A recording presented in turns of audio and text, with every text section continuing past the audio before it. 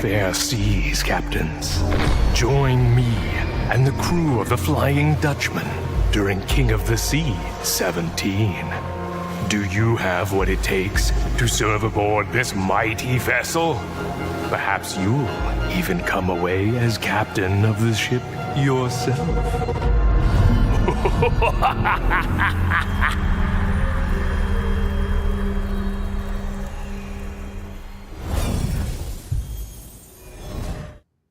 Captains, welcome to the King of the Sea 17 Internationals. I'm your host, Gaishu Ishoku, two-time second place COTS champion, now behind the desk, and I'm joined today by Bazinga Flux. Thank you, Gaishu. Hello, everyone. I'm the European Community Manager and also a COTS champion. Not a second-time one, unfortunately. I actually won COTS. And we are very excited to bring you COTS 17 Internationals. And joining us on the casting desk is Robin and Zuikatsu. Hello, good morning, good evening, wherever you are in the world. Glad to be here and very excited about what's to come. Yeah. It's been real the last time, and I'm sure it's going to be real this time again. Yeah, hello, coming from NA as well alongside Gaishu. I'm Zui from the same clan, so again, a second placer joining us on the desk. It's going to be fun to cast these matches between the teams of all four regions today, and yeah, hoping to see some good games out of these 32 teams that we're starting with. Yep, so like Zui mentioned, we do have 32 teams this time. We're bringing in 8 teams per region. We're joined by China once again for our international tournaments. So very excited to see how the Chinese teams have continued to evolve. Yeah, we saw them play in WMI, and they had some very ingenuitive strats and brought a very different type of gameplay to the table to World of Warships competitive. I'm sure they will have more new strats cooked up, and I'm really excited to watch all of these matchups. And without going too much into the matchups that we're going to spectate today, the first game actually is China number 4 versus NA number 5. That is correct. CL versus Bonks is the first game we're going to watch.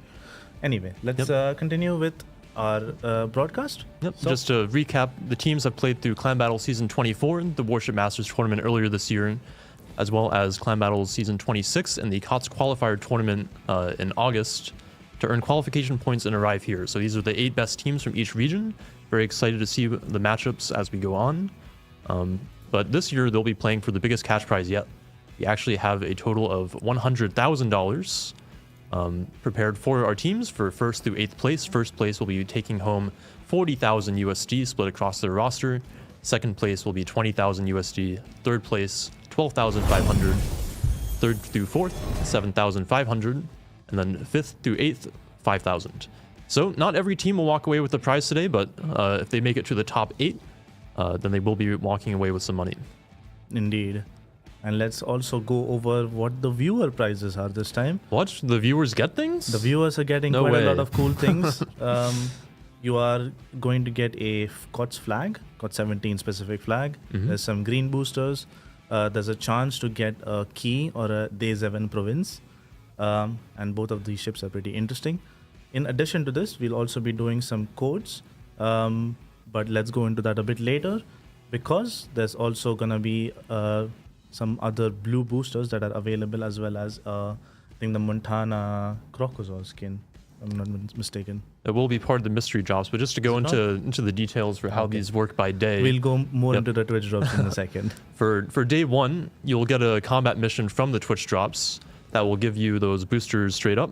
And then at the end of that combat mission, once you've completed it, this mystery drop will roll. So you can see there that your best chance is getting 50 of the King tokens that you can spend in the Armory event, which we might cover as well. You'll have an uncommon chance to get 150. And then we have a bunch of Master of the Waterworld skins for various destroyers, as well as that Crocosaur skin that Bazinga was talking about for Montana, the Scorpioid camo for Yamato, then the fossil camo for Henry IV, and then of course our very rare drops. You have a chance to win the key or the D7 Provincial from this mystery drop. So remember that this rolls after you finish the mission for day 1, and then for day 2, we'll also have another mystery drop that will roll straight away. But in case you haven't heard, we are also running bracket predictions on the King of the Sea Discord. So if you go to the King of the Sea Discord, you can join there, fill out some predictions, and then we have rewards based on how well you do. Why don't you cover those, Baz? Sure. So there's a lot of different signals that you can get, first of all, as well as some economic bonuses, I believe. For the top 25% is where things start to get interesting. You start to get signal crates. For the top 50%, you also get king tokens. These king tokens can be spent in the armory, where you'll be able to exchange these king tokens to get the older King of the Sea camouflages. Specifically, I'm sure everyone knows about the King of the Sea Vermont camo. The interstellar camouflage, which is really cool. I think it's a crowd favorite. No bias, obviously, but that will be available. I know a lot of people have been asking about when it will be available again and such. It's available now, and if you want to get it, this is how you get it. In addition to the king tokens that are available through the predictions and all of the Twitch drops, the codes that we'll be giving away, that are part of the giveaway today, will give you, I think, 50 or 60 king tokens. 60 tokens per code. 5 of them will be available per day. So just to go over how those work, essentially once every hour or so during the broadcast today, we'll be giving away a bonus code. We'll have 5 total. Each code will give you 60 tokens, and at the end of the day, we'll draw a giveaway from all code redemptions, essentially. So each code you redeem will be 1 ticket into the giveaway, so you can have up to 5 chances to win. And we'll be giving away 1 Tromp per 1,000 code redemptions, as well as pulling winners for 3 Tier 9 premium containers. Indeed. So make sure you catch these codes. Again, we'll be giving away roughly 1 per hour, and maybe 1 per hour 15, depends on how long the matches go. And we'll give away the first one of those in about 30 minutes or so as we get into the first games. Yep. So what's important to note is that every 1,000 redemptions is 1 Tromp. So if you know your friends, tell them to come watch the stream If to you know redeem your some friends? bonus codes. I might not know I'm my sure friends. you know some friends that want to watch epic King of the Sea tournament and like insane action for it, basically. So the codes are definitely a really good incentive to watch the streams, and you might walk away with a Tromp, which is always nice. Yeah. And Tromp is a pretty unique destroyer, has a whole bunch of different armaments available to it. Indeed. Airstrikes, torps, guns. It's a fantastic boat to play. Yes, but regardless, if you don't get the Tromp or even the Tier 9 container at the end of the day, you still get the King tokens that you can spend to get the COTS camouflages. So it doesn't even have to be the King of the Sea Vermont camo, the Interstellar camo. There's the older ones for the Haaland, North Carolina, and The Hipper, Yep. I believe, are also available in the armory section right now. So, feel free to spend it there. There's also a web campaign that you can get some missions for. It also gives you the king tokens that you can spend. So you don't only have to get the tokens or the camos, the bonus codes to get the tokens. Yep. The missions should give you enough tokens to get that interstellar camouflage for Vermont.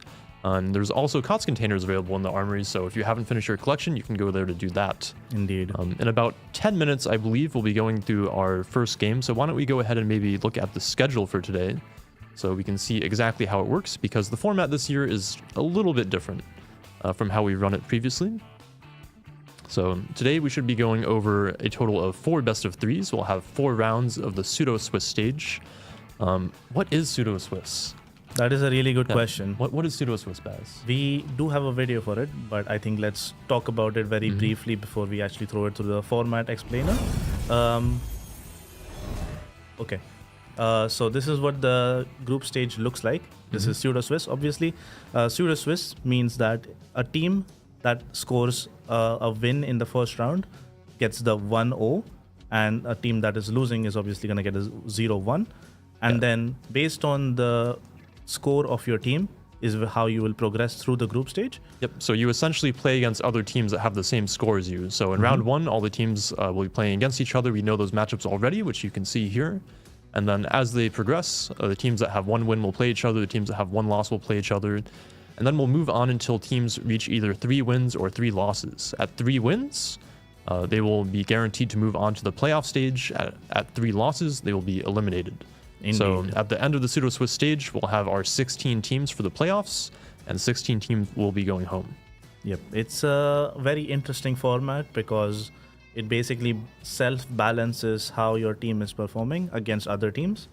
And after you win the first 3 games or lose the first 3 games, already determines which teams will be progressing and which teams are going to get knocked out.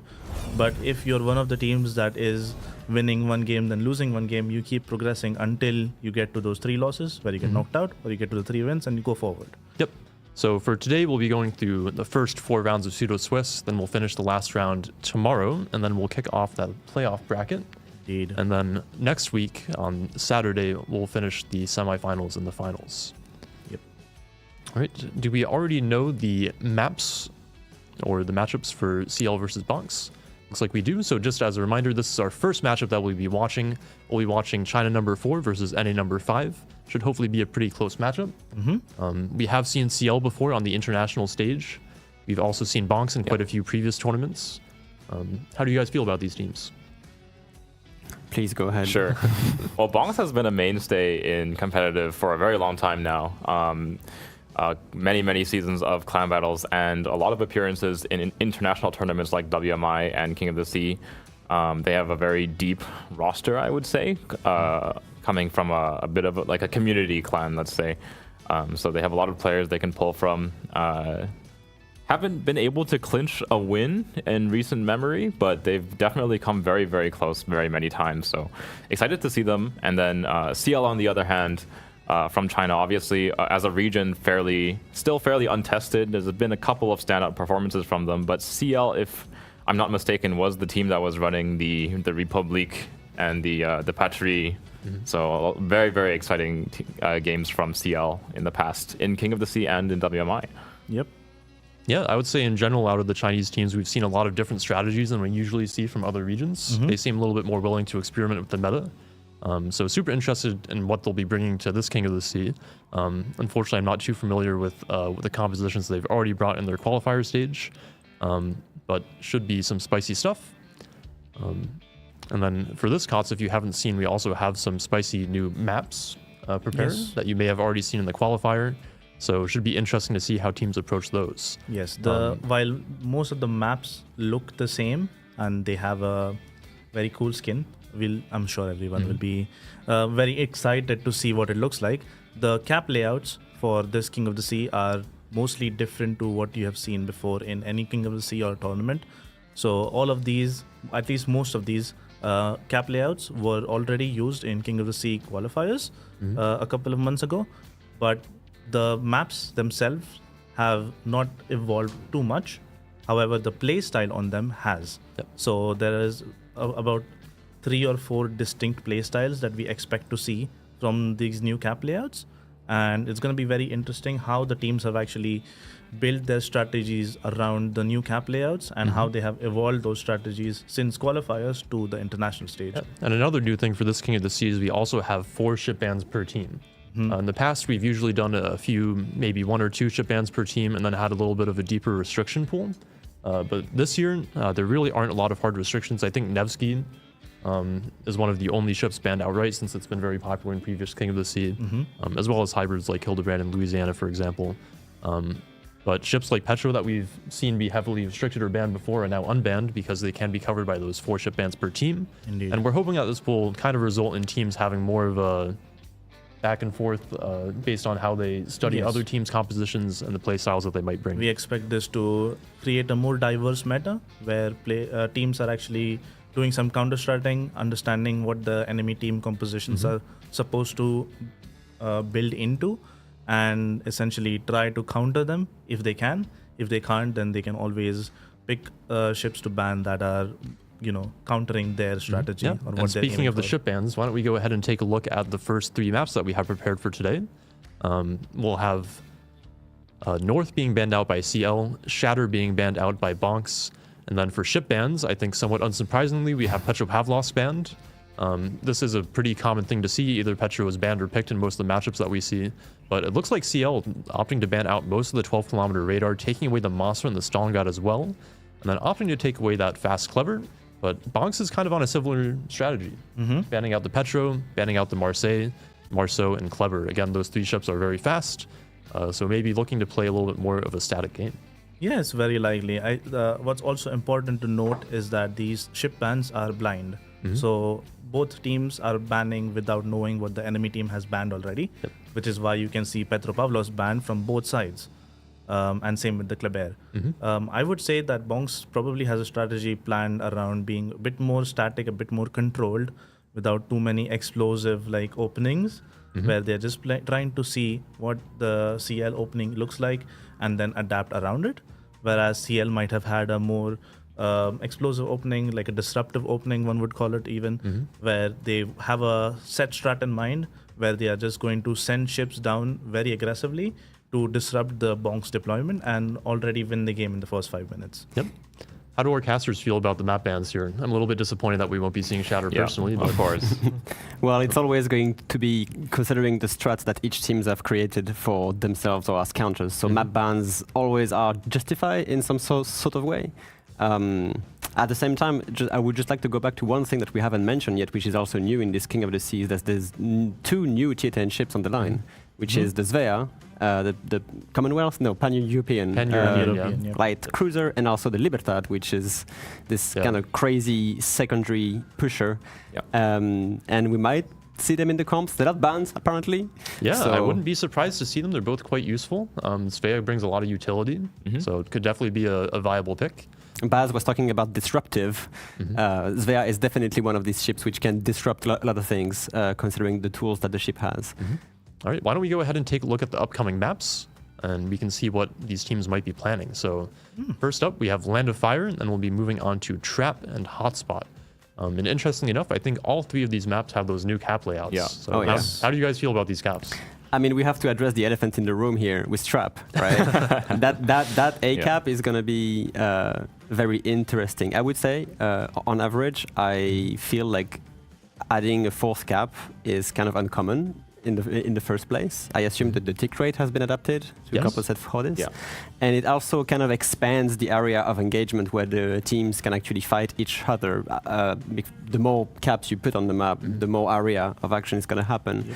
And most of the maps have gotten that overhaul. What do you think, Zui? Honestly, I think especially in a format such as King of the Sea, where you can plan so far in advance for the maps, having the caps, having an even number of caps means that if you stalemate out in the middle of the game, you kind of force plays to be made, because you can't have a natural advantage having two caps to one, for example, on a 3-cap map. So having 4 caps kind of spices up the kind of the middle to late game pushes, in my opinion, a lot. And most of the maps now have 4 caps. Obviously, North was banned this series, which is the odd one out with 5, actually.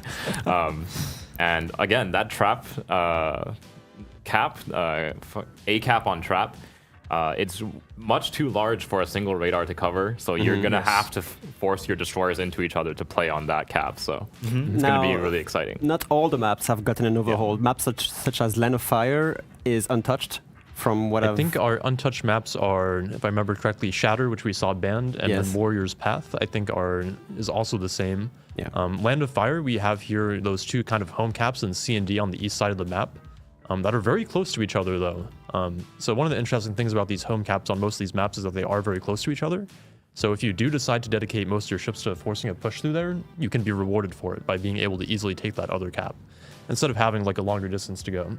Maybe you can talk a little bit more about the philosophy behind that kind of map. Sure. So I would say the point of these new cap layouts essentially is to incentivize a different type of gameplay to previous King of Seas or tournaments that we have seen. Because previously, when there's 3 capture points, generally you are very comfortable playing for 2 of them, and then giving up the third one and just playing control, playing very defensively once you get them. Whereas when you have 4 caps, as Zui already mentioned, if you are in a 2 cap versus 2 cap stalemate, there is something that needs to be done. And we basically wanted to aim for some push heavy maps. In this case, it would be for the 2 home caps. Whereas for some other maps that we will probably see a bit later, there will be a different type of play style, mostly based around being adaptive in the mid game. And we'll see how those play out as well. Definitely super excited to see how Land of Fire will play out here, if we'll see some of that aggressive pushing strategy that Bazinga was talking about. In the meantime, we have some map introduction videos prepared to show you guys what these maps look like and how they might be played. So why don't we go ahead and take a look at Land of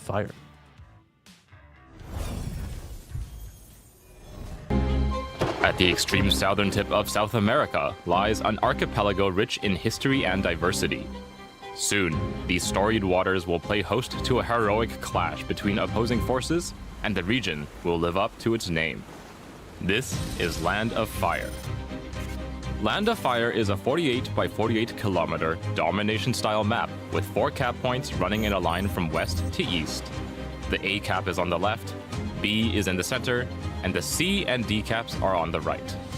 To the west, the A cap has been shifted eastward, providing a significantly more open cap than before. It is common to see ships parked on the island on the west edge of the cap in order to deny the flank push, while also preventing an easy capture by enemy destroyers. Islands to the north and south also provide a safer but less rewarding place for radar cruisers to sit and defend the cap.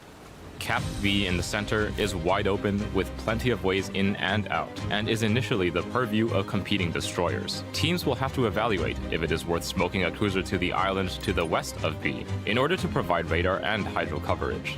If combat shifts to an east-west axis, it's common to see some spectacular mid and late game pushes through the center of the map. On the right, Cap C and D provide a tempting and risky choice for teams. Fast destroyers will typically take the home caps early, giving the teams the option of pushing a battleship down the 910 line to gain complete control over the eastern portion of the map. However, teams must always be wary of the multitude of islands that provide cover and ambush opportunities for a daring team. 18 ships, 2 teams, 1 victor. It's time to play Land of Fire.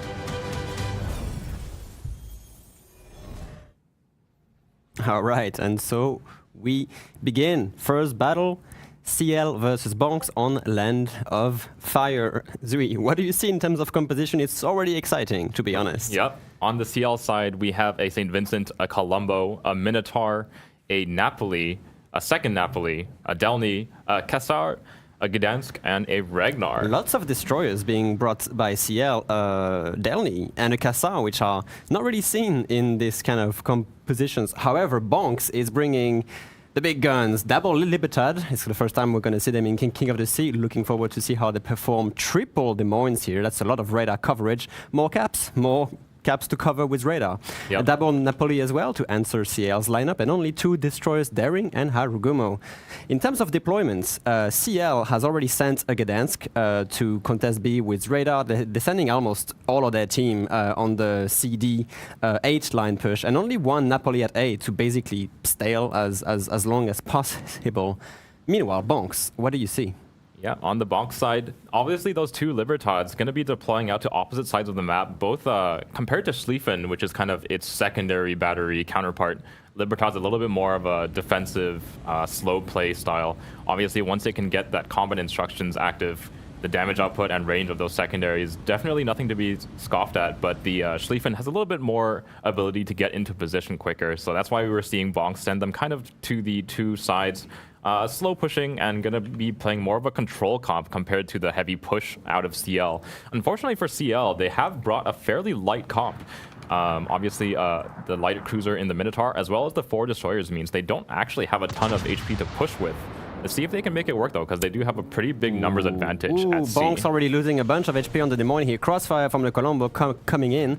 Losing a bit of HP on that deployment here. Try to get that Des Moines into D. That's going to be a lot of fire with an answer from CL here. And Bonks making that push. Range shots coming into Hataka Hiyoshi's Napoli as well. Not gonna take too much damage here, and Addy has found himself tucked away behind the island of D, so should be fairly safe here to receive the push coming out of CL. Let's see if they decide to kind of pivot away here. Well, what do you have to say about the Kassar pick from CL? Notorious torpedo boat, a lot of long range, very hard hitting torpedoes, but in terms of gunboat, not the best, to be honest. Yeah, the Kassard, obviously the concealment of the ship is not quite as competitive as the other torpedo boats in tier 10, but it does have the speed, it does have a lot of torpedoes to play with, and obviously they have a lot of pushing power in that Ragnar, Napoli, and Delny as already, so really just going to be there to be that torpedo threat, maybe use that speed and torpedoes to dislodge a stationary cruiser or 2. CL's Delny making a very bold push here. He is within the Des Moines radar range here. He is about to spot him and probably be counter-radared. He will be facing a Napoli and a Libertad. That's a very dangerous push from CL Darling here. Let's see if he can make his way out of that how much radar. damage they can put on this Delny before he escapes. Yeah, thankfully the Napoli is already turned away, so only going to have the single back turret, but here comes the secondaries and the main guns of the Libertad. Yeah, Delny does have some decent plating here, allowing him to shatter most of HE shells on the main belt, I guess. But yeah, that's a very decent amount of damage already put on this. He is still spotted for some reason, even if he's outside of the radar range. Did he fire his guns by any chance? Yeah, it looks like he's spotted by Bloom here just for a second. Does have the heal running, so he should be safe here as long as you just see the... Not a really comfortable start for him, I have to admit. Down to about 10,000 HP with his first heal running out. Meanwhile, in terms of caps, however, Bonks is getting the advantage. They've secured A very early because, of course, the Napoli being the only ship contesting that, there's no way she can do anything about this. And they're going to get B with only a Gdansk guarding B, obviously has those really fast cooldown radars. But they don't last super long, so it's not a huge threat to the Daring and the Des Moines of Bonk. So easily able to take away B as well. So CL is really relying on this C to D push to work out in order to gain some points back in their advantage. Yeah, the Cassard took some damage. Probably the Des Moines radar also caught him a little bit off guard, and he got slapped in the face ever so slightly here. But they're doing it again. They know that the Des Moines radar is on cooldown. They want to keep him spotted because he's kind of the annoying crossfire position here that is going to prevent that 10 push from working out here. The Ragnar, the Napoli, they're all going to engage that Des Moines, try to make him reverse as far as possible. So perhaps CL's Colombo or Minotaur can get some juicy crossfire. Yeah, the Colombo is just waiting for Des Moines to back up a little bit too far. I think Addy knows, though, that he doesn't really have much room to play with. So he's going to have to hold his position, do as much damage as he can before he goes down, because it's only really a matter of time here for the Des Moines. It is, yeah. Kind of a classic story for Des Moines players. Just get to an island and die there. But I mean, he is doing his job at delaying that push as long as possible, giving a lot of information. Here comes the ASAP salvo from the Colombo from the other side. We're gonna have the predictions coming in: 80% towards Bonk, 20% towards CL. So far, CL might actually bag the first kill of this game. Yep. Addy down to just under 1,000 HP and still dropping, and down he goes. CL will pick up the first kill. They're in pretty good position to threaten decap, but they need to pull one of these DDs over to the cap itself. They can't be tied down to this Napoli for too long. Yeah, it is true. The Libertad is starting to catch away already, but at the same time, they're not really making any push for the cap. They have to try to send a ship in there. Because 3 cap is taking very quickly on Bonk's advantage at this point. Yep, they have 5 minutes before they take away to a win. Obviously, CL will take away this decap. It looks like it's going to be the job of the Ragnar here to head into the decap and secure it for his team. Yeah, they have to make a move on this. Meanwhile, Bonks is asserting the dominance on the A and B side. They're pushing Des Moines with the smoke train Harugumo. They're pushing a Libertad in there. They still have another of the 3 Des Moines, which is basically full HP and ready to assist whenever needed. Yeah, with 2 Des Moines on the field on this big island between A and B, I don't think there's any way CL has to push this Bonk's hold away. We can just look at the minimap here. This is literally 3 quarters basically controlled by Bonks already, and 3 caps as well. When you see this kind of things, when one team is essentially cornered into one small part of the map, it's pretty telling what will happen in the next few minutes. It looks like Xbox's St. Vincent over on the 10 line actually took a load of Napoli torpedoes down to about 30,000 HP. Obviously, St. Vincent does have plenty of healable HP to play with, holding on to it for now. But he is taking a lot of damage from this Napoli and Libertad as they kite away. It is, yes. The smoke, however, is no. The smoke is not available for a while, so he is basically a sitting duck here. But Napoli is notoriously tanky. I think they don't have to worry too much about this. What they have to worry now is essentially half the map being controlled by Bonks and them having to make a stand on the 7-8 line, which they committed so much power into, and now they might just get stuck in there. Yep. They've committed really far down past that C cap. I kind of would have liked for them to turn in early and maybe pick up a kill or 2 on the middle of the map before Bonks could regroup. But now I'm thinking it's a little bit too late, as Bonks has their smoke screen set up. Obviously, that classic smoke play coming out of the Harugumo and the Des Moines, very, very deep between A and B, and completely shutting away that Napoli. And I think this is what the rotation for the Gdansk and the Colombo happened. They knew that smoke train was going to happen eventually, so they basically put everything on the 7-8-9 line. Otherwise, the Gdansk might have been caught, the Colombo farmed, but now they kind of like they have all their forces in literally just a third of the map. Yep. And it's going to be really difficult for them to retake that B position. Look at the 2 Des Moines not possible. of Bonks. They're set up now. They have a massive crossfire between the two Des Moines. So on this B cap, like any ship you send in is going to be a big threat, both HE and AP. CL has a Minotaur stage essentially with a radar. It's using it right now, but not spotting anything. I mean, I guess Really the just Des the Moines Des Moines, is spotted. yeah. The And- Daring might actually go into this, but I think he has information. He is turning into the radar actually, so now he is spotted. The question is the Minotaur going to actually start answering? Yeah, the Minotaur, it's not close enough, in my opinion, to the Gdansk to be really safe here. So let's see if Bonks punishes this radar. Not too much damage coming into the Minotaur, just a little bit from Aegis Wings Des Moines over by the north of B cap, but looks like they're going to be able to push away the Minotaur. And again, CL's kind of influence on the map is heavily limited now to that 7, 8, and 9 line. It is. I mean, they have managed to kind of heavily damage Bonks Napoli here, but the Libertad is essentially untouched, and it's going to be a big disruption on their flank. I just see a kind of a slow pincer being closed down with the CL Yudachi just giving ground to the other Napoli. A huge long-range hit coming into Hatake Hiyoshi's Napoli. He actually had to smoke up here, was down to about 1,000 HP before he ran his heal, but he will be fine in his smokescreen for now. Obviously, Nep's Cassard has been tasked with keeping the We have a Napoli blind spotted. fire coming in from the Colombo that's on the Libertad. What do you think about CL's deployment of the 3 DDs here? Delny, Gdansk, and Ragnar just going around that G line. Yeah, I it's going to think- be met with the Daring and the Des Moines. What can they really do against that, to be honest? I mean, Gdansk and Ragnar, these two destroyers have a lot of gunpowder, but it's going to be so difficult for them to dislodge this Des Moines, especially under cover of the Daring smoke. Ragnar slowing Without- down into Daring torpedoes. He has to get out of that smoke. Yeah. Yeah. That smoke being laid by the Gdansk just for the Ragnar to be able to farm here. But I mean, how efficient is it if you can't get any eyes on the Des Moines? The Yeah. Daring using the quick smoke to cover the Des Moines with the Libertad in the background.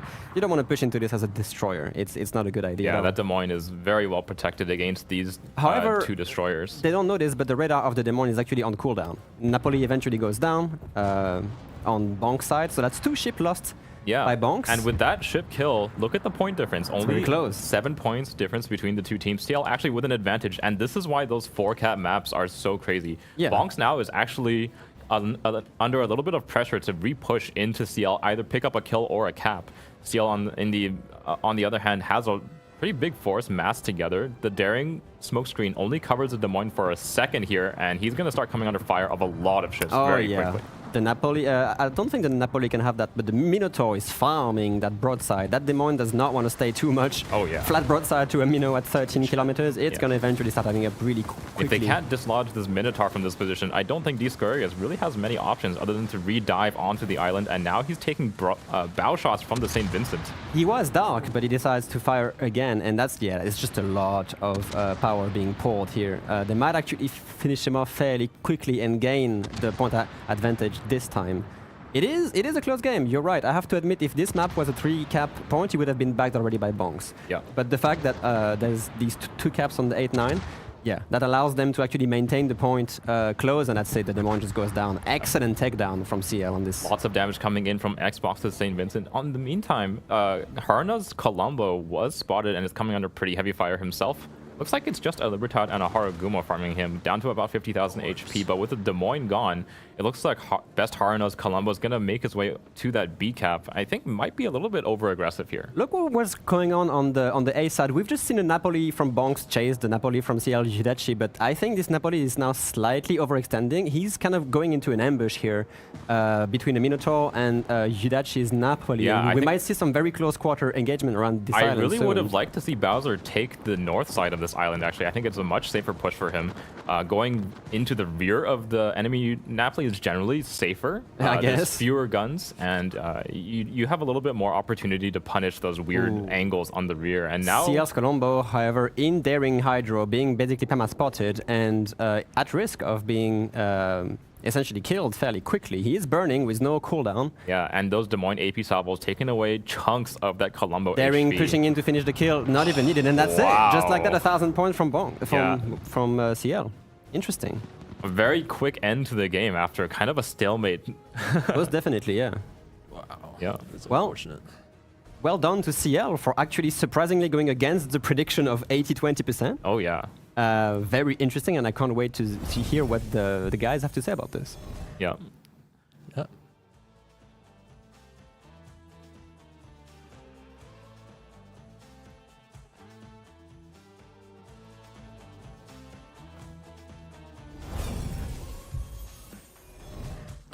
right, we have what is, according to Twitch chat at least, a huge upset on our hands here for the first game of the day. Only 20% of you, according to channel points, believed in CL's ability to win this match. Yeah, But- that's very surprising. Yeah. Given that CL is also technically the higher seeded team. They are China number 4. Yep, whereas versus Bonks NA is number 5. NA number 5. But regardless, I think it was a very interesting game. Yeah, I especially mean- because the cap layout meant that the Bonks and the NA team ended up getting 3 caps at the start. But due to the way the kills were dealt, and Bonks losing a Des Moines very early on based on the deployment, CL had a very set plan of actually pushing the 2 home caps, the C and the D cap, in this case, and they did it very effectively and very comfortably as They well. executed they it didn't lose very any well. ships We while also doing talked this. about this before the match started, basically, and how the 4 cap maps are supposed to be played out, how it's supposed to be rewarded. They basically did exactly what we were talking about with that home cap push. Yeah. Where if you make that play towards the east side of the map, if you dig out the enemy holding force, you actually get rewarded with 2 caps. Whereas in a normal 3 cap layout, you would just win one cap there. So even though they were down points at the start because of Bonks having that 3 cap lead, they were able to stabilize with that Des Moines kill by taking that extra cap. And then they just kind of clinched the game out by chasing down that Napoli for the point lead. Yeah. Although at the end, we did have a very close situation with that Colombo almost going down. It basically died a millisecond after the points ticked over to 1,000. Whereas I think if Bonks had been able to pick up that kill just a second earlier, they would have been in the points lead. For and sure. then I think probably in a position They to were win the sending match. daring to try and finish off the kill. It was just a little too late, I guess. Just a bit too late. I think especially, I did say that CL's Colombo was a little bit over aggressive. I think unnecessarily so, going into that middle of the map there. But it looks like Bonks just wasn't quite able to kill him quickly enough to delay the victory. Yeah, and we see that the replay of that first Des Moines kill is just essentially being bullied out of that very early position. He took damage just getting there, and then they knew that, you know, it was a relatively easy kill afterwards. Yeah, hindsight definitely 2020, but at that point in the match, they had essentially already secured the point lead. Not much of a reason for them to send the Colombo out, but in the end, doesn't matter. They were ahead just a millisecond in time and win the first game here of King of the Sea 17 International. So congratulations to CL. Before we go ahead and take a look at the render potentially, we actually have the first bonus code of the day. Remember, redeeming one of these will give you 60 King tokens straight away, and it will also give you a giveaway ticket towards the end of the day where we will be giving away a bunch of trumps as well as 3 tier 9 premium containers. So make sure that we don't miss those, and this is our first one of the day. COT 17 won Bogsenheimer. If you watch Warship Masters, you will know Bogsy is a big fan of doing characters, of acting, and the Bogsenheimer character will be returning. We have some skits to show off later today as well that we hope you will enjoy. Yes, But- they are very cool and they're very fun. So we'll be sharing them throughout the broadcast. But regardless, make sure you activate the code because it is a limited lifetime code. It will expire soon. So the earlier you redeem it, the better. Yep. And obviously, every 1,000 activations is a trump. So tell your friends, Yes. redeem the code. Get as many activations as possible, and like Baz said, remember that these are active only for a limited time, so don't wait. Go ahead and redeem it and collect your rewards. Indeed. All right. So we can maybe go ahead and take a look at the upcoming maps here. CL again, taking away that first map. We will be moving on to Trap, that funky map. I remember Robin's reaction when we showed him this cap layout. He was very surprised. I was excited, actually. I was extremely excited because it's so unique that you just automatically wonder what is going to happen in this kind of area and how the teams are going to react to this very interesting, I guess, quarter of a cap. Yeah, I mean, we have basically 2 very interesting areas of the map here with that massive A cap being somewhat easy to freeze. And then you have the 2 home caps up in the north, where previously in the 3 cap layout, we would see the corner control of Trap, basically, of these diagonal maps be very important. Yes. So now if you make that play to the northeast, if you manage to push through, you get rewarded with, again, not 1 cap, but 2 caps.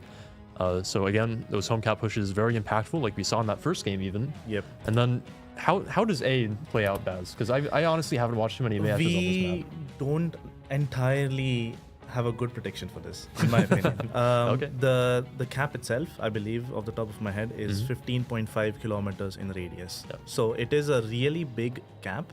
You actually need to be inside it, like fairly deep to actually radar all of it as well, which means that you actually either commit to getting the cap itself and you win the whole cap, or it's a stalemate for the whole game. So it's a very interesting way of either deciding your priority if you want to go for the A cap, which is probably going to let you encircle the enemy team if they go for the B cap as well, or you play the home caps where you are basically pushing into a very island heavy area, and pushing into that sort of area will often lead to you giving broadside to someone or going into a torpedo channel where you are very vulnerable. Yeah. So there's a couple of different options available, but which is the correct one and which is the optimal one in this is a difficult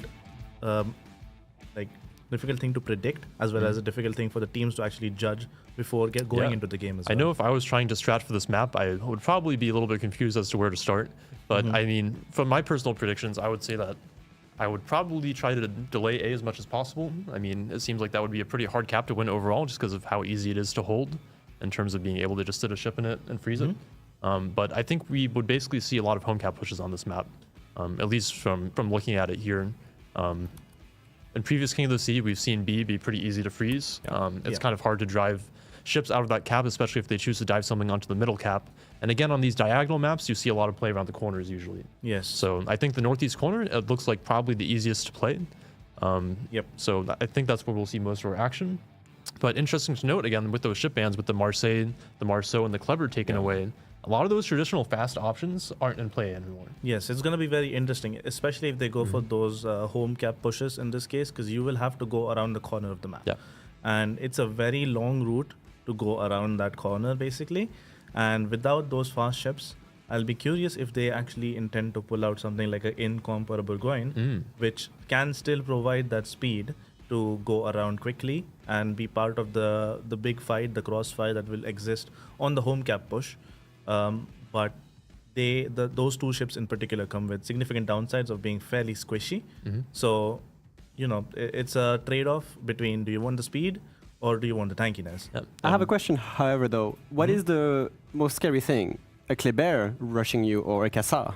I think Cassard may actually be a little bit more dangerous because the just Cassar because has of those these nuclear torpedoes. ridiculously powerful torpedoes. Might not be as fast or survivable as Kleber, but at the same time, the whole point is to rush a target with torps, and Cassar might be even more efficient at that than Kleber, to be honest. Yeah, and interestingly enough, we saw CL being willing to take that Cassard pick, which I honestly wasn't sure if we were going to see in this tournament. Exactly. Yeah, it's a very interesting one, especially with the Cassard, because you not only have the flexibility of having those long-range torpedoes, they're 13.5 kilometers of range at maximum, but if you find a ship at closer ranges, those torps are so lethal, you can probably wipe a battleship off by landing like 4 of them or 5 of them. Yeah. Well, you do we've like 20 seen- plus 1,000 damage. We've seen a lot of unique picks already from both of these teams. I'm excited to see what they'll bring into Trap, this interesting map layout.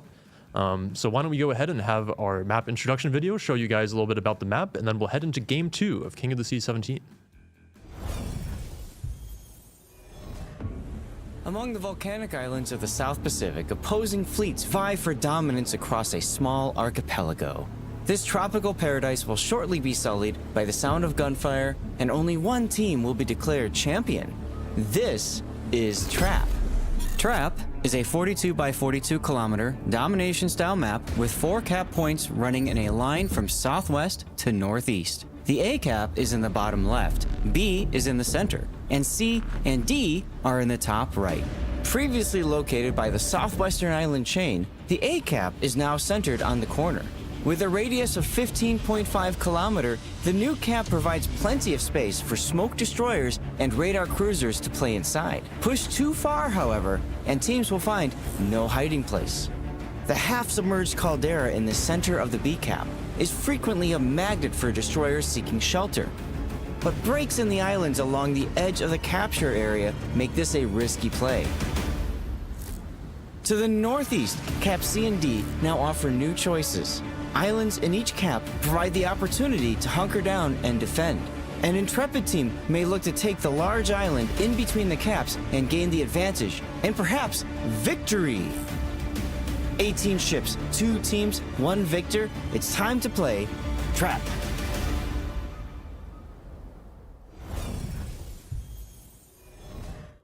Alrighty, welcome into game 2 between CL and Bonks, and already on the side of CL, spawning in the northwest, we have a crazy comp coming out of them again. A St. Vincent, a Colombo making up their 2 battleships, 3 Napolis, those pushing powerhouses as their cruisers, and 4 Delnys as their destroyers. That is very, very interesting. I mean, okay, this is already a second surprising lineup from this, and they're already putting it into action by sending 3 of them with speed boost into the B cap. That's it. On both sides, really, though, the answer will be double Gdansk, Gearing, Brisbane, Libertad, 2 Goodenloo, and another Dead Delny going for this DC push. Very interesting. Gdansk obviously using the radar smoke combo already just to try to get eyes on these Delnys. Will we have any sort of counterfire coming in here? I don't think Bonks DDs should take this fight. No. 3 Delnys is a lot of firepower, It obviously. is. A ton of armor and HP on these 3 destroyers. Reasonably good gunpowder for how long range they have. He is just contesting the cap against these 3 Delnys, and this which is going kind of annoying for CL. going to be a problem for CL. They have brought no radars, so with these smoke screens, Bonks is going to be very happy playing the smoke screens nice and deep. Going to be able to hold on to those caps very easily as long as they have their smoke screens up, and they have a lot of them. They do, yeah. Napoli being spotted briefly. We might see some Libertad salvo coming in, perhaps, on the broadside. The guns are not ready, unfortunately, for that, but that's all right. We're going to see Gdansk versus Delny, Gearing as well, helping around, but the first cap seems to be in the hands of Bonks already, sending their own Delny into the Delta and getting it. The strength of that fast destroyer, obviously with Marceau and Kleber banned out, Delny usually the choice for most teams. We're going to have a pretty close range engagement over on the A cap. Delny and Gdansk running into each other at close range. Now remember, Gdansk does not have the French saturation mechanic. It does have a smoke, however, and now that the Delny has fired his guns, he is permanently spotted from the Gearing and the Brisbane. Gearing has to be a bit careful, however, taking some return fire from the Napoli. But yeah, the Delny is in a bit of trouble from CL team. He also has to dodge some torpedoes in the water. These are really quick torps, by the way, and they hit fairly hard. But he should be able to dodge this. Yeah, he's safe from those Gdansk torps, still taking a lot of gunfire. The last of his firing bloom gonna expire now. He is turning broadside though, and those Gearing torpedoes much stealthier. Yeah, they are in the water and right in his path. This could be really dangerous because he's committing to that turn to send some torpedoes. I mean, most likely it's rare when we see a DD being destroyed by torps. They do have the skill to evade them. Yep. It's not extremely hard. It's more like if you're getting caught into the wrong turn at the wrong time, this is where it gets dangerous. Yeah, and he has a lot of speed and he's well angled for these torpedoes, so we'll be safe from those. But he has been forced quite far away. Again, the lack of radar on this side of CL means it's going to be really hard for them to dig out these stealthy destroyers. We see a massive push, however, from CL, catching the Delny on the other side under tremendous amount of fire here. The 2 Delny just completely rushing it. The Goodenloo is here to assist basically all of them, but that Delny from Bonks is essentially running for his life at this point. Yeah, and with Libertad and the second Goodenloo behind that island, actually, SKTT1's Delny is going to be very happy just taking this push right into the Delny and the Gooden of Bonks. So I mean, 1-for-1 gaming is probably dead here. We might see the first ship being taken out again. CL just getting the first kill. Look how aggressive this push is on D. I mean, with 2 Napolis, like you have so much pushing power. The secondaries and the gunfire of the Napoli, very, very brutal at basically any range. However, Bonks is pushing CL out of the B cap here. They send the Libertad and the Gdansk. Of course, the Delny from Bonks goes down. That was expected. But they also might be able to either trade on CL's Delny here, at the same time picking the B cap for themselves.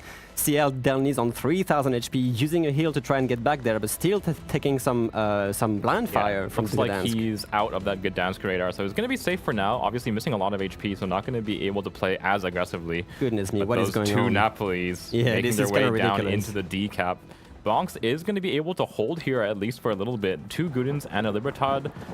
It's a reasonable amount of firepower, but against Napolis. Yeah, I would say the Napolis could maybe kill both Couldn't, but the Libertad will just clean them up shortly after. Yeah. There's just too much armor, too many secondaries. The Delny might help, but oh, goodness me, the Delny on the 1 line goes down from CL here. Very quick push coming in from that A cap, but here come the 2 Napolis around the corner into the Gooden and the Libertad. Let's see what they can do. Some HE shells being fired by the Libertad, doing tremendous amount of damage. Proper ammunition type, because obviously the Libertad cannot overmatch Napoli. At least the Napoli is just way too tanky for this. And yeah, that's a lot. Oh, and Napoli has put himself a little bit too close to the two Gudens. He's taking citadels from Bowser's Guden, I believe. That's very Not quite interesting. angled enough. They're not just keeping the momentum here to at least try and get the torpedoes off. It is done. They're going to lose the Napoli here. That's 2 kills down. The Gudenlu will go down as well from fires and floods. More HE shells. The Libertad HE actually very, very potent against the Napolis here. Predictions coming in. A bit of a change here this time now. Reversed psychology a little bit. 59% for Bonks, for CL, 49% for Bonks here. Yeah, and we have a massive rush going on. Gudenlu assaulted from 3 different angles.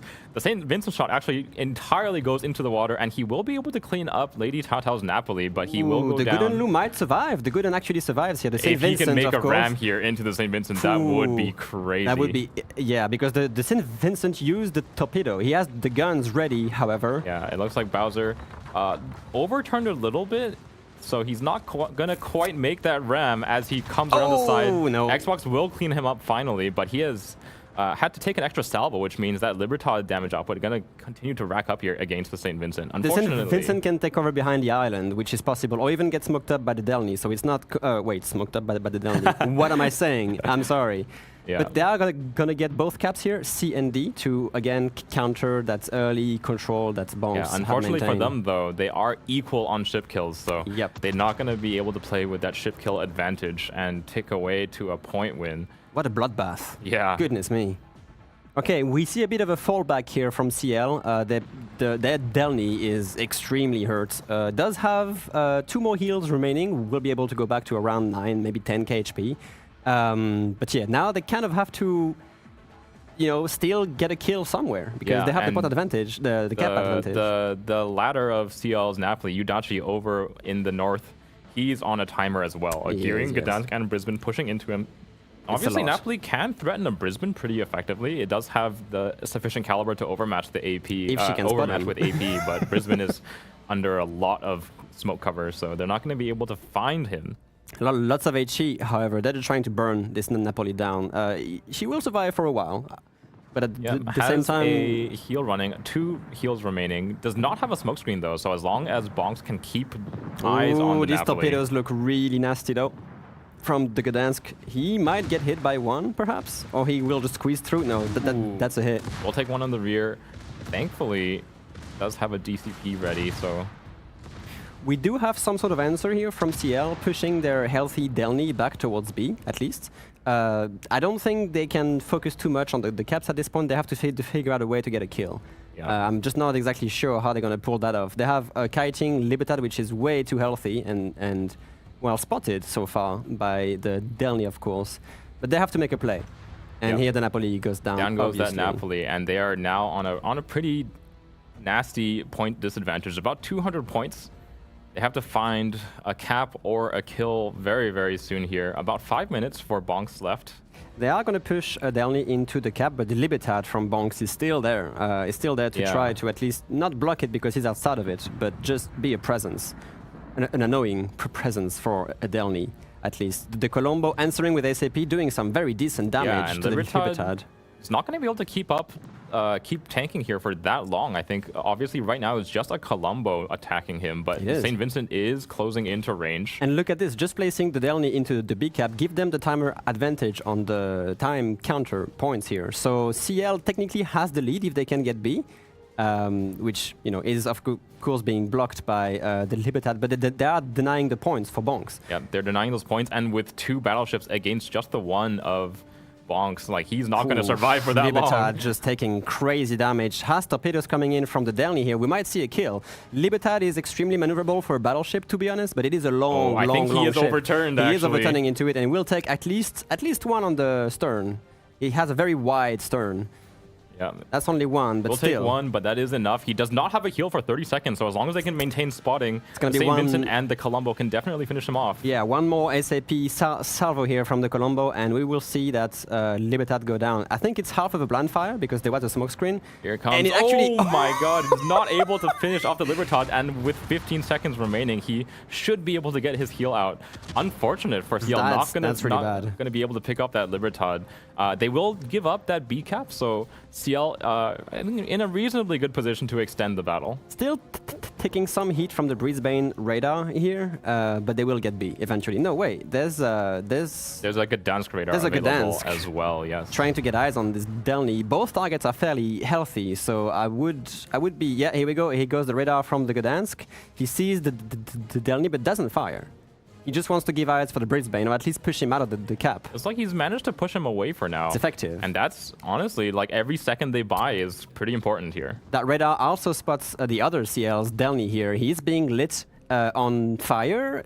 Use the DCP to try to go dark again.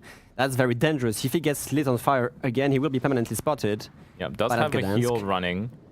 But the thing He's is, burning again. The Oh, blind fire worked, unlucky. and now this Delny is going to have to take some pretty hefty evasive maneuvers not to be completely killed here.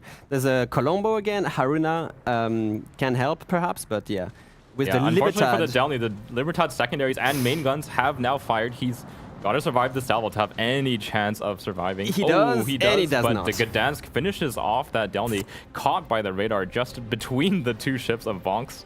Yeah. And now it is a almost, what is this, a 230 point advantage for Bonks. CL will manage to push their Delny back onto the B cap.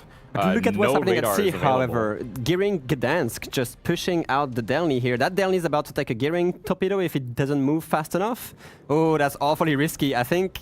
Oh, does he? No, he doesn't dodge that at all. Dodges this one on the Zvir, but will walk into the first one. Almost trades on the Gdansk with some blind fires, however. Very, very nice marksmanship here from CL's Delny. But that's it. Bonks easily takes, I mean, at this point, they easily takes this back. They're going to get the control of C, and after this, they can just walk into D if they even have time for that. Yeah. We see a win for Bonks at this point. This best of 3 is going for an actual best of 3. How about that? Yeah, I don't really see any way for CL to get back into this game. It's going to take some miracle plays from probably their two battleships to do anything of value. But the two Gdansks, obviously, of Bonks, like such a powerful ship providing smoke cover and radar for both sides of their map. Yeah, I mean, they are still trying to get the B cap, but even if they do, it doesn't really matter at this point. Yeah, too much of a point disadvantage here. And Bonks is going to be taking away that C cap as well. The St. Vincent and Colombo having lost the majority of their destroyers. What a blind fire from the Colombo on the Gdansk here. Yeah, all right. I mean, to be honest, that Gdansk from Bonks pushing away the Delny right before he was able to cap kind of delayed them a little bit, but in the grand scheme of things, that Gdansk daring rotation was in the work already while this was happening. I think CL really the main problem is they shed way too many ships in that home cap push. I mean, so many deaths. Just look at the minimap. Oh wait, Yeah. you can actually see it here. Like the amount of dark dots. 1, 2, 3, 4, 5 ships died here. Yeah. Which is kind of crazy. About 30 seconds remaining until the game naturally takes over to a victory for Bonks here. Gonna even up the score 1-1. And CL just couldn't manage to push out of that home cap push and get onto the rest of the map effectively, unlike in game 1 where they transitioned away from that home cap push and then took control of the middle of the map. Yeah, with 5 seconds left, I mean, the Delny could have actually tried to kill the Gdansk, but even if it happens, it's not enough to get them the point lead, and that's it. Victory for Bonks. Well done for them, actually. Very interesting reaction to this crazy push we saw on the D point.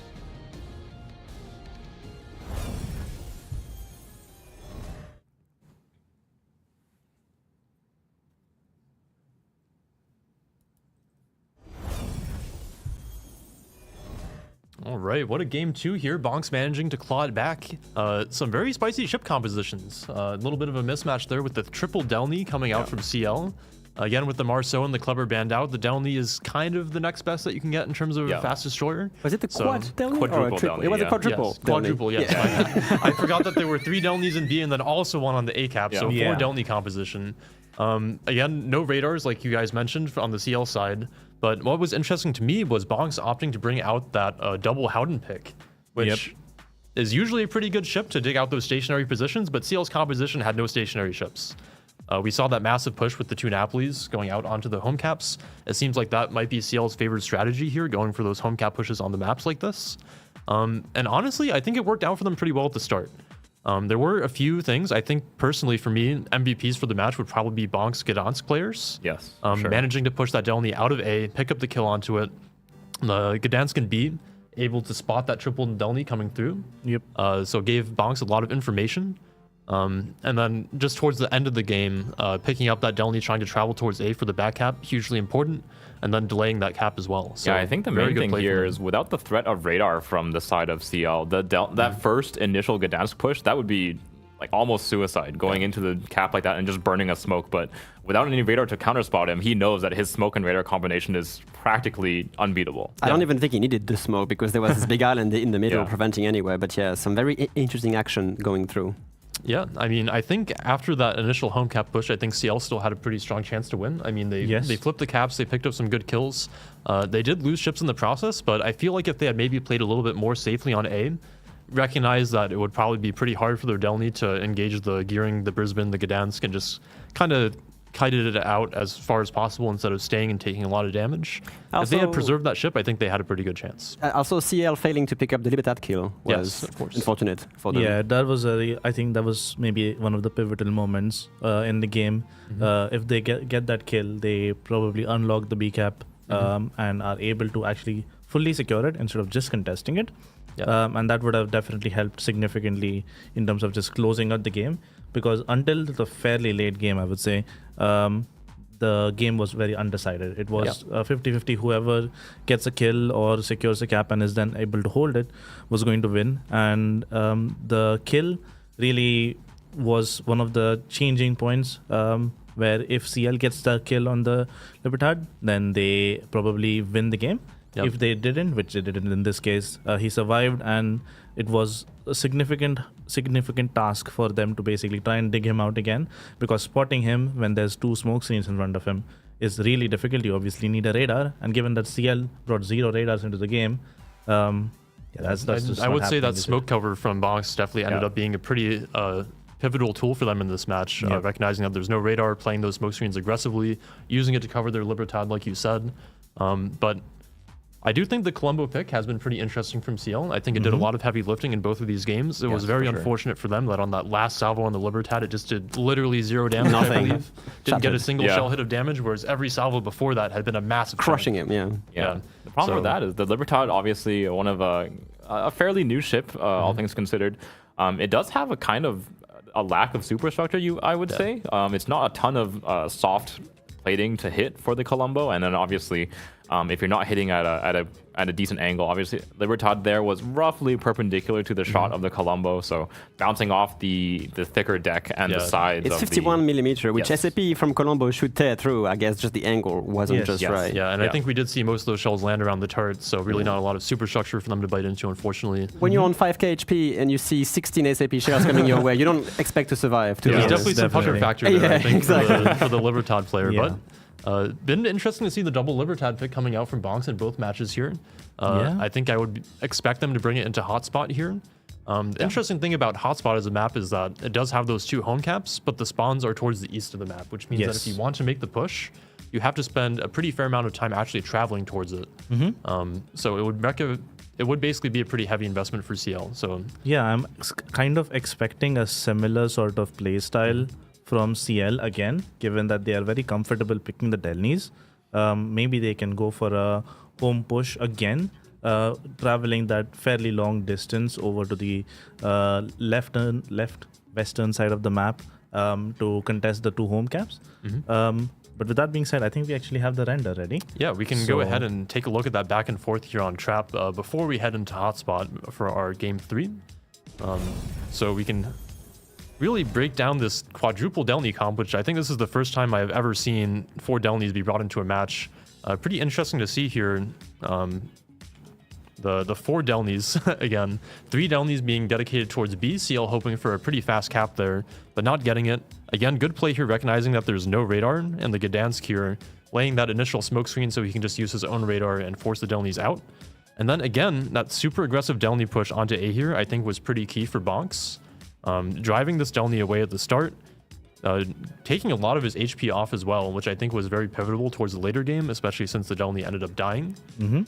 So very, very good initial strategy here from Bonks, recognizing that there's no radar, knowing what they can do with their Gdansk players and taking advantage of it. Yes, but they again, definitely abused the strengths that they had towards the A side of the map.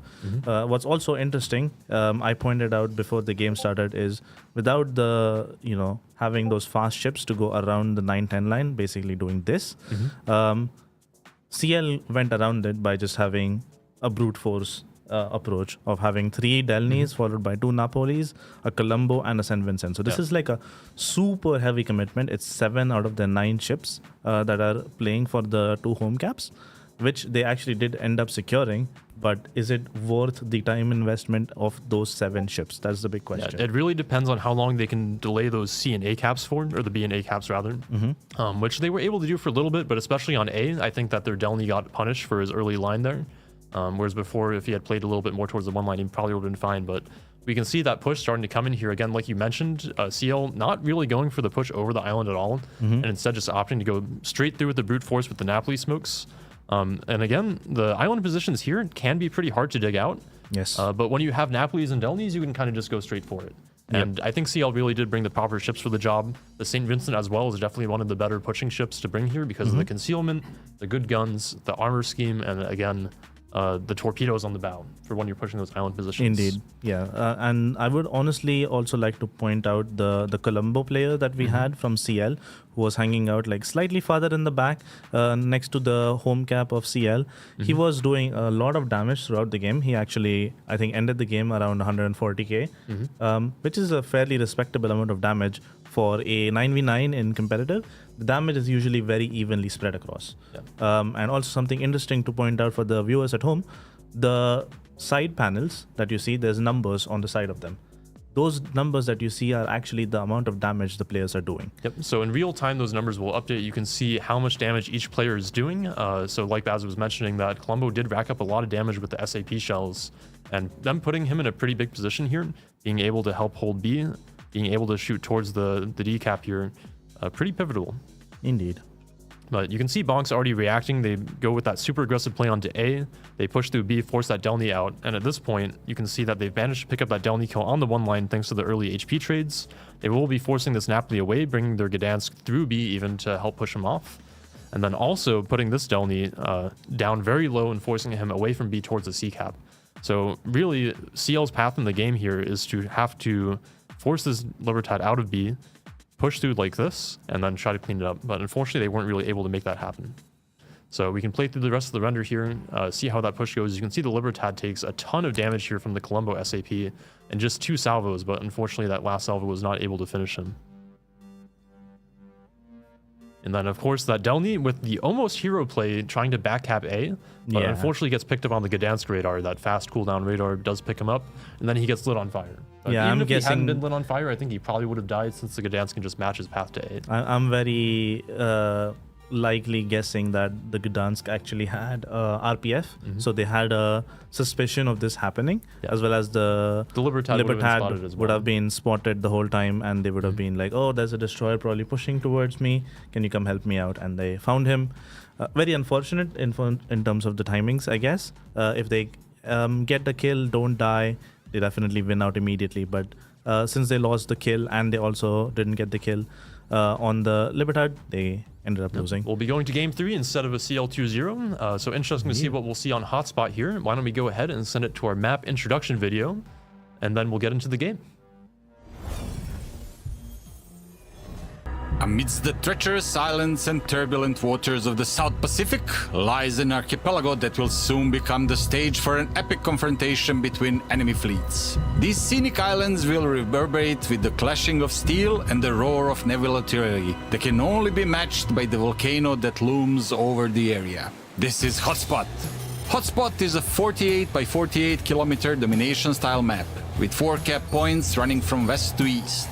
The A and B cap are on the left, C is in the center, and D is on the right.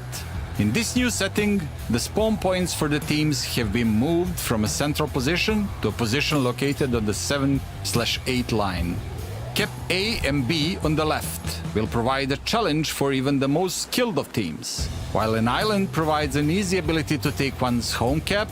The small amount of water that separates the caps enables the smallest misstep to be massively exploited. Teams that lose a ship out here will quickly find themselves fighting for only half the map. In the center, Cap C provides a variety of ways in and out for ships and can draw in a destroyer player like bees to honey. However, the 4 islands surrounding the cap provide a multitude of ways for a raider cruiser to ambush an unsuspecting DD. Cap D on the right provides a new and unique experience for teams. Moved from within the islands to the west, the D cap now has no island cover. Teams will have to execute any plays for the cap with an extreme amount of caution, as once lost, the cap will be a significant challenge to retake. 18 ships, 2 teams, 1 victor. It's time to play hotspot!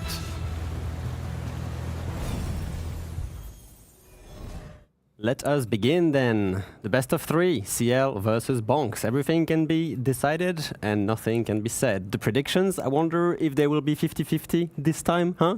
Let's see, viewers, what you have right here. So, CL this time brings no Delnies.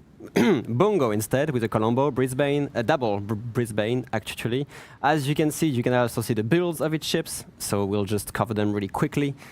Napoli gearing, double gearing, and double Gdansk. Yeah, CL opting instead to follow suit with Bonks, bringing in those Gdansk and gearings and recognizing the power of those smoke screens combined with the radar of the Brisbane. This is kind of the replacement for the Nevsky, which has been permanently banned here. Brisbane, obviously, the other light cruiser with 12-kilometer radar. Over on the Bonk side, the 2 Libertads coming out again, opting to favor this really heavy broadside, a ton of secondary firepower. Brisbane, Des Moines, and Napoli as their 3 cruisers, a gearing, an Elbing, and their signature 2 Gdansk coming out as well. So a little bit lighter of a comp coming out of Bonks this time with their 4 destroyers. Obviously, Elbing offering them a little bit of kind of AP punching power in positions where we might not have them. Looks like we might have a restart. Yeah. Something might have been wrong, a player might have been disconnected. Yep. So Yep. Good to note that teams do get an option to mulligan. If something goes wrong, like a disconnect or something, they can opt to send it back to port. Do not want to make players play a player down, essentially, if they don't have to. So we can go ahead and review just what we started this best of 3 off with. Again, each team gets 4 bans. That means there's usually a lot of ships taken away, and they also get 1 map ban each. Indeed. So for CL, the Petro, the Moskva, the Stalingrad, those 3 12-kilometer radar ships all being taken away shows that they probably want to play a little bit more of those aggressive styles like we saw in the first 2 matches, where ships on islands like the Petro, the Moskva, the Stalingrad can offer a lot of crossfire threat, can also be very tanky and hard to remove. So it makes a lot of sense. And what about the Bonks bans? Bonks banned Petropavlovsk, Marseille, Marceau, and Kleber. So I'm guessing this is most likely a targeted ban against CL. We saw a lot of Delnies being played. I'm sure Bonks did their due diligence and did some research into CL, what they were known for playing and what kind of comps they previously ran in the regional tournament, and saw that CL probably is more favoring the faster, more, crazy, explosive compositions with the French ships. And I think given the games that we've seen in game 1 and 2 on Trap and Land of Fire there, it definitely makes sense. I could definitely see the Delnies in those comps being replaced with Klebers or Marceaus. Yes. The Marseille, also a very strong pushing cruiser. Yep. But again, with 4 bans, I'm going to take away the Petro, leaves the Napoli open, which we've seen CL used to great effect in matches so far. But not on Hotspot, I think. It looks like they're opting for more of a traditional controlling comp with the gearing of the Brisbane. However, I am interested in Bonk's pick of an Elbing. Yes, it's very interesting. I'm very curious about how they actually end up utilizing a ship like the Elbing, because yes, you have fairly decent concealment and you have really good gunpowder as well, but it's a very immaneuverable ship where you are either in a position where you're stuck there for a while or you're kind of dying, because it's a very easy to hit ship, especially with these type of players of these caliber. They're not gonna miss a Elbing. Yeah. And It is interesting to point out that Elbing did recently get a unique upgrade. It does have an improved speed boost when it takes that unique upgrade, which can kind of compensate for that weakness of being a little bit more slow. yeah. It also does have a weaker smokescreen than usual. I believe it has that German smokescreen. So the unique upgrade does help cover for that weakness. So interested to see how they'll use it here. Yeah, I think with the unique upgrade, the ship actually does like 46 knots, Yeah. which is fairly fast. But again, I think the main downside of the ship is that it's very big. Yep. And as a result, even if you are fairly fast and easy can dodge with it, the issue isn't the actual speed or the maneuverability of the ship. Oh, we are about to All right. go back, so let's give it back to the casters and let them take it away. Apologies for this, there was no restart, it was just on us, had a bit of a technical problem and we disconnected. Regardless, we are straight back into the action, Yeah. and let's try to catch up as to exactly what happened ever so slightly. We seem to have a B and C cap control from Bonks with an A and D control from CL here. What do you see on the D cap? On the decap, we have the Gdansk of CL, a Gdansk-Brisbane combo, obviously having a ton of radar cover and notably have a 2-kilometer advantage over the Bonks Des Moines smoke. So obviously you can see Discarius positioned really far away back here in his Des Moines, trying to stay out of the sight of that Brisbane radar, which does have that 2-kilometer advantage. With the Colombo so close, he's got to be really careful in that Des Moines. Not the tankiest cruiser to be kiting away from these ships. No, he does have the gearing smoke and the radar ready, so that push could actually be a little bit in trouble if they make that smoke Yeah. train. CL will burn work. their first radar here. It is the Gdansk radar. They will catch the gearing, but the Gdansk radar doesn't last for too long. They will get a shot or two out from each of their ships. But the Brisbane has the radar ready to just basically cycle through the moment it's done. Yes. So that gearing will remain spotted for a long time, and maybe they'll even manage to get that kill. The Brisbane doesn't burn the radar, however, which is I'm interesting. curious why that is, because Discarius has used his in the Des Moines. They will get a little bit of return fire into the gearing of CL. Yep. It looks like they're just going to go for that Des Moines kill. Looks like he's pushed a little bit too far out of the edge of the smoke screen, so they do have sight of him. The Colombo could actually get an SAP shot into this. Yeah, just waiting for that reload now, and here it comes. Here you go. It's only the back turrets, however, but this is still SAP. It can be really, really painful for a Des Moines. They Does no will damage. splash around the Des Does nothing. Moines, so he will escape from his demise for now. Incoming prediction being 73% for Bonks, so back in Yeah. the favor of Well, that with NA such a team. These torpedoes on the gearing, however, look really, really, really scary.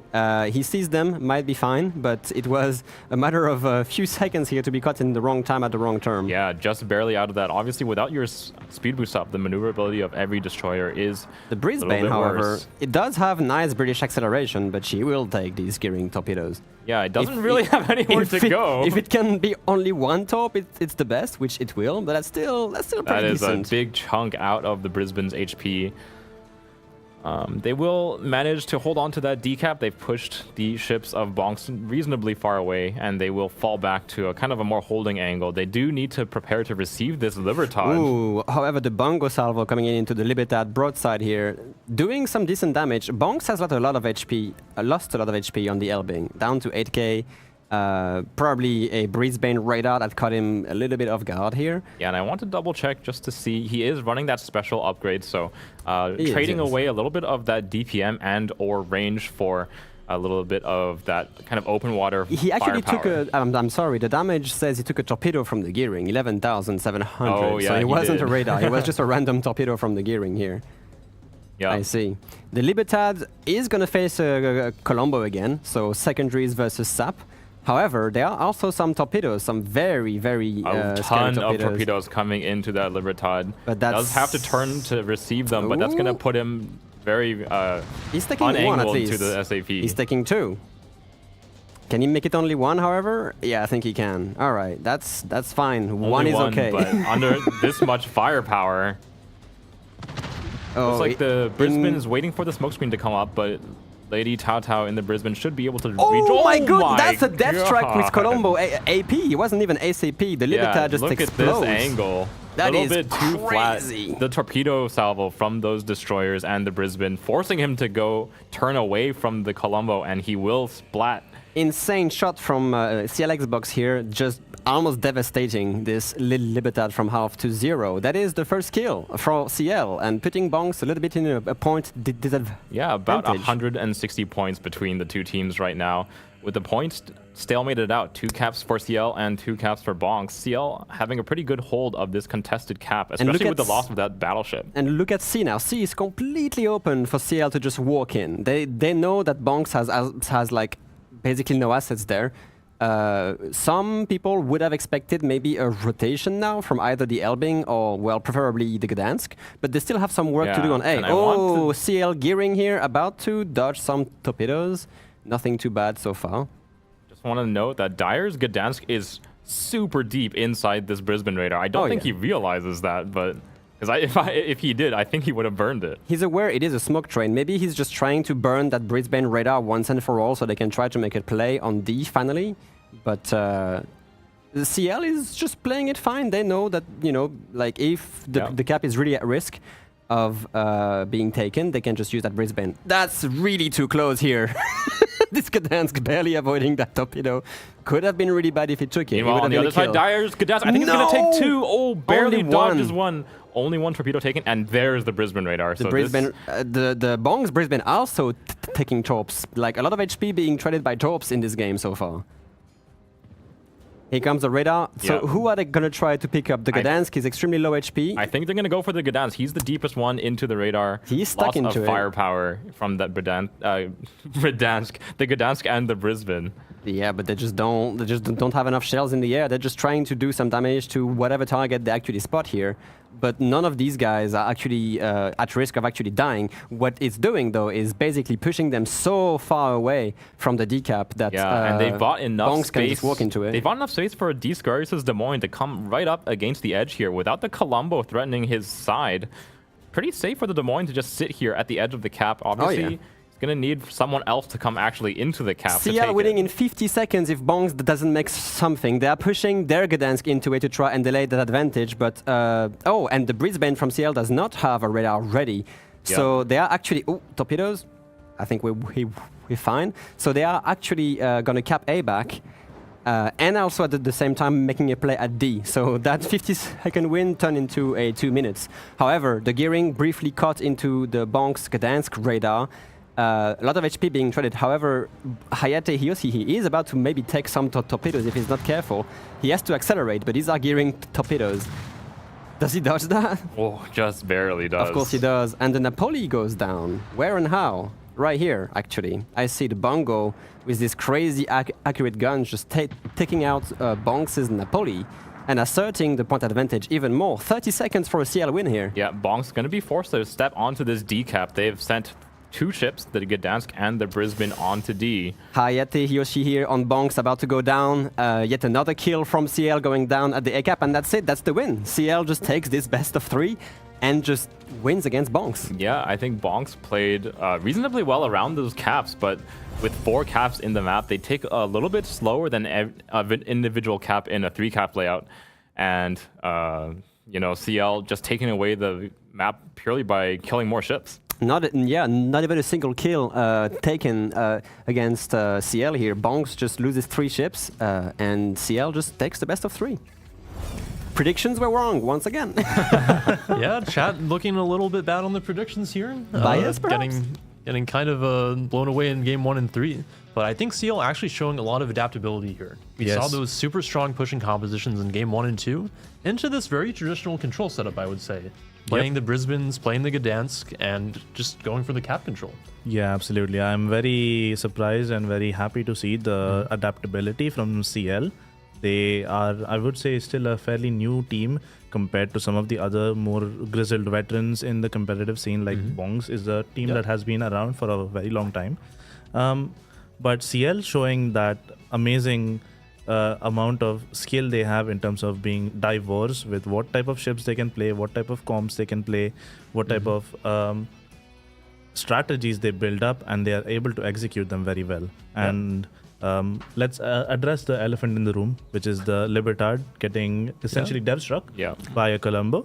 Usually you don't see Colombo shooting that much AP, but the one salvo that really mattered He got, I think, like 45k Yeah. damage Yep. in that one salvo.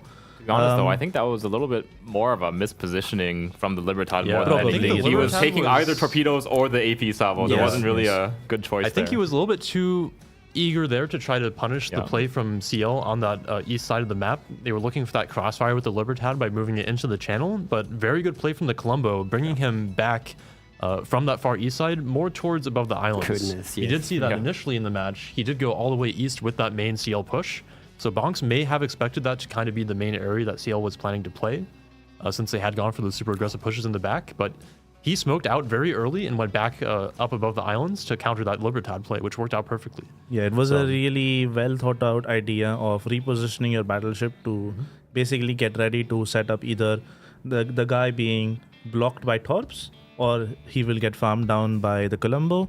There's so many different opportunities and positions that he can go into, and it was a really well thought out idea that they probably thought of during the mid game, which is not something that a lot of teams can do. A lot of them will be like, oh, this guy's pushing in, we don't really have an answer to it.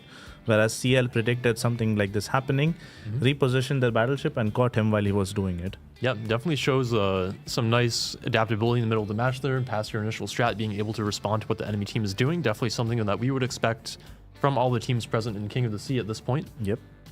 So very good play from them. Lots of torpedoes that match as well. Yeah. The Brisbanes, of course, have packing a lot of torpedoes per side. The Gdansk having those very fast torpedoes. So just all around very solid play from CL. So hopefully we'll get the render in a little bit to take a look there, and then we'll also have to choose our next match for round 2 once all the matches conclude. In the meantime, we had some interesting match results. Tivat, CN number 1, was 1-1 versus Bonko, which is the Bonk subclan community. We have ELSR taking a 2-0 lead over BSF, so beating out CN number 8. ELSR is, of course, NA number 1. ATFD beating out Yoboy 2-0, ATFD being Asia number 2, Yoboy being EU number 7. And then Rain actually losing 1-2 to STCN, which I think is quite an upset. STCN is Asia number 7. Rain, one of the classic EU powerhouses, generally one of the few clans that we see that can compete with TWA Yep. on the international stage. So very surprising to see that match result come out. We have RSTC winning 2-0 versus Pumba. That is Asia number 3 versus EU number 6. And them and JC currently 1-1. Them we've seen in Warship Masters as well. I think take number 3. Interesting to see them tied up 1-1 with JC, Asia number 6. And then CL versus Bonks, of course, we just saw end out 2-1. So I think all 3 of these matches were pretty interesting to watch, all pretty close. So I think we actually ended up with a pretty nice matchup there. And then 3XWD, NA number 4, loses out 1-2 versus -35 MS, which is CN number 5. So Yeah. some nice back and forth here going on in the first group here, Group A. Yeah, a lot of the teams actually going all 3 maps. And to actually lead on from the point you were making about Rain versus STCN, Rain actually lost that series. Yeah. They lost this 2-1 to STCN, and that's definitely an upset, given that Rain is very comfortably the number 2 seed in EU and usually also the number 2 seed in all of the world. They're globally number 2 usually as well. Yep. So losing to number 7 in China is definitely an upset. I'm going to be very curious if we end up getting a replay. Maybe we'll be able to show it off what actually happened in this series later on. Regardless, there's been some very interesting games happening so far. I think this series already has been living up to the expectation that we had in terms of the quality of games we expect to see in King of the Sea Internationals. A lot of different strategies being brought out, a lot of different thought processes going into it. Yeah, it was and- interesting to me. I think before King of the Sea Internationals kicked off, I heard a lot of players, a lot of teams really think that Libertad was going to be very dominant. And Bonks, obviously believers in that camp, bringing double Libertad in all their matches so far.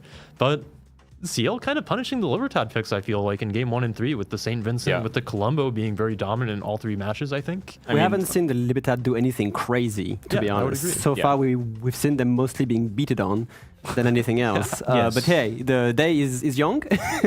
Yes, the day So is it's a very young, tournament, so- and we Yeah. expect to see a lot of new, different takes on this concept. With that being said, we actually have the render for CL versus Bonks Game 3. So let's quickly have a look over that. Yep, we can recap here CL's kind of dominant cap control playstyle here. Again, very interesting to see them switch into this from their first 2 matches, which were very, very hard pushes. with usually 7-2 ship splits. But if we pause here, we can see that they're opting for just a very traditional strategy here that we'll usually see in King of the Sea. Bringing out the smoke screen with the gearing the Brisbane onto D, playing control in the middle with the 1 Gdansk for the radar, and then having a 4-ship hold on their A side. So again, I would say a pretty usual split. Being matched by Bonks playing actually, I would say, a pretty similar lineup. Yeah, definitely. It was also interesting and probably important to point out that the early torpedoes from the Gdansk of CL actually ended up catching the Elbing over here. And similarly, the gearing torpedo actually caught the Gdansk from CL's side, him also going to half HP roughly. So a lot of the early game torps can be crucial in deciding which team actually is favored with the DD trades. And eating torps, especially in the early game, is very, very punishing. Yep. And I have to say, I've been pretty pleased with the cap layout so far. And previous King of the Sea hotspot did have that sea cap in the islands here. It was usually a pretty stalematey cap. It was not uncommon to see control just be frozen over that cap for most of the match. Yep. But I think with the layouts that we've seen so far on hotspot, on trap, on land of fire, we're seeing a lot more dynamic games, which is super exciting. So we can go ahead and see as the match progresses here. Again, that Colombo play being very aggressive on the D cap. CL kind of recognizing that there's only the gearing in the Des Moines there and looking to punish it as hard as possible. But again, you can see that the Colombo spots a Libertad sitting here and probably recognizes that he can't just keep going with this push or he'll be crossfired. Yep. So he makes the smart play and turns around and will actually go join up with his Gdansk here above the islands in order to try to punish any sort of box play that is looking for the crossfire on their pushing force. Yep. I think it's important to note that the map is fairly evenly split, right? They are respecting the middle of the map very well. They generally don't want to push too deep and put them into a crossfire. So they are just chilling for the time being. And eventually they do end up in a position where they can relax for the time being. Like in this sort of situation, they have seen that the Bong's Libertad has now turned around and is ready to basically make a push in. Yeah, we're seeing a very strong reaction from Bonks here where they recognize that they probably think that what happened to them in the first 2 games is kind of happening here with CL opting to make that very aggressive push down through the east side of the map here and bringing back their assets from middle to try to help hold that push, kiting their ships away. And then the Libertad trying to go up here for the crossfire is ultimately the fatal maneuver for him and does not work out so well. Yes, I'm also would like to point out the fact that the guys at A have done a very good job of not overcommitting. Yeah. They are technically in numbers parity. They have a 4v4 going on, but they don't really need to make a push because they are in a point lead at this point. It's like 60 points. And they can actually rotate someone back towards the middle, even if they don't end up doing anything towards A, and then have more crossfire over the ships that are hanging out between the C and the D cap. Even if the Libertad here did not die, with the Colombo moving back here in this sort of area and the Bungo being here, they would have probably been able to take him out, even if the guy did not get F-struck. Definitely. It just would have taken a little bit longer. That might have been time for Bonks to make some plays, but as it turns out, look at all those torpedoes forcing him to turn, and then the Colombo makes that fantastic decision to switch to AP. Yep. We usually see Colombos just spam a lot of sap, but the AP still works. It is still a shuttle option on that ship. And with the Sansonetti commander, you can also switch it pretty quickly. Yes, and I'm sure he was using the unique upgrade on the Colombo, which makes your guns just that much more accurate. And it just means that there's a bit more consistency with the salvos. Colombo is already a fairly strong ship in terms of the amount of guns it brings. It brings a lot of damage output. It brings a lot of damage output, definitely. But with the unique upgrade, you become more of a consistent damage output instead of a big damage output that is a bit more unreliable. So with the unique upgrade and him giving a bit too much broadside, probably because he wasn't either ready for it or he got pushed into that position to try and dodge the torps and such. Giving a bit too much broadside, he gets taken out very quickly. Usually you will see battleships in King of the Sea Internationals live till they are out of heals. Usually dying with having heals remaining, consumables remaining. As a battleship or even a cruiser is fairly rare. These players are very well aware of their ship's weaknesses and their strengths, and they will do their best to play to it. Yeah, definitely showed just a little bit too much angle there. And then after bringing the Libertad down, we see also more reactive play from CL, recognizing that the middle is open. The Colombo and Gdansk just going to slide into C and take that cap. and recognizing that they don't have to keep pushing down through D. So their smoke train has already started running away from D, decommitting from that cap, recognizing that Bonks now has a lot of ships in the area, bringing their Gdansk and Brisbane from the sea cap over towards the east side and having a strong position there now. So again, just good reactive play in general. I think after killing the Libertad, they probably recognize that Bonks will want to make a play on the A side as well, which they end up doing. Yep. So again, just very good recognition there from CL.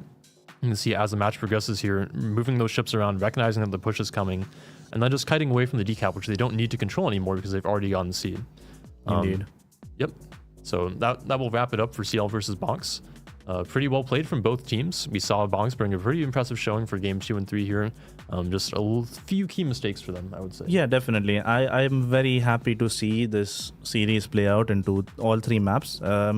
Both teams actually showed very interesting strats where they both had either explosive openings or they were playing a fairly relaxed and more controlled setup, especially from CL in game 3, which was not their playstyle for map 1 and 2. Where they basically went brute force, pushing for the 2 home caps and basically trying to disrupt any sort of setup play that Bonks was doing. Whereas in map 3, they decided to flip it all on its head and decide that, okay, now we are going to be the ones who are playing the control strategy. We're going to be very reactive and we're going to make some good calls in the mid game, actually understand what's happening, what the play from the enemy team is, and move our ships accordingly to punish it. Yep. So again, congratulations to both teams. Again, we are doing a pseudo-Swiss format here, which means that for round 2 to happen, we have to wrap up all the games in round 1. So we'll be waiting on that to happen before we move on to the next matchup. In the meantime, we can go over the viewer rewards again and remind you guys what you can get for watching. So we have 3 tournament days. We have today and tomorrow, and then we'll have day 3 as well. And of course, the teams are playing for a pretty big cash prize pool. This is the biggest cash prize for King of the Sea yet. First place taking away 40,000 USD, all the way down to 5,000 USD for 8th place. So big stakes on the line. Yeah, definitely. It's going to be a very competitive tournament. Obviously, the whole year so far has been leading up to this tournament. All of these teams have been part of King of the Sea regional qualifiers as well as WMI. Both of those tournaments being part of the qualification process for King of the Sea Internationals, as well as 2 clan battle seasons. All of this basically showing that these teams that are part of the tournament are the best of the best. Yep. So you can expect some very intense games, well thought out strategies, and in general, players of this caliber are not going to make funny mistakes of randomly turning broadside or eating torps. They will Sometimes we'll see some Libertads get death struck, but usually it's a rarity. It's like a 1 in 100 type of situation where someone has a slight oversight which leads to them getting death struck. But in general, people are very cautious. They play their ships to the strength that they have, and they will always make calculated decisions. That's the main thing. Yep. And then to recap the viewer rewards, we have 3 tournament broadcasts with 3 unique Twitch drops. For the first day, you will get a mission which will give you the memorable flag as well as some green economic boosters. After completing that mission, you will roll the mystery drop, which has a chance to give you the key or the D7 prevention as the ultimate rewards.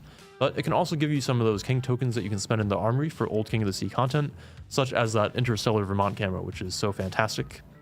For day 2, we have a straight up mystery drop that will roll as soon as you complete it.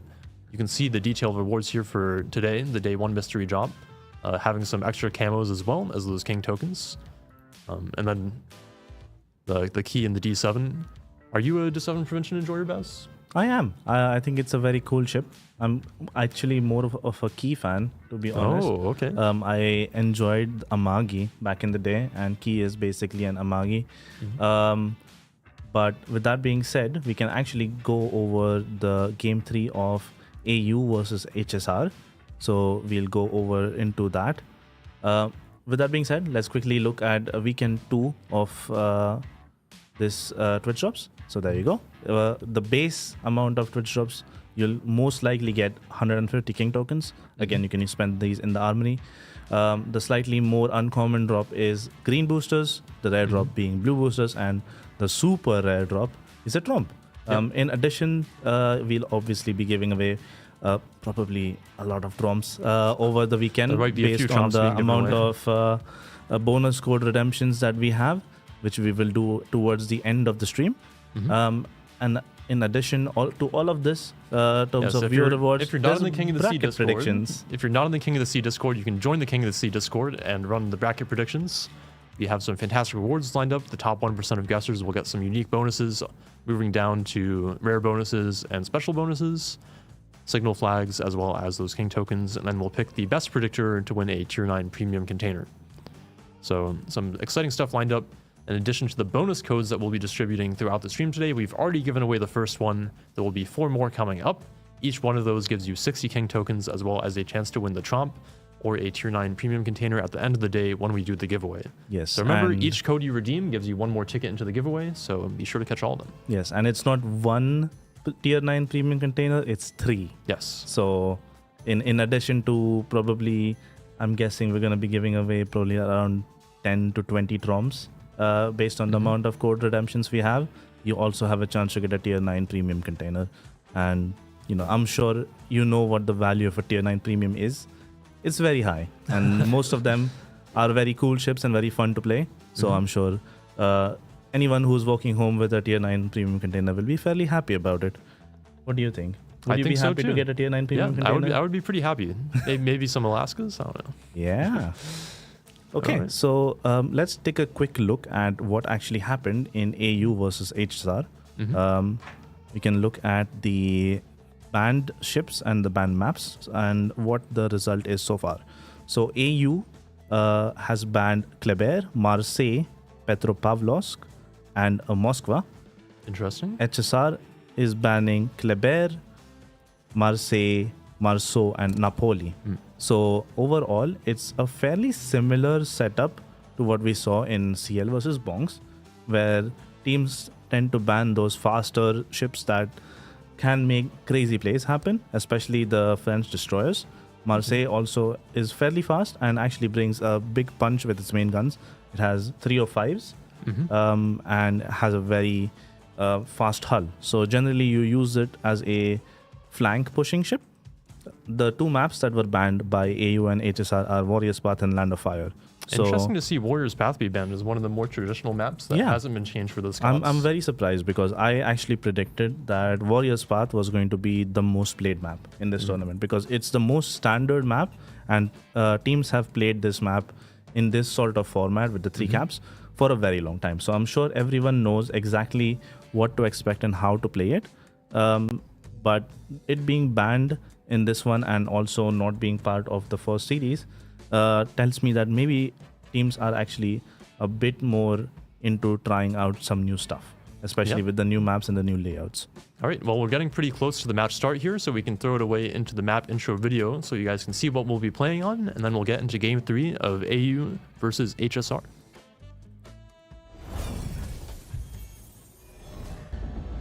A colossal battle between opposing fleets will soon unfold here amongst the waters of the East China Sea. The residents of these islands will shortly bear witness to the thunder and flash of combat, and only one team will sail away victorious. This is Sleeping Giant. Sleeping Giant is a 48 by 48 kilometer domination style map with 4 cap points running from west to east. The A cap is on the left, B is in the center, and C and D are on the right. In this new iteration, both team spawns have moved from a central position to a north and southwestern spawn position, offering a wealth of new strategies for teams to execute. Cap A on the left is fraught with danger, shifted from its previous position inside the Thunderdome to being centered on the tip of the island on the 1-2 line. A daring destroyer player can hug the island to take the cap quickly, but will face a treacherous journey to escape afterwards. In the center, capture area B is just as perilous. Completely open with plenty of places for radar cruisers to hide nearby without being spotted, it is commonly left uncaptured until the mid and late game. Caps C and D on the right provide an intriguing choice to teams. Pick up just their home cap, deploying radar and kiting ships to protect it, or risk it all on a push down the 9-10 line to gain control over both caps and the potential win. Sleeping Giant has a long history in King of the Sea since its return in King of the Sea 13. Many tightly contested and challenging matches have been fought on this map, which begs the question, who will be the victor this time? 18 ships, 2 teams, 1 victor. It's time to play Sleeping Giant.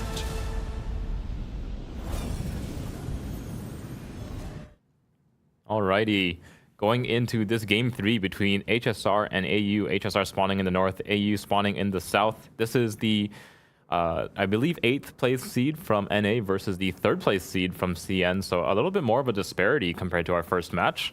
You can see the Montana, the Kremlin, 2 Brisbanes, Stalingrad, 2 Harugumos, a Gdansk, and a Ragnar. So a lot of similar ships, the Harugumos, the Brisbanes, coming out of the side of HSR. And over on the AU side... Well, if you can't bring a Moskva, you bring a Brisbane and a Stalingrad instead for the long-range radar here. Yeah. They have a Vermont, a Colombo, 2 Brisbane, a Stalingrad, Harugumo, Gearing, Delny, and Gdansk. So 4 destroyers versus 4 destroyers. Lots of DD action about to unfold here. First time we are reviewing the Sleeping Giant map, at least live. We see a Delny versus Gdansk, both going into, I guess we can call them home caps. Not really, but it is what it is. Meanwhile, a lot of people from HSR going into the A side with 2 DDs here, Ragnar, Harugumo, Brisbane, and Stalingrad. Yeah, early take onto that A cap coming out of HSR. Harugumo running a pretty early smoke screen here. Brisbane is pretty far behind him. They will run an early radar from that Stalingrad just to get a little bit of eyes on, but they'll only catch the Vermont. They actually catch the Harugumo. They do barely catch the Harugumo, They do, yeah. So it is information, it is intel. But it seems that now the Ragnar and Harugumo know they can just walk into A without really any issues here. Of course, the Brisbane from O is still there with the radar. Actually burns it and catches both destroy here. What are they going to do about this is the question. Yeah, they're going to open fire against the Harugumo. Obviously a big target and currently in the middle of a turn, so they might be able to get a pretty decent chunk out of his HP here. That's true, yeah. Really fast reload here, except the floaty shells of the Brisbane makes long-range engagement a little bit difficult. The other Harugumo briefly gets spotted, engages, but it seems that BLHX official is going to get out of here relatively unscathed. Burns a smokescreen though, however. Meanwhile, the Ragnar took a bit of damage from the Brisbane too, but we'll be able to take A without any issues. O, as an answer, will take B, reversing a Ragnar in the middle of the map, Gdansk, sorry, in the middle of the map, with no counters to it, considering Stalingrad has already burned the radar. Yeah, and looks like HSR is going to be playing a little bit kind of wide on that home cap side, taking a little bit of a close range engagement here against the Delny. Yep. Gdansk taking actually massive hits here. I don't know exactly what happened. Stalingrad HE might have been the culprit. HSR Gdansk is only on 10k HP at this point. Yeah, taking a look at this, looks like he took the majority of his damage from the enemy Delny, as well as maybe a shot or 2 from the Stalingrad, but a very good gunnery coming out of Muso Hunter's Delny there into the Gdansk. And again, Gdansk doesn't have any healable HP, so 10,000 HP is all he has to play with for the rest of this match. They also don't benefit from the French saturation, so you don't have any reduction of damage. So they have to be careful how they play these Gdansk at this point. 2 caps controlled by each team so far. Not that crazy involvement on the battleships on both team sides, actually. Yeah, I think we're going to slowly see a bit of a heavy push coming out of HSR, though. They've committed both of their battleships, the Kremlin and the Montana, over to that Sea cap, playing very passively for now. But we're going to have to see what they decide to do with these 2 battleships. All of their team's HP committed over to this home cap. HSR is rotating both Stalingrad and the Ragnar towards B to try and reclaim that middle cap. They are going to try to make a play for it. O still has a Gdansk in play and a Vermont to back him up. So let's see if this Ragnar push on B will be able to reclaim, or at least cap. Yeah, actually Vermont is using those submarine ASW planes to get a little bit of info. Stalingrad forgot to turn his AA off before the start of the match, so he knows someone is there. Still that very old trick, hey? Yeah. Is it old though? Can we consider this an old trick at this point? Torpedoes, however, barely scraping by the Delny. He has to be careful. There's a lot of torpedoes coming from the Brisbane, Harugumo. Towards this. That Delny is kind of in the front line, and if he takes a top, which looks to be the wrong turn to make right now, it is not the best turn to make. Delny is maneuverable, but you don't want to take these fishes, of course. We'll manage to scrape by, so not any damage coming in from him. Return torps coming out as well. So goodness me, SAP from the Colombo dropping on HSR's Montana for at least 20,000 over this actually. That's not an opening salvo. The Colombo on O is actually taking a pretty hefty return fire with the Kremlin. and the Monty as well, just putting him to half HP. The side of AU has to be really careful what they show on this CD side. There's 2 battleships in play. There's so much firepower coming out of the side of HSR. Unfortunately, though, like they're not really in a position to kind of push their way onto a cap, so we have to see what they do with this. The Montana just kind of doing circles in this back in the spawn right now. Oh yeah, I mean, meanwhile, the Ragnar is going to try to make a slow but sure play on B, but O has already rotated. I mean, they have kept the Gdansk just in perfect, not really perfect, but close enough radar coverage of B. But it's a Ragnar. It also has his own radar. Is it the same range? I can't remember. It is the same Ragnar, range. sorry, Ragnar has a much shorter radar, so not going to be able to return radar against the Gdansk. He's not quite in range here, but Stalingrad should have cover. Here we go. The Vermont is spotted. That's kind of dangerous for the Ragnar, but the Ragnar is a very powerful DD with a lot of HP, so he might be able to disengage. AU Stalingrad will burn that radar. Does catch the Ragnars pretty deep inside it, and he will be facing fire from both the Vermont and the Gdansk, who's smoked up to fire from safety. 22,000 HP to play with for Arona. Now, can the Gdansk pen the plating of the Ragnar? Not specifically. I believe Ragnar has some 25mm plating here and there. So it's going to have to come to those deck pens to get some decent damage into the Ragnar. Stalingrad Raider does go down, so Ragnar does have a little bit of an opening here to get back onto that B cap. Obviously, Gdansk does have its own radar, but with only 10 seconds to play with, it's going to have to probably wait for a Vermont reload before it decides to burn his own radar. Meanwhile, O is making a very interesting play here, reversing the Delny into Charlie. Meanwhile, the Ragnar is reversing into B, so we're going to see another cap trade going in here. Dodging torpedoes, but of course being instantly countered radar by the Gdansk. He has to know it's only a Gdansk radar, and he has the HP to take this, but he's very quick on just running away instantly after essentially does have a Kremlin reversing. shot coming in, so you have to see what that does. Not too much, but he is taking a pretty decent The beating Montana from the AP Gdansk. coming in as well. Extremely accurate salvo here from SRT official, landing for not that much damage. Just about 1 overpen's worth of damage from the Montana. Meanwhile, is the Ragnar able to reverse into the cap? No, he's countered again by the Gdansk radar this time. So both teams kind of struggling to make their DD reverse plays into caps at this point. Yeah, On A, we have HSR Harugumo running away from Brisbane radar. Meanwhile, O has pushed their own Harugumo into A. And it's not looking extremely good on HSR on this side, because they can't really counter that push at this point. AU has taken a really strong position behind that island now. They have to kind of HSR is going to have to come all the way around in order to dislodge this Harugumo and Brisbane. The Brisbane does on HSR has the radar ready against the Harugumo, but they just don't have an angle, and it's a little bit too late now. They're going to get the cap for themselves. In terms of point, it's extremely close. We have like barely a 10-point difference between both teams, but with this cap trade here, it's about to change a little bit quick. Yeah. The 2 radars of the Stalingrad and the Gdansk not able to shove the Ragnar off of the cap. Nope. Gdansk does burn his now. Is it enough to contest? The 7 seconds left on the cap. I think he can get contested. Yeah, he does. Does get the reset, so Ragnar will most likely be forced away here. Stalingrad choosing to hold on to that radar. This is a... Oh, no, he actually burns it. He actually burns it. They want to keep this Ragnar out of B. This is actually a very powerful thing, because the Ragnar's radar refreshes so quickly. The Gdansk, I'm sorry. They can actually overlay both in quite an efficient manner. But that's still 3 cap in that point, controlled by O. And the points are ticking. Yeah, doing a good job with those radars. Oh, here comes the Vermont salvo against the Ragnar. Not too much damage coming out of the battleships this game. Not really, no. These Vermont shells are powerful, but they do travel a little bit slow, so hitting destroys our range is not the easiest task. The involvement of the battleships in this game is not particularly crazy, but it seems that they are starting to push the Kremlin here into it. They have captured C, and they want to make sure that they keep that cap at least, so they're just going to park the Kremlin into HSR is it. definitely on the timer here. Actually, Kremlin catches the Delny at really close range. Does almost no damage to it, unfortunately. Maybe a little bit overleading the Delny, thinking it's faster than it actually is. But yeah, the Delny has to run away ever so slightly. This Kremlin, however, is going to come under a lot of pressure from the Brisbane, the Colombo, Stalingrad maybe behind the rock. They'll need torpedoes as well. Definitely a threat here. Meanwhile, can the Ragnar actually finally reverse into B on HSR side and get the I cap don't think control so. again? Gdansk does have another radar ready. Yeah, this is not looking particularly comfortable for HSR here. They are on the back foot in terms of cap control, and knows this perfectly. However, they have pushed the Brisbane back towards A to try and at least contest the cap, do something about this. Now that the Vermont is out of the picture, the Brisbane has a bit more chance of surviving into A while contesting this Harugumo.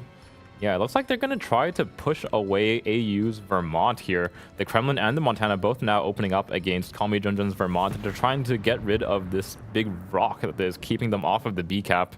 And they're actually bringing a second destroyer as well, trying to find the gaps between the Stalingrad and Gdansk radars. But they're it's not, just they're so not having it. difficult. The Stalingrad has his radar ready in 8 seconds again. They really, is making an amazing job at defending this B cap. Yeah, this is a classic hold on this cap. If you can't get a destroyer into it, at least you can overlay 2 12-kilometer radars.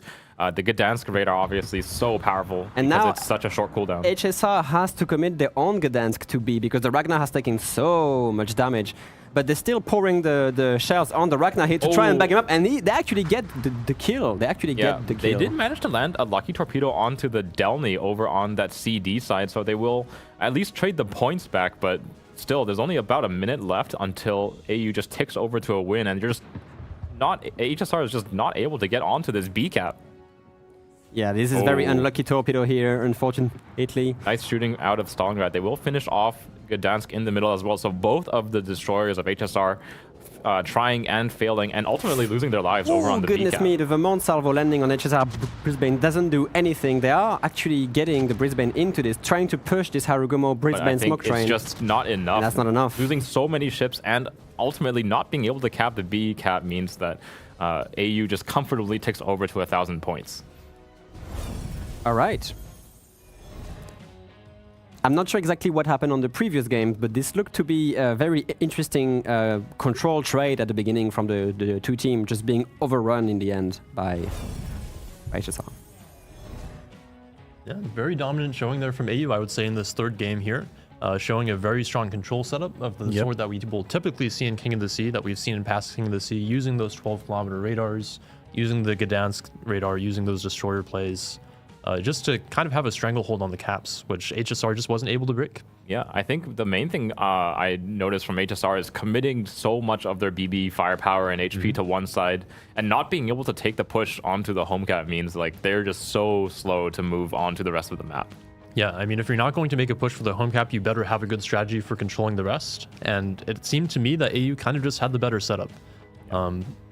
Again, we saw another Colombo come out. I think he actually ended up doing, I think, the highest damage in this match, which I'm not surprised to see.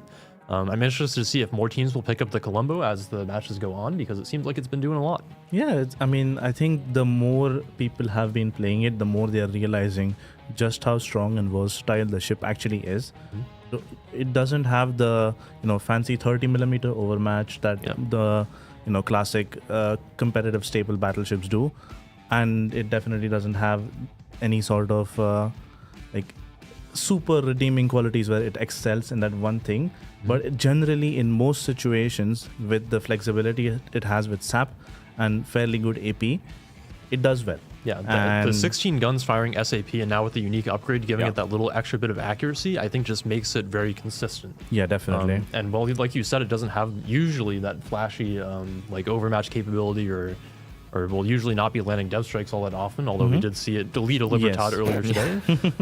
It just offers that consistent damage output, which I think is easy to overlook. So interested to see if more teams will pick it up as the day goes on. In the meantime, we will be moving on to the next match here in just a little bit. We will be watching EU number 3 facing off against Asia number 3, them versus RSTC. Them we've seen in previous tournaments like Warship Masters be very strong, be very adaptable, bring out a lot of good compositions. So very interested in how they'll do versus Asia number 3 here. In the meantime, we also have the next code available. Remember, each code that you redeem will give you 60 King tokens, as well as a chance to win some giveaways at the end of the stream when we pull those trumps and the 3 Tier 9 premium containers. So we have COT 17-2 White Whale. We have a skit that's somewhat related to this that we'll hopefully show off at some point during the streams that I'm super excited to show, but we'll have to be safe for later. for now, make sure that you go redeem this as fast as possible because it is available only for a limited time.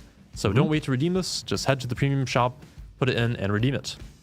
Indeed. So I'm sure I've seen a lot of the people in Twitch chat are like, oh, the code has expired. Yes, We they know. expire quickly. They are intentionally intended. supposed to expire. It's a time-based expiration.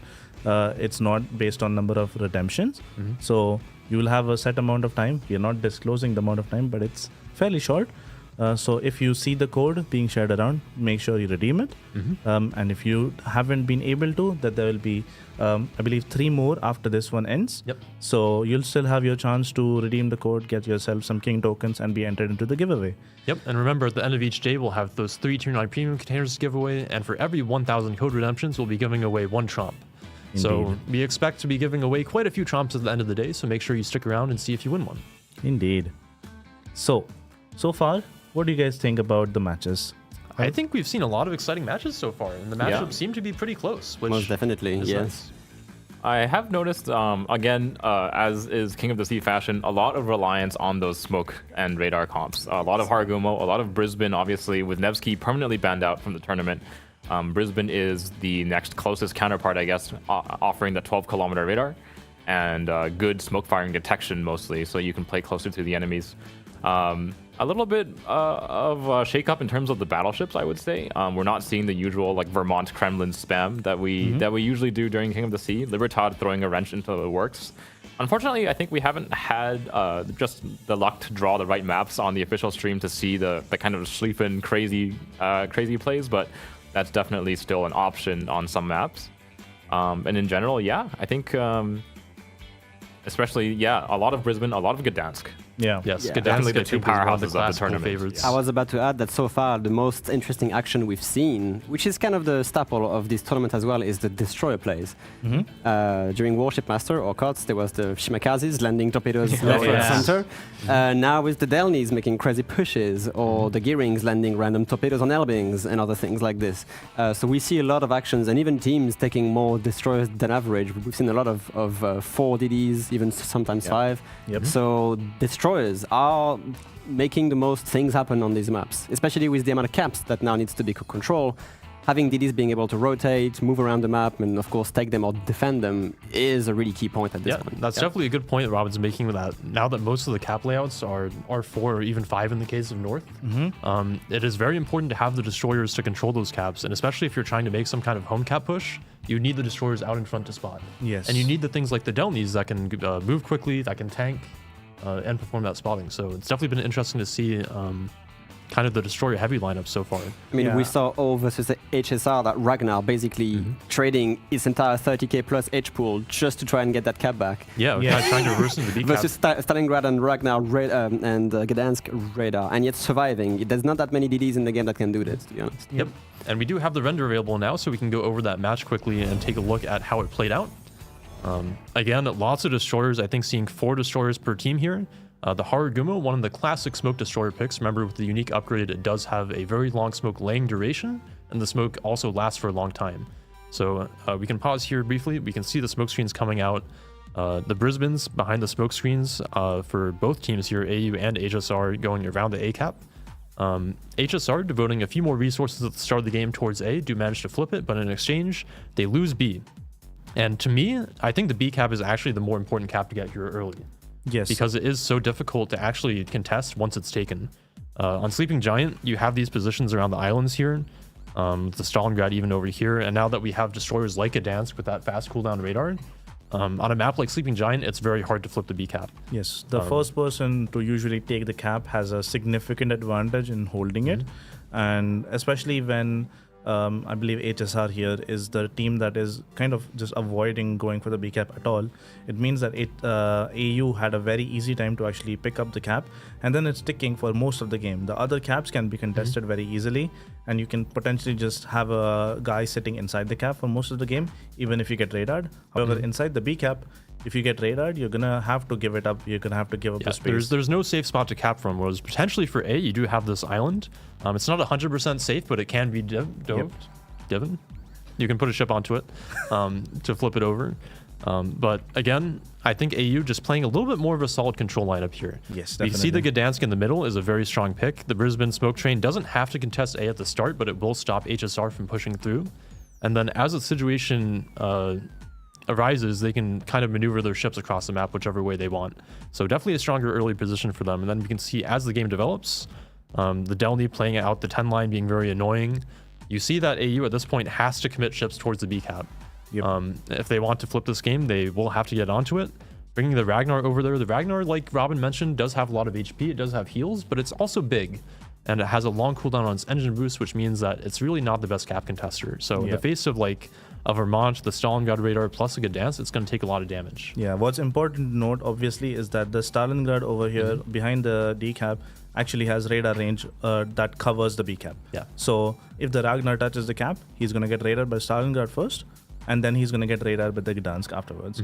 So there is no safe way for the Ragnar to actually contest the cap and flip it in the duration where the cooldown of both the ships that have the radar is on. So they will have to most likely shove something that's a bit bigger that can actually tank inside the cap to at least block the points. And given that it's a 4 cap map and they are on 2-2 and the points are relatively equal, it's either a kill that flips the points into one team's favor or getting an extra cap. Yep. HSR's plan was to get the cap and then chill, but I don't think they actually ended up flipping this cap, and they actually conceded a kill to AU, which basically solidified their lead in the game and then the victory as well. In fact, as the match goes on, you'll see that Ragnar just takes so much damage. So HSR, in trying to flip this cap here, basically trade away one of their ships. And the Ragnar, in the meantime, is not applying its guns to anything. It's not using its radar. It's just sitting here and getting radared on repeat and taking a lot of damage. And we can see AU actually makes a very strong play now that they've seen the Stalingrad try to rotate over towards B on this island. They just walk the Brisbane and Hargum up and take A. Yeah. And like we were saying earlier, that rock in the middle of A provides a lot of cover. It's very easy to cap from. And since HSR are kind of playing a little bit farther back here, they really have no way to stop that from happening. Indeed. So at this point, having the 3 caps taking up the point lead, we can see on the east side of the map that HSR ships have taken a lot of damage. I think AU in general has been trading very well over there, especially with the Colombo damage output. Using that Delny very aggressively in the open water space to keep lights, to make sure that HSR can't try any funny business. And then just solidifying their hold over B with the 2 radars from this position. Yeah. So in this position, it's pretty hard for HSR to swing the game back. Yeah, I definitely agree. I think the game plan coming out of AU in this game has been very good. They knew exactly what they were getting themselves into in terms of having overlapping radars, having backup strategies, knowing how to react and when to actually make a counter push, especially on the A cap. When the Stalingrad rotated off, they immediately saw it and reacted by having 2 of their ships actually just go into the cap immediately and take it. I mean, one of the main things that can stop that push is if you have a cruiser playing this edge of the island here, it can crossfire any cruiser trying to push up. But again, as soon as they see the Stalingrad move away, they know that's a pretty easy position to take. Yeah, So- especially with the Stalingrad and a Brisbane as an encounter, because the Stalingrad overmatches Yeah, I mean, every shot from basically the whole Stalingrad, Brisbane. you're basically dice rolling whether or not the Brisbane will instantly explode, but no such thing to worry about there. So as Exactly. the game goes on, you can see the trades happen. HSR recognizes the need to do something, and they push a lot of their ships towards B, but at that point, they've just lost too much HP. The Ragnar and the Gdansk both go down, and they lose the match. So again, very good control setup from AU here. We've seen a lot of flexibility from the Chinese teams and being very comfortable with either the pushing strategies as well as these control strategies with the Brisbane. So I think every COTS we see them bring a little bit better. So I'm very interested to see how they'll do this one. Yeah, the evolution of these teams has been very fun to watch, especially how they started off a couple of years ago when they were just starting off in King of the Sea and tournaments in general, where they looked a bit confused, not really sure what the meta was like. And they didn't actually end up adapting to the meta, but more creating their own. Yeah. And it's really fun to watch a region which is super innovative in terms of what they want to do and how they want to execute it. So yeah, it's been really cool to watch these guys play. Yep, definitely exciting to see them bring new strategies to the table. I think King of the Sea is always due for a shakeup, and I think combined with the new maps, I think we're seeing a lot of very interesting stuff. So excited what we'll see next. In the meantime, we have our next matchup. Like we mentioned, we'll be going into round number 2 of the pseudo-Swiss stage here, with them EU number 3 versus RSGC Asia number 3. I think, like I mentioned earlier, we saw some of them earlier this year with Warship Masters. How do you guys feel about them? Oh, well. Can't wait to see what Dem has in store this time. I don't know. What a fun team name. Them boys. Yeah, definitely had a really strong showing in WMI. If I recall, they were in the top 4. Yep, they did finish number 3. Yeah. So a pretty strong team. RSTC, however, RSTC, I believe in WMI were eliminated fairly early. I think, especially the EU teams tend to perform really well in WMI because they're practiced and they're really willing to prep far in advance. And for a format like WMI, which has a lot of unusual ships because of the point budget system, we tend to see them as in the EU teams place really high. In King of the Sea, obviously, all the ships are open to the teams. Obviously, they'll have 4 bans per team, so we'll see what they decide to take out in going into this best of 3. But I expect the EU teams to kind of be a little bit more prepared, and especially a lot more practiced playing the smoke play that is so dominant in King of the Sea. So. Yeah, I think it's interesting to note that in round 1 we had 4 Asia versus EU matchups, and Asia actually won 3 out of 4, at least in group number 8 or group 8. And them was the only EU team to actually win out over their opponent. That is both surprising and very cool at the same time. Yeah. To see actually, generally, historically, EU has been one of the strongest, if not the strongest region, and them losing. This is getting confusing. EU losing, EU their losing matchups is a out surprise. in their first matches of the tournament is a very interesting turn of events, and I'm very curious how they're going to adapt for their second round of matches, and if it's going to change, or is it going to be a really sad showing for them where they go out 3-0. Yeah, so it is good to note that at this point both these teams are 1-0. So this will be determining who goes 2-0 or who goes 1-1. We do have our maps. We'll be watching Sleeping Giant, which we did just see with HSR versus AU. So we'll be quite interesting to see how the teams approach this map. Then we'll be seeing Trap and Hotspot again, which I think we saw pretty fun games on. So I'm excited to see them again. is it no Shatter again for the whole tournament? Or I hope we'll see Shatter at some point, but maybe so not. Shatter actually was not banned. The was not banned banned. maps are Land of Fire and Warrior's Path. Which means that it just so happened that they didn't end up picking them. Okay. And the third map is the random one, which was Hotspot. Yep. So speaking of the bans, them opting to ban out the Petro, again, not seeing any Petros so far, and banning out the Brisbane, which I think is actually a very strong ban. Again, with the Nevsky being banned from the tournament overall, the Brisbane is the only other 12-kilometer radar option that you can really put into a smokescreen. So by taking away the Brisbane, you're kind of forcing people to play things like the Des Moines or the Minotaur, which they also banned. Yes. So them, Seems like they went just write down all the radar ship lists and they took out the first, the second, and the third. which is funny because RSTC seems to have issues with the destroyers. However, Yeah. so Banning very, Kleber, very Maxwell, One team Gdansk, banning Ragnar. all cruisers, the other team banning all destroyers. It's definitely an popular interesting ones. one. I'm very curious what they're actually end up playing with, because Yeah. I'm guessing in this case something like a Stalingrad will be one of your main radar sources, given that the everything else that you would generally see as a radar ship is banned. Yeah, I mean, maybe a Worcester, What maybe a else San do you have Martin. left over to put into a smokescreen at this point? I mean, you don't have the Brisbane, you don't have the Des Moines, you don't have a Minotaur. That's really all the strong 10-kilometer options taken away, as well as the 12 kilometers. So you're left Yeah. with, like Baz was saying, the Worcester. Yeah. It's a tough decision. it is, yeah. Or San Martin, I guess, if you Yeah, want the but extra San Martin ability, doesn't but- do as well in No. a smoke as a Worcester That's true, would. yeah. San Martin generally prefers playing open water and being like the kite flank ship.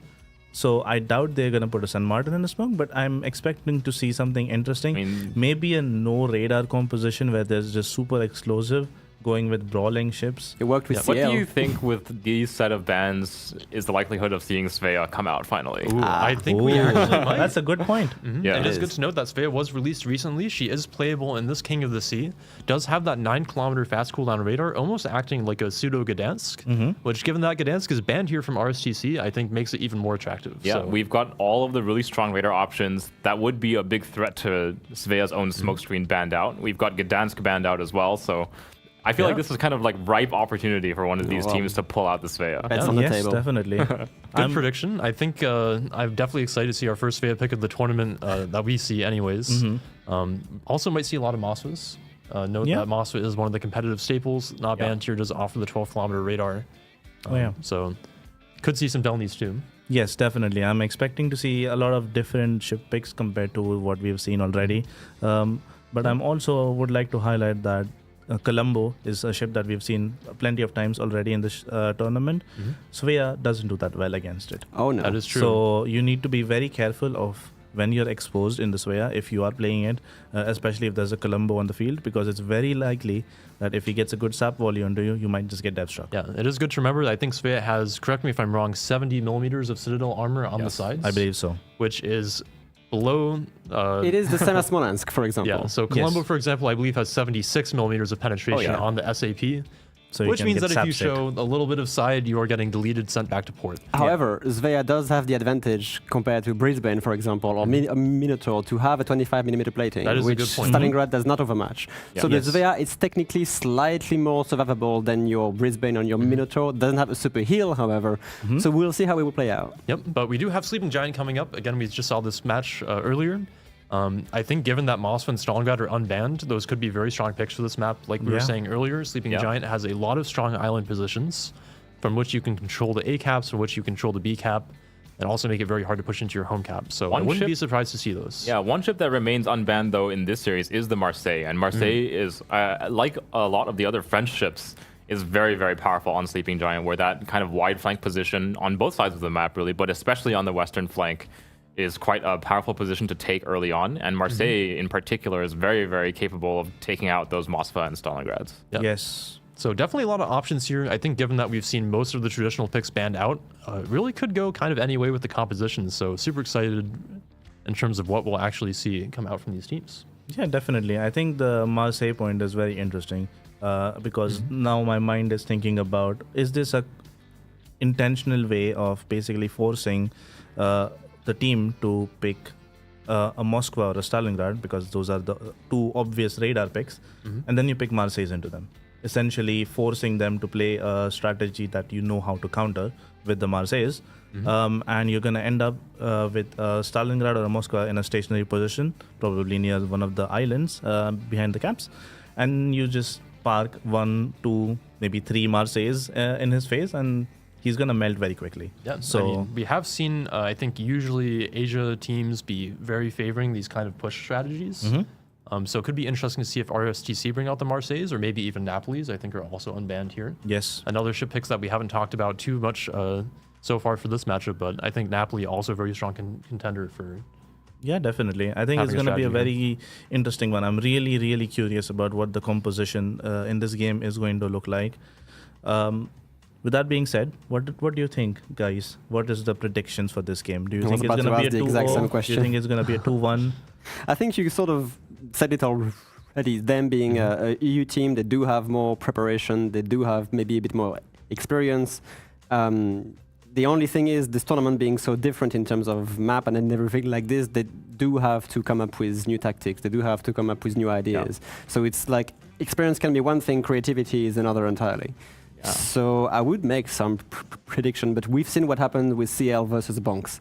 So to be fair, it's on the table. What about you, Izu? I'm kind of liking them. I like them's bans a lot more, to be honest. I think taking out every single radar ship shows that they're willing to play something a little bit different, and I'm kind of expecting them to have more of a concrete plan compared to RSTC, who took out just a bunch of the fast destroyer picks, which is strong in its own right, but we haven't seen them be like particularly like game-changing ban. Yeah, I think I would agree. I think that the bans definitely indicate that them probably has a very specific strategy in mind that they're prepared to execute. So I think I might go with the 2-1 prediction here for them. Yeah. Okay, interesting. I'm actually going to side more towards RSTC. I feel like they are more likely to be the team that plays the unconventional strategy compared to them probably sticking to their roots, trying to stick to the classic EU mentality, I would almost say, of playing a bit more cautious. Basically, control strategies are the favored strategy on EU. And banning out radars does favor a control strategy. But I think RSTC and them are both fairly equal teams. And obviously, they're both number 3 seed for their respective regions. So I would say 2-1 for RSTC, given they win out the first game. If they lose the first game, it might actually be a 2-0 for them.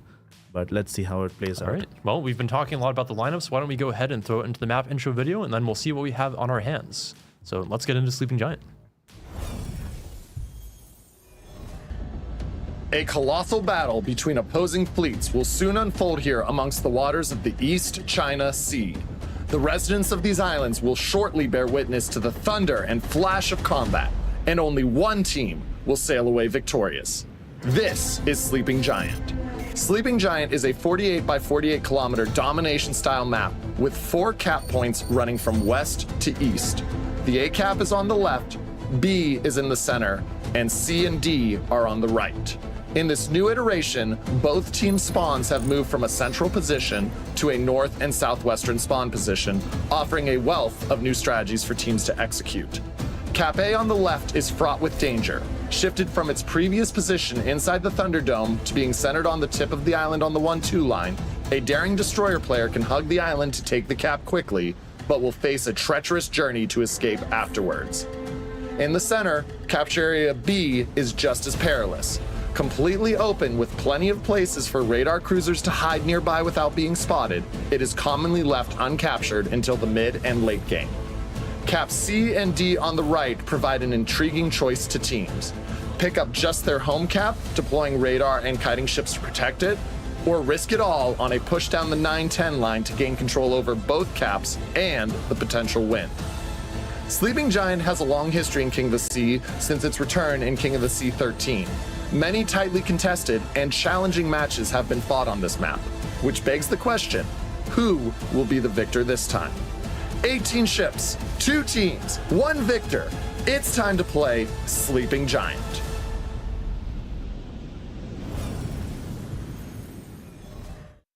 Alrighty, hopping into game 1 between them versus RSTC. Spawning in the north, it is going to be them, bringing in a Libertad and a St. Vincent, 2 Worcesters as their cruisers, 2 Moskvas backing them up, 2 Hargumos, and a Yueyang as their 3 destroyers. Over on the south side. On the other side, we have a Libertad, a Colombo, a Worcester, Moskva, Napoli, Harugumo, Delny, Daring, and Yueyang. Not a single duplicate ships. Both Yueyangs on each teams are running radar, so that will be interesting to see. And yeah, Sleeping Giant, we've seen a lot of things happening on this map. One thing reminiscent of the previous tournament is this Daring here from RSTC, just making its way towards the center cap already to try and capture it. A lot of ships from them going towards the CD push here with the Worcester, the St. Vincent, the Moskva, the Yueyang, and the Harugumo. Yeah, they're going to be pushing into a double battleship deployment, though, from the side of RSTC. It looks like both the Libertad and the Colombo are going to be committed over towards that D cap. Yep.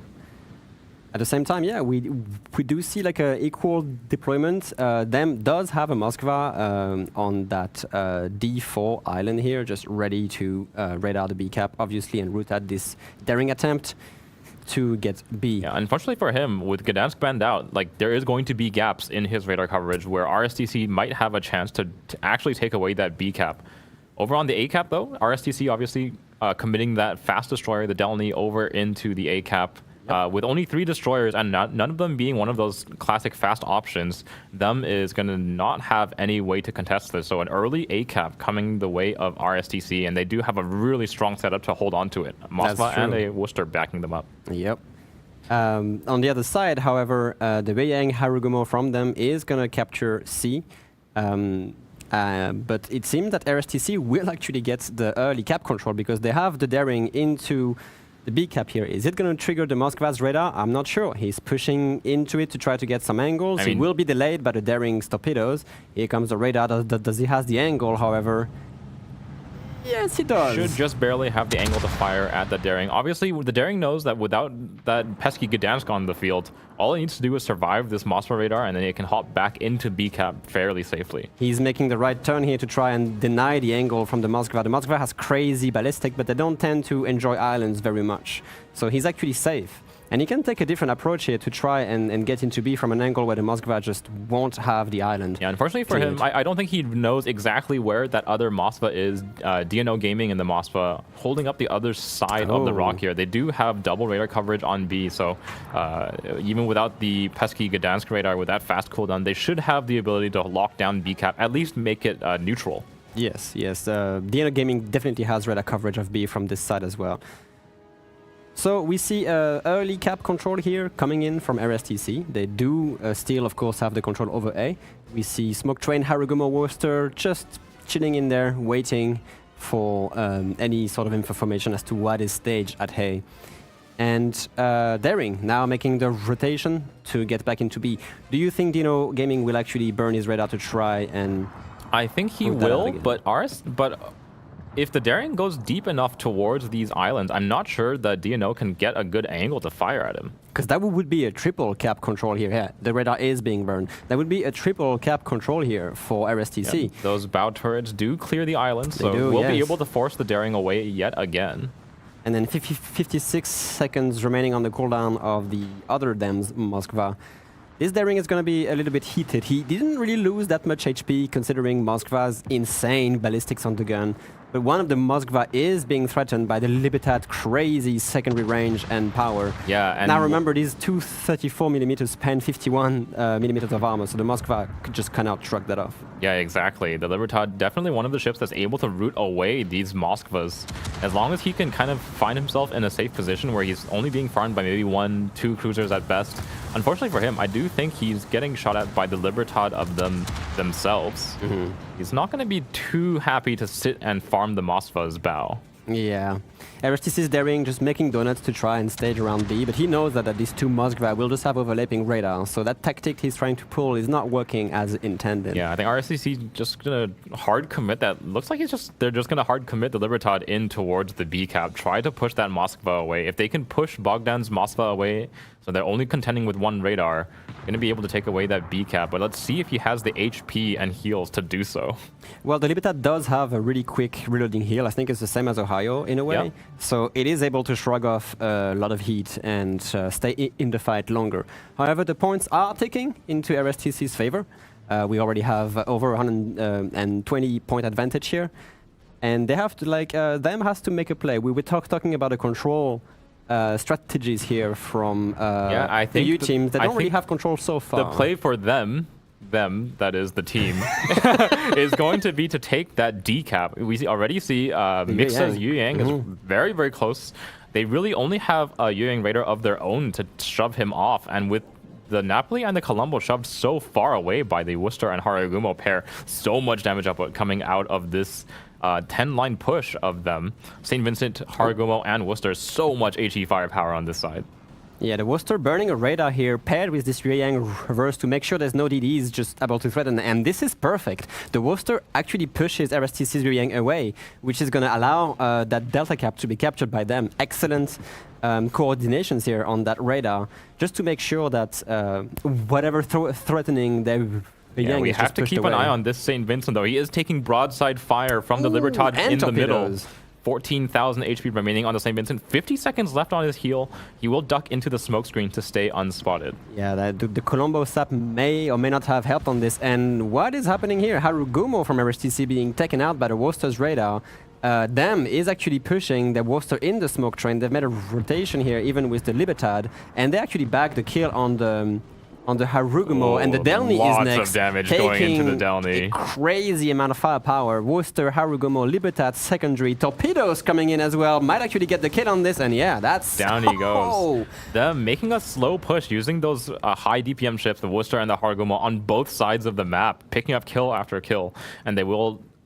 should have position here to take away this D cap pretty soon. That is implacable. RSTC is finally putting that Daring into the cap, and this time the Moskvas don't cycle their radars fast enough to actually get that. Yeah, so they have two destroyers down, but they have a triple cap advantage. Unfortunately for them, they're not going to be holding on to D for very long. Nope. They have nothing in place to shove away Mixa's Yu Yang, so in 20 seconds they will have cap parity again, and them, I feel like, has a much stronger positioning on the map now. They do, definitely. Like them, as you said, now they are playing for the control. All they have to do is prevent RSTC from getting any caps again, and that's it. They back the win here.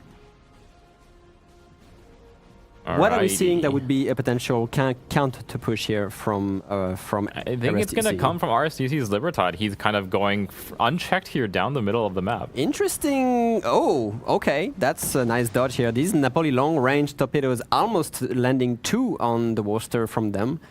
That's not that crazy amount of damage, but still. Meanwhile, RSTC pushing a Libertad in the middle of Bravo. What is the play here with this battleship? He threatened the side of the Worcester for a second there, but he's going to go unspotted fairly easily. I think Libertad is going to have to play that close-range push into the Moskva and the Yuyang. Do we have the try to salvo dislodge going them. out? I don't think so. The Worcester is spotted. Here we go. That's only some back turrets Yes, the here. back turret's coming out onto the Worcester. The Libertad isn't known for being a sniper. It's not super well angled, but Splashes not quite, everywhere. doesn't quite have the accuracy to land the shells into the Worcester. Look at the amount of ships them has redirected towards A. They're just going to walk into this cap and there is basically with nothing with the RSTC loss can of the do about Hargumo, this. there's really not a lot that they can do with this Worcester now. That's the kind of the weakness of these radar ships that are really reliant on the smoke screens. You just cannot play outside your smoke screen in a Worcester. We have to pay attention to RSTC's Libertad because this is where most of the action is going to make. He made a very interesting push towards C here, but he will have to face a St. Vincent at close range. Now, this is a matchup we've never really seen before. Yep. Libertad versus St. Vincent. Both ships have tools. Oh, and he does find a shot while He the St. does, Vincent's yeah. not well angled. Oh, Doesn't quite no. have a good connection, but he is. But the Colombo SAP, though, as a Yes. backup lands. Oh my. 20,000 damage coming out of the Colombo. St. Yeah. Vincent is burning his heel, but with this much of an HP disparity against the Libertad, he does Respect have to rely the on sap. those torpedoes. Now, what is the St. Vincent going to do against the Libertad? We saw Libertad getting obliterated when showing broadsides, and the St. Vincent does have some very punchy guns here. Let's see if this works. That's a lot of broadside That's a coming lot of from angle, RSTCs. yeah. Let's be careful about this because this could trade. Oh, here we go. The Libertad does overmatch the St. Vincent bow, however, but the Libertad is such a maneuverable battleship Yep. that these torpedoes don't really pose that much of a threat. And down goes the That's it. St. Vincent Libertad now with a lot of space here on the map. Does step onto the sea cap, dodges that torpedo, so should be fairly Oh, safe that's here. the wrong turn to take, however, because there's deep waters coming Oh, in from the yeah. Beiyang. This is not the turn you want to make at this point, but I don't think he knows that the Beiyang torpedoes Yep. are on the Those way. are deep water torpedoes, so stealthy. It looks like he might land 3. He's Libertad gonna take 3, yeah. SAP salvos coming on. Sorry. should now have spotted the torch, but that is That is going to a be lot of a damage. dead Libertad very, very quickly. Does the Worcester survive the salvo? He does not! He Oh! explodes, however! He explodes from that! So this might be a really, really nice trade. However, 3 points control from them at this point. With And RSTC Colombo. does have the Hargumo spotted as well. Okay, the Congo line torpedoes from RSTC is coming in on Dino Gaming's Moskva is gonna back the kill. Meanwhile, the Colombo is pushing into D as a counter push. RSTC just actually turns this around. Yeah, the that Yuyang, was however, insane. The Yuyang, however, is in trouble. He is trying to get away from the other Yuyang's radar, but what a turn of event we saw from RSTC. RSTC just in one fell swoop cleaned up the entire CD side. That is ridiculous. Really well played from RSTC here. Okay, then on the back foot, back again for them. They have to make some kind of play at this point. I don't think they have the time to do so. There's about a 140 point advantage now for RSTC. Have taken their decap back. Just a Yuyang to stall on the C cap. That trade on the Worcester was exceptional, I have to admit. Beautiful shooting coming out of the Libertad. Really well support. Really good support fire coming out of Colombo, finishing off the St. Vincent before he really has a chance to do any damage to the Libertad. It means that RSTC pick up the entire CD flank. We are seeing RSTC's Moskva, however, being in a little bit of trouble. He has a Libertad pushing up his rear with a Moskva in the front and a Worcester about to farm him from the Harugumo smoke. So them is actually, they have time. They have 2 minutes. They just have to try and get the Moskva kill and then maybe try to walk their own Moskva into B right now. Yep. We might see a ram happening here if they force RSTC's hand at this point. I mean, Moskva honestly, is going to have to make a play. a ram would be the best play for RSTC in this situation. I do think they have the Colombo coming up. Oh, yeah, I they mean, do. the Libertad is taking a lot of damage. The long-range Worcester fire and damage coming in from Colombo's sap as well. This is very interesting. We might see another down to the wire. So much fire being poured on the Moskva here. And RSTC's Daring's torpedoes might or might not connect against the Libertad. The Libertad is aware that it's just too hot to handle and has to make a turn for it.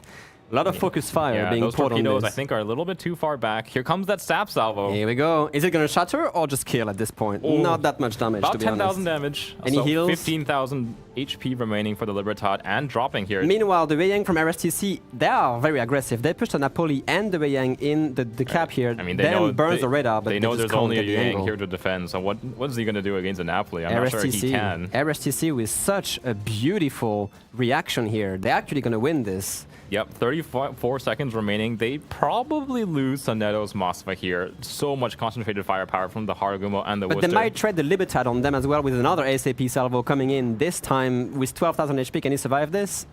He 8,000 does. HP remaining. Moskva Does have goes a heal down. remaining, so they buy a little bit of time with that Moskva death. About 30 seconds, yes, but that's about it. That's about all they're gonna get. Maybe them can try to walk the Moskva into I B, think but at this their play point... here is going to be to try to kill the Colombo before the Libertad goes down. Colombo. They are pushing the Moskva into it. They have to try and get the Moskva into B to at least counter the point. 20 seconds here. There's no time to hesitate. They have to put the Moskva into B to It's try a and buy race that to time. kill here. The Libertad or the Colombo. 15 Colombo- seconds towards RSTC at this point. Can they make it happen in time? Oh, a big chunk, another big chunk coming out of the Libertad. I think RCC will And beg that's the it. kill here. That's the win. That's the win for They will RSTC. take away the game. And the looked Colombo- Like, it looked like them had total control of that match, and then suddenly RCC begs 3 kills over on the CD side immediately. MVP for that Libertad play, I have to Yes, admit. I It think- was unexpected and it was brilliantly executed with the Colombo support, of course. Yeah, the Libertad making a deep push into the C cap, and then a nice set of daring torpedoes as well, cleaning up the Moskva. So Really Yeah. good prediction, Baz. Yeah, Baz is on it. I mean, I think that has to be the most exciting game of the day so far, and, Oh, we're just getting started. So Yeah. very hopeful for the series. RSTC did not look good at the start. yeah, I think them's game plan, banning out all those radars. I think even in Warship Masters, we saw them be very comfortable with the Worcester smokescreen. So very well practiced with using that 9-kilometer radar. Bringing 2 of them, RSTC only brought 1 smoke radar train. Yep. And having very solid control over both flanks of the map, essentially. Having that good A control, having the good CD control, and also picking up the early kills on RSTC. yeah. I But- think they were really. They did a much better job than RCC did of putting those Worcester and Haragumo DPM to use. Like, Yeah. definitely found a lot of damage output out of those smoke screens. Yep, and they even picked up that Haragumo kill on the A side, but what they didn't account for was the Libertad. Yeah, he going just walked through the middle of the map. straight through And B-cap. Straight through the B cap, then goes into the C cap, which is them's home cap, Mm-hmm. and then walks off with another kill after killing the Vincent. Yep. Now that is some ridiculous things that you just generally don't expect a battleship Yeah, to do. not only did they especially get the with Vincent zero kill. support. Yeah, they get the Vincent kill. The Colombo did a lot of damage to him as well, but then the Libertad finished it off, and then he dev struck the Worcester on the border. Yes. And right So- after this, the daring from RSTC actually just Congo line torpedoes the Moskva about 30 seconds later. Yeah, we Yep. can't forget that. And then they also pick up the Haragumo kill that was Yeah. paired with the Worcester. So huge plays from RCC on the east side of the map, recognizing that they're down a ship, that they're not going to be winning the west side, and reacting almost instantly. And I want to say they also did a good job on the west side after their Haragumo went down. The Worcester ran straight away. Yeah. Didn't expose Yep. himself to unnecessary risk, stayed in position, kited back towards the middle of the map, and put a lot of damage onto the Libertad as he was kiting. I want to point out, thanks to the new handy damage mod that we have Yep. showing the damage, the Colombo did so much damage this game. He Yes. ended the game with 175,000 damage, That is sap which for is you. absolutely ridiculous for a 9v9 COTS game. He literally just kept his guns shooting the entire match and was just doing so much damage. Yeah. So he was, I think, pretty instrumental in actually converting a lot of the kills that RSTC got, especially towards the end of the game. Yeah, absolutely. I mean, throughout most of the game, he was again chilling, mostly in their home cap and just shooting on reload, making sure that anyone who is peeking, exposing themselves unnecessarily, is going to take some damage and then have to respect his presence. And then eventually, he did play a fairly big role of just walking into the recap and make sure that no one else takes it. And having a battleship with that amount of HP in late game, with also obviously the firepower it brings, sitting in the middle of the map is something that you have to respect. Yeah, it's a huge And, problem. It's a huge problem for them. In the end really did not have a very good answer to this, because the Moskva did eventually end up in the B cap as well, but it was a bit too little, bit too late. And even if him actually getting in the cap and killing him, I don't think they actually would have won. It would have been a tied game again, where the last kill would have most likely decided the the game, and the Libertad from them boys was most likely going down anyway. Yeah. So Yes. I mean, we've seen Libertad be a very common pick so far, and a lot of teams valuing it. Obviously, a huge play here from the RSGC Libertad, but I have to say, I don't think I saw the them Libertad be too impactful in this match. No. Maybe helped out a little bit with that west push, but then he just took so much damage while actually making the push from A towards the middle of the map. Yeah. Well, he did take Yang torpedoes in the end as well. yes, But yeah. I think what is very important also to notice is that the them side defense was probably mostly farmed out by the Colombo, and as a result, they were not able to be as aggressive and as upfront with just tanking some damage to make sure that they don't give up too much ground. And that is obviously where we can say Colombo again did a really good job from RSTC with applying the damage, applying that pressure, especially in the mid and early game, and allowing them to actually exist to make plays in the late game. Yeah. I think we saw them again in that early game have that super good control with the Worcesters. They played their smokescreen very well in the east and the west. But I think the Colombo just got a few too many opportunities to do damage to the battleships. Absolutely. I think RSGC made the proper call in that on the east side, they just had to kite away from that smokescreen. But in the meantime, they're just pumping out damage onto the battleships and keeping their ships alive. The Napoli ran to the border. He knows he can't fight the smoke Harugumo. Yep. And then only after the Libertad makes his play does he push back up with his friendly Yo-Yang. So I think very good reactions from RSGC, clutching out the middle of the game there, and really just showing a very good initiative that we usually see from the Asia teams. Yeah, for sure. Where they may not be as strong at these control setups, they may not be as strong in the early game, but once they see a mistake, they can capitalize it in an instant. Yeah, very, very quick to turn that tide. The daring torpedoes, obviously, a little lucky. Obviously, single fire torpedoes, you never know when they're going to land, when they're not going to. But that's what they are for, yeah, however. exactly. It's literally just putting as much torpedoes in one single channel, and in this case it works brilliantly for them. I just wonder, however, I would have liked to check if RSTC's Libertad, who made the push in the middle, had Brisk as a skill, because it's not supposed to be that quick. Libertads are like 30 knots Yeah, or about something 30 like knots. this. Yeah. So it was really fast, even just beating the St. Vincent to the rotation as well, and getting into the cap at the same time, which is crazy to me. Yeah. I mean, I'm sure he did have Brisk. In general, Brisk is a skill that you will pick on every single battleship you actually see in King of the Sea. Okay. So unless it's a very specific, maybe Schlieffen is the only battleship in COTS that you might not see with Brisk purely because you just lack points. It's Where- already fast enough, I guess. It is fast way. enough, and You also will generally usually want you are IFHE. giving a Brisk for IFHE on Schlieffen. So that would be something. But I think the Vincent from them was beaten to the punch primarily because they already had that game plan in action, and they were already making the move before the Vincent actually realized what was going on and then reacted to it. It is a good point, though, where if the St. Vincent had been able to make it to the channel before the Libertad made that push, the torpedo probably would have stopped it Would in have its been tracks. a bigger deterrent, yes. Yes, for sure. Also, Libertad has cruiser-like handling at this point, so at that range of 6 kilometers, you have plenty of time to avoid them. Yep. It was interesting to see the first Yo-Yang picks of the tournament as well come out. One of those traditional radar destroyers that we've seen in the past be quite useful. I think with the Gdansk being banned out, it's kind of returned to its rightful place in this series at least. For sure. And the deepwater torps can be a huge game changer.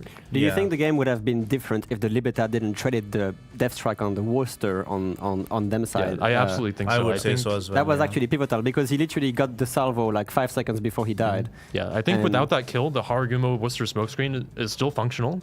I think them still has a very strong hold in that cap. They will kill the Libertad, and they can just kite away with the Worcester. But with the Worcester being dead, there's really not too much for them to do anymore. Yeah. Yeah, I definitely agree. I think going for the 1-for-1 trade with the Vincent, while is okay, getting a 1-for-2 is significantly more valuable. Oh, yeah. And might actually end up in a snowball effect where if you are a ship up in advantage, especially fairly late or in the mid game, you have enough map presence where you are able to just collapse on the enemy team. Yeah. All right, I well, think- we do have the render available, so we can go ahead and take a look at this RSGC comeback here. That fantastic play through the middle of the map from the Libertad. So why don't you go ahead and take the render away, Baz? You can see, again, a lot of destroyers from the RSTC side bringing 4 DDs, 3 DDs from them side, and again that double smokescreen pairing. Yeah, very I think effective. I would like to already mention, compared to the previous game on Sleeping Giant, we see the RSTC daring go for the early B cap. Yep. And is immediately countered by the 2 Moskvas that are sitting behind the 2 islands, one next to the sea cap, one usually around the cove. Yep. And there's a double radar, which means that daring is very unlikely to actually get the cap. I have to say, I do really like this initial deployment from them, where they know they don't want to contest the B cap, but they still have a plan in mind to stop it from being flipped. Exactly. When you have the Moskva here able to get shots onto the island, as well as the island position here with your second Moskva, the double overlapping 12-kilometer radar, means you're really not going to be at risk of losing that cap. And then you're not also really giving up too much firepower on the rest of the map in order to do that, because this Moskva can shoot all the way down the east side of the map. Yes. So it's still a very powerful position. And again, they have the double smoke screen. They have that 9-10 line push coming out with the Harguma Worcester here. And then they also have a pretty light force on A here that will be able to repush this side later. So they have a very flexible deployment, a very strong control setup that we usually see coming out from the EU teams. And I think they were definitely favored in the early game. Yeah, absolutely. I think their opening deployment was definitely a favorable one. I kind of predicted that they would be playing this sort of strategy, very control heavy, playing around their 2 like middle of the map anchors of the 2 Moskvas. And they played very well around it until they really, I think there was a slight maybe lapse of judgment where they just gave up the middle of the map. They were maybe a little bit overconfident, maybe did not expect the huge plays coming out. We can see here that the St. Vincent is taking a ton of damage, though. Yes. He's pushing very aggressively behind his Harguma Worcester here in order to help flip the decap. And in the meantime, the Napoli and the Colombo are just applying so much damage to him. Yeah, absolutely. And we knew that from looking at the damage that the Colombo did, he was definitely and he actually almost dies in doing here. that damage. Yep, so he almost goes down there, does manage to heal up and get away, and then we have the Libertad sending it through the middle of the map, picking up the St. Vincent, Dev striking the Worcester on the border there, and then they even pick up the Harguma with the Yu Yang radar as well. And at this point, them is a little bit too far behind and will not be able to carry the match. So very well played from RSTC here. We will be moving into game number 2 here shortly, so why don't we go ahead and throw it away to the map intro video, and then we'll see what the teams bring.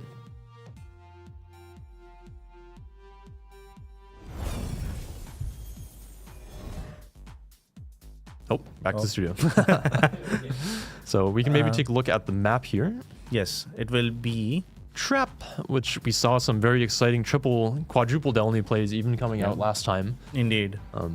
So Do you see a world where we see a very similar strategy with the Delnys again? yeah, let's send it away to Trap. We'll see what happens here. I think we might see Delany's.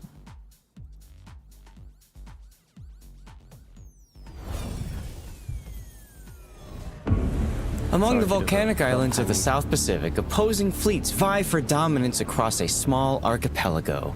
This tropical paradise will shortly be sullied by the sound of gunfire, and only one team will be declared champion. This is Trap. Trap is a 42 by 42 kilometer domination-style map with 4 cap points running in a line from southwest to northeast. The A cap is in the bottom left, B is in the center, and C and D are in the top right. Previously located by the southwestern island chain, the A cap is now centered on the corner. With a radius of 15.5 kilometer, the new cap provides plenty of space for smoke destroyers and radar cruisers to play inside. Push too far, however, and teams will find no hiding place. The half-submerged caldera in the center of the B cap is frequently a magnet for destroyers seeking shelter. But breaks in the islands along the edge of the capture area make this a risky play. To the northeast, Cap C and D now offer new choices. Islands in each cap provide the opportunity to hunker down and defend. An intrepid team may look to take the large island in between the caps and gain the advantage, and perhaps victory. 18 ships, 2 teams, 1 victor. It's time to play Trap.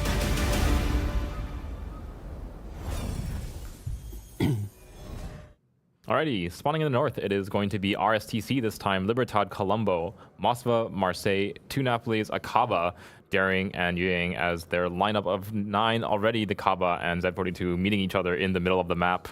On the side Yep. of them, Them has brought Z42 Vampire to Harugumo, Napoli, Marseille, Moskva, Worcester, and double Libertad. We already see some action in the cap, as you said. They've sent the Khabarovsk into Bravo. I would have expected the Kaba to work around the A area, being a kind of I'm an surprised. open water gunboat king, but they're putting the Khabarovsk into B, and it's going to stay here for a while. yeah, Z42, obviously one of those German destroyers, has a long-lasting, long-range hydro. It's going to be able to lock down and spot the B cap very, very comfortably here. It's very difficult to get ships out wide enough to get fire onto the Z42. Meanwhile, them is sending Harugumo, Worcester, Napoli smoke train towards that massive A cap. He's going to be met by Yueyang, Just- Napoli, Colombo. Just a Yang committed here for So now. far, yes. Yeah. With the Napoli as a backup, but at the same time, you know how it is. The Yang is radar, however. They will just have to be careful about the Worcester. Yeah, I think obviously. if Yang is at all in range to radar that Worcester, I don't think he's surviving. I'm not sure either. Between the Napoli SAP secondaries, the Harugumo DPM, and the Worcester on top of it, not fun.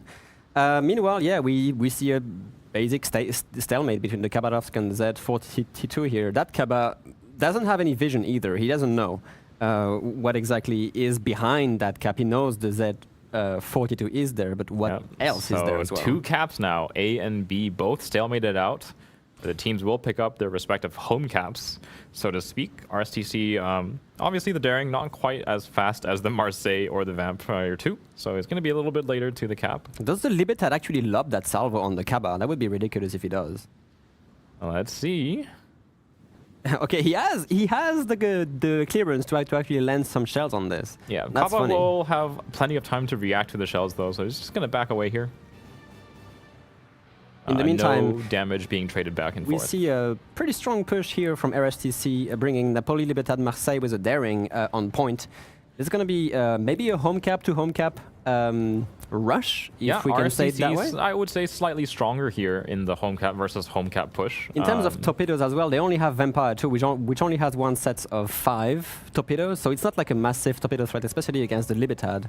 However, the guns can farm down anything fairly yeah, efficiently. Vampire 2 definitely a little bit more gun firepower than Daring. Obviously, lacks the kind of the cockroach-like survivability, but does offer a creeping smoke screen. Doesn't really have anything to pair with it this time around, just a Marseille and a Libertad behind it, but it's just kind of a defensive smoke, so... and you can see them is playing fairly defensively on their D side, holding right around the rocks here. Oh yeah.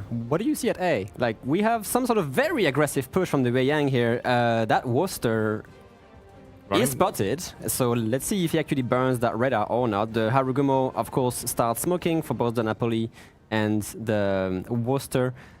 So now they know exactly who is there. There's Yeah, DD. I'm honestly surprised that RFCC is this deep into the smokescreen play. Like, Lots of Yang torpedoes is as well. so close to them. He's obviously playing right at the edge of that Worcester radar. Yeah, so. the torpedoes picking up the Weiyang torpedoes just on time for the Napolis to avoid them. The Worcester has to maneuver a little bit more, but there's going to be a lot of torpedoes flooding into that smoke. I don't think they're going to be that big of a trouble. And they do not have a hydro up for the second set. They do. Wait, the hydro just died. Yes, they do not have a hydro up for the second set, and they are both turning into it. The Harugumo will spot them, but is it going to be enough? I'm not sure. We might see them just evade everything.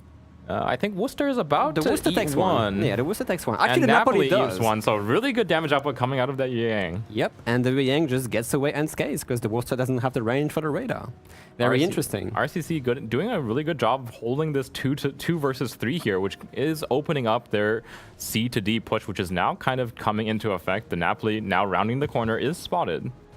The day is still very early, however, because it is only a Napoli and a Weiyang, so they won't be able to hold at that cap forever, especially if they decide to keep pushing and eventually start spotting that Weiyang from RSTC. The Kaba still stuck. The Z42's hydro went on the cooldown, so he has a little bit of maneuverability now at this point. Yeah, it's just choosing to take the edge of the island to get a little bit of damage onto the Colombo. And then never mind, I said this, but the Z42 just burns the hydro again. So yeah, here we go. We do see the push acted up here. I was saying that the Daring only had 5 torpedoes, but the Libertad actually takes some, and it seems the Napoli as well. Let me just see it really quickly. The Napoli from RSTC indeed took Okay, no, I believe it was got just damage found by output the coming out of the Worcester, Marseille. yeah. We do have your predictions in, 55% for them and 45% for RSCC.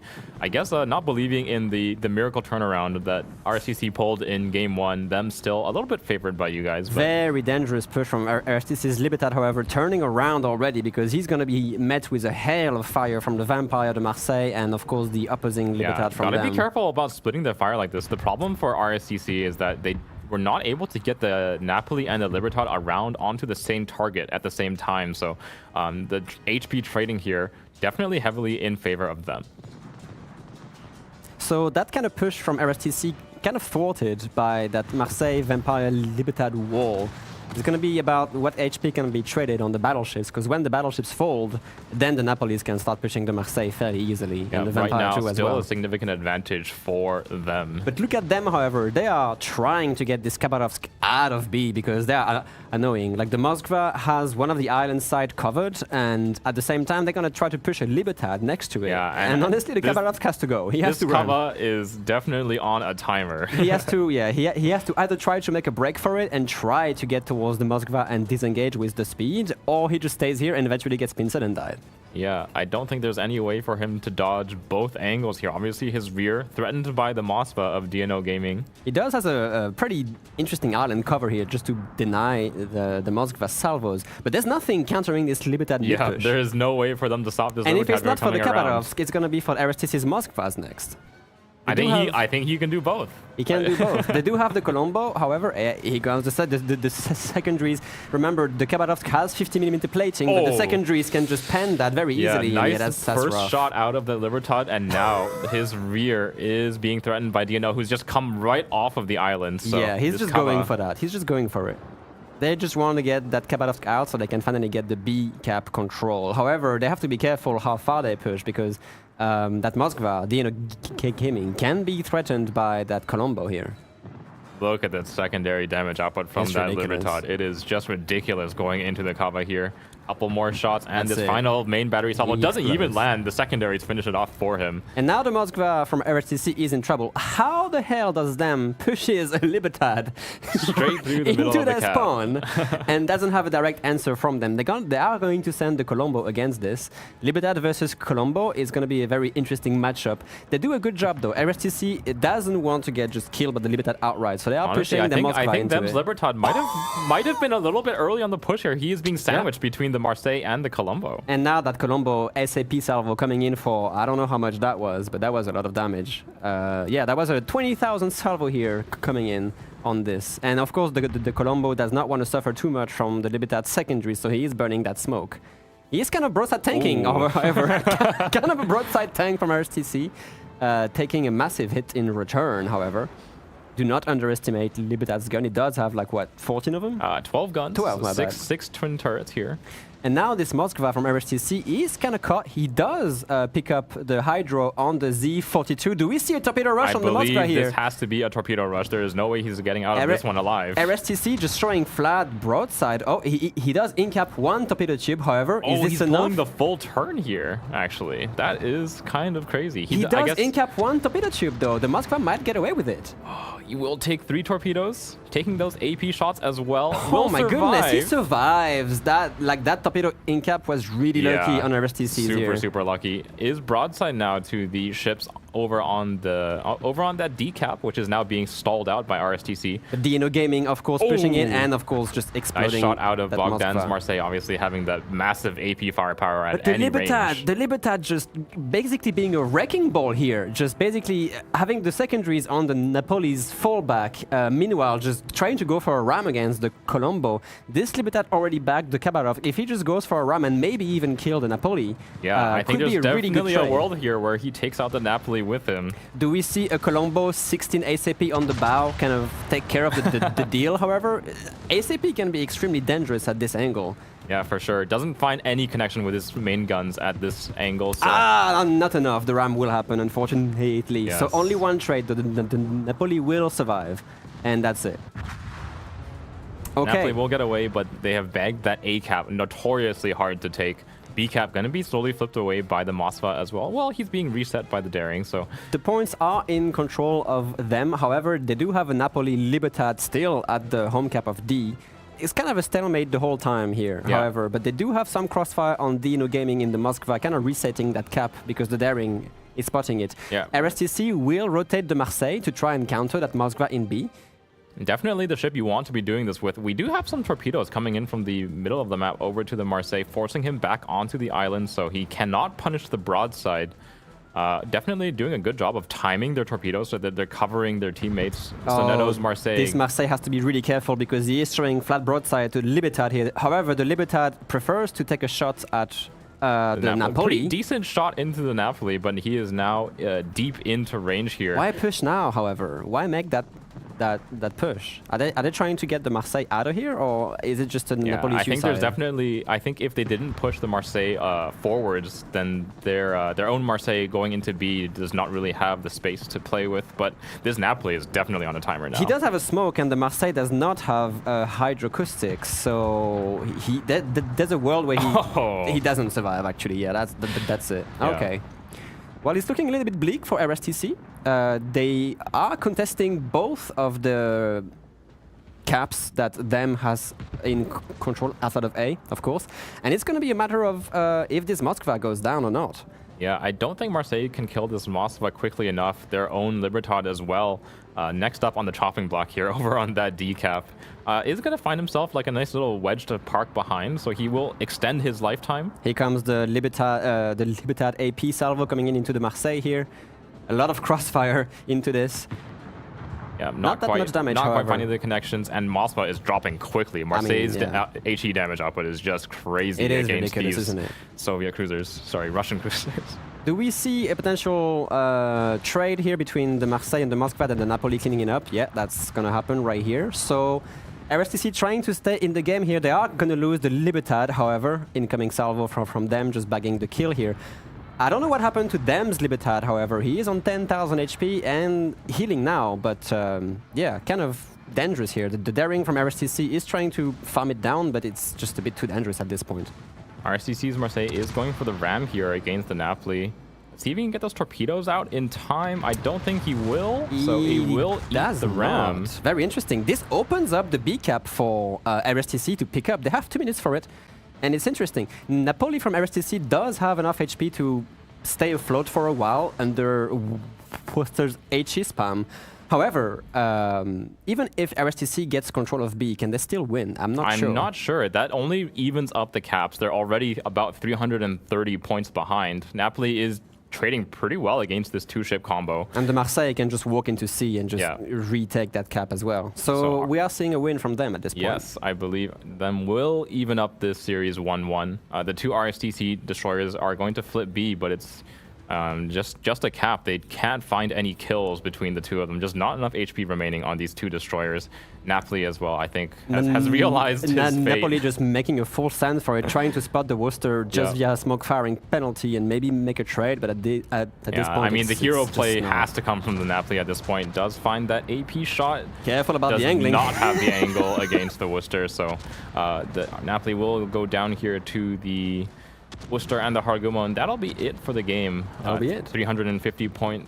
Lots of kills in this game, however. Definitely Lots one of the kills. bloody. Oh, just right as I say that, he does find a good connection into the Worcester, but it's too little, too late. We'll go down here to the HE fire from these two very high DPM ships. And that's it. As the Marseille walks into only C. the two little destroyers remaining. Not a ton of HP left either. So no. Look at the damage from the Libertad from them, however. He barely survived that last engagement against the Napoli and the Daring.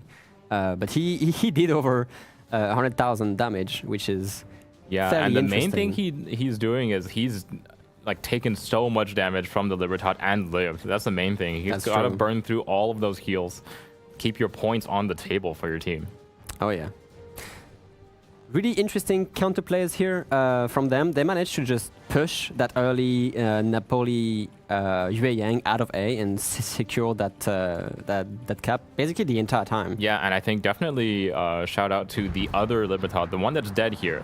Pro streamer in the Libertad was definitely the hero of them this game, pushing right through the middle, taking away all of that control, and then trading out another battleship on his way out. Yeah. Why would they put the Khabarovsk into B, however, is my question. Yeah, it's kind of a strange choice in my opinion. Kaba definitely a ship that you would like to see in the open water, doing its thing, farming, being a little cockroach.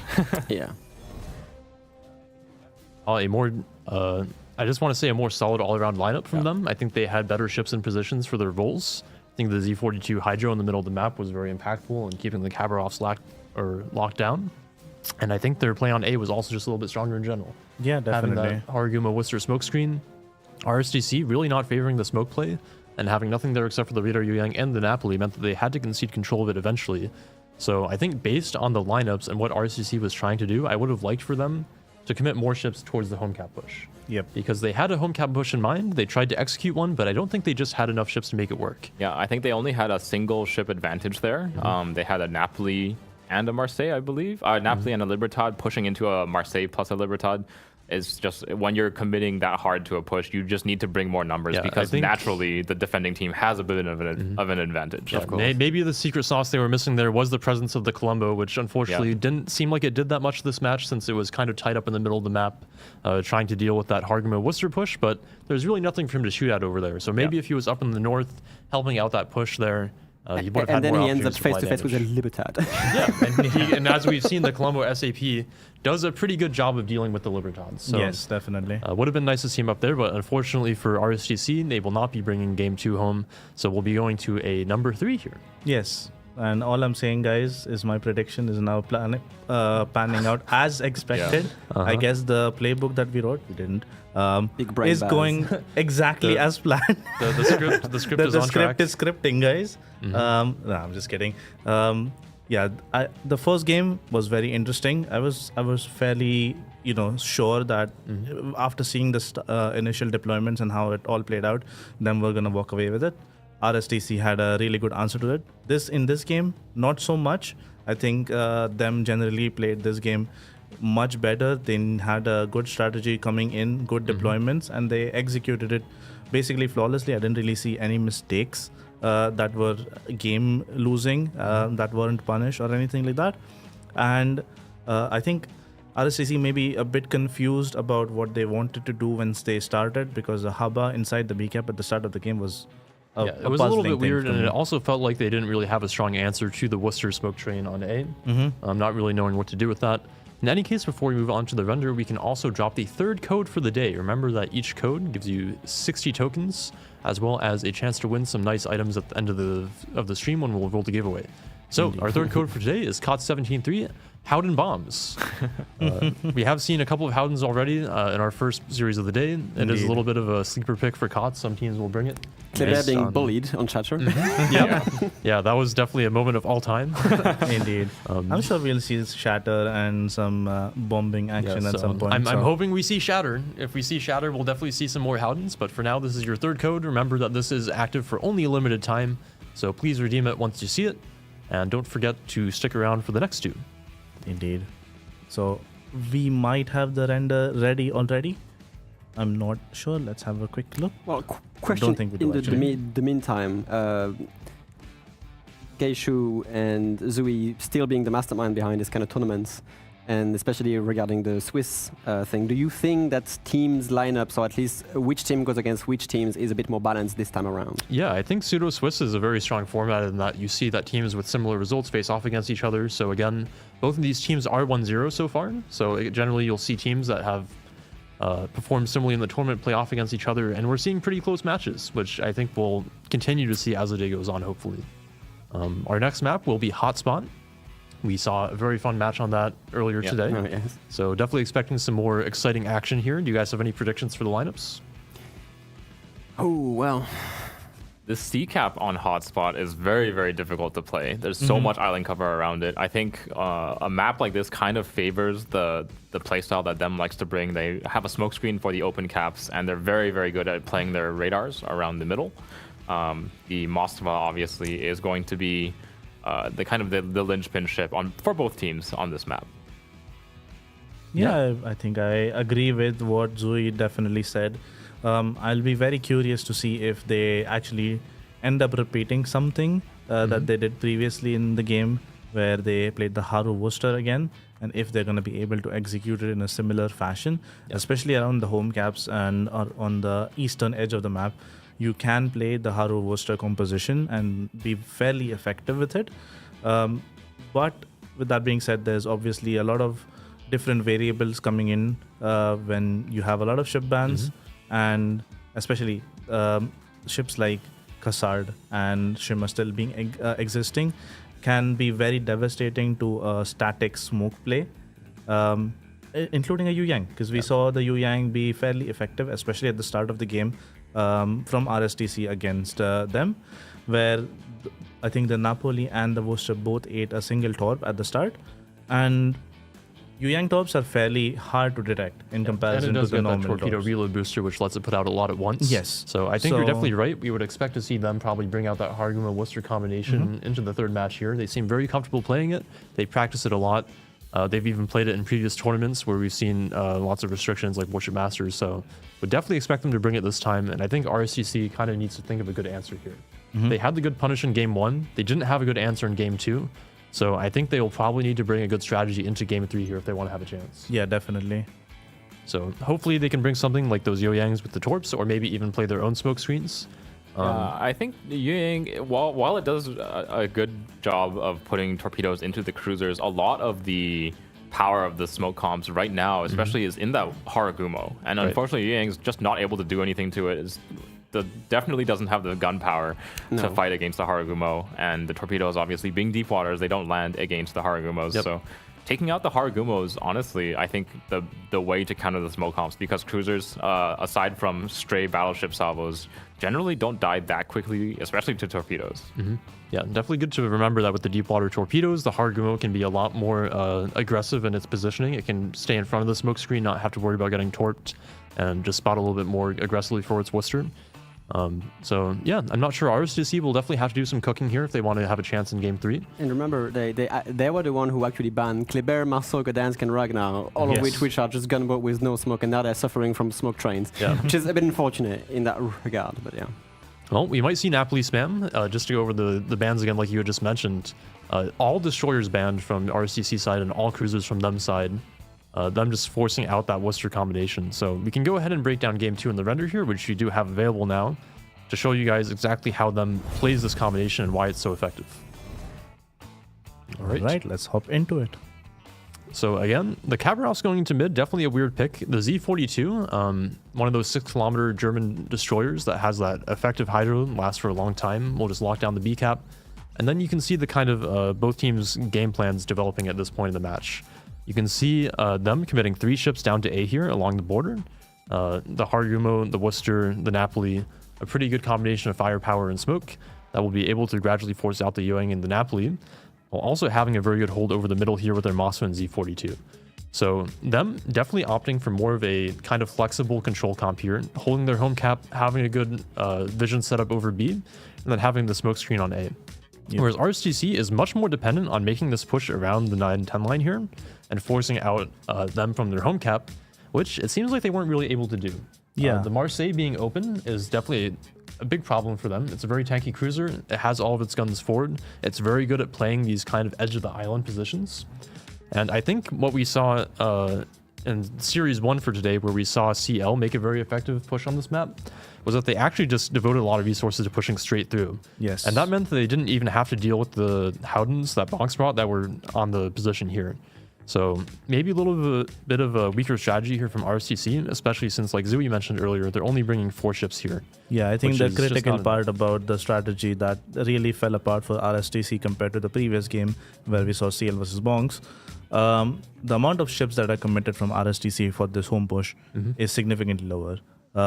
CL brought 7 ships to do the home push, and that's primarily, in my opinion, the reason why they were able to brute force through essentially the open side of the CD caps, whereas with RSTC only bringing 4 ships, they have to respect it and have to go around the islands.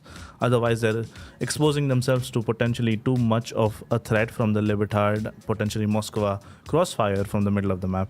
So in this case, I think the decision they made was correct, but it was probably not a good strategy in that sense. Yeah, the execution definitely could have been better. We can go ahead and take a look at the rest of the match here. And, like we were saying, the Colombo in the previous match did a lot of damage, but in this match, he's kind of on his own over towards the AB side here. Doesn't have a lot of good targets to shoot at, whereas if maybe they had positioned it closer to C and D, it would have been able to shoot at the Libertad, do a lot more damage there, and kind of be the key to the success for RSTC. But very good play from them, very controlling. We'll be going into game 3 here in just a second here. Any predictions for now that we've seen the first 2 matches? I have no idea. I think that them. I will retract my previous prediction, and I Can't think do that. I think them has repeatedly shown that they have a much more practiced and prepared play style.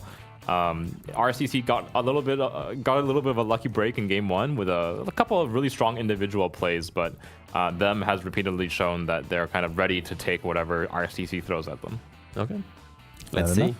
All right, well, we can go ahead and throw it to the hotspot map introduction video here, and then we'll see who takes away game 3 in the series.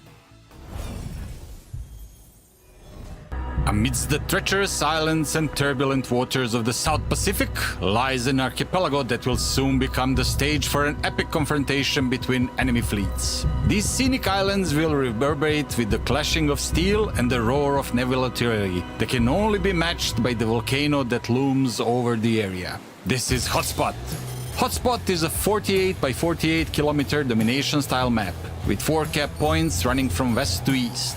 The A and B cap are on the left, C is in the center, and D is on the right.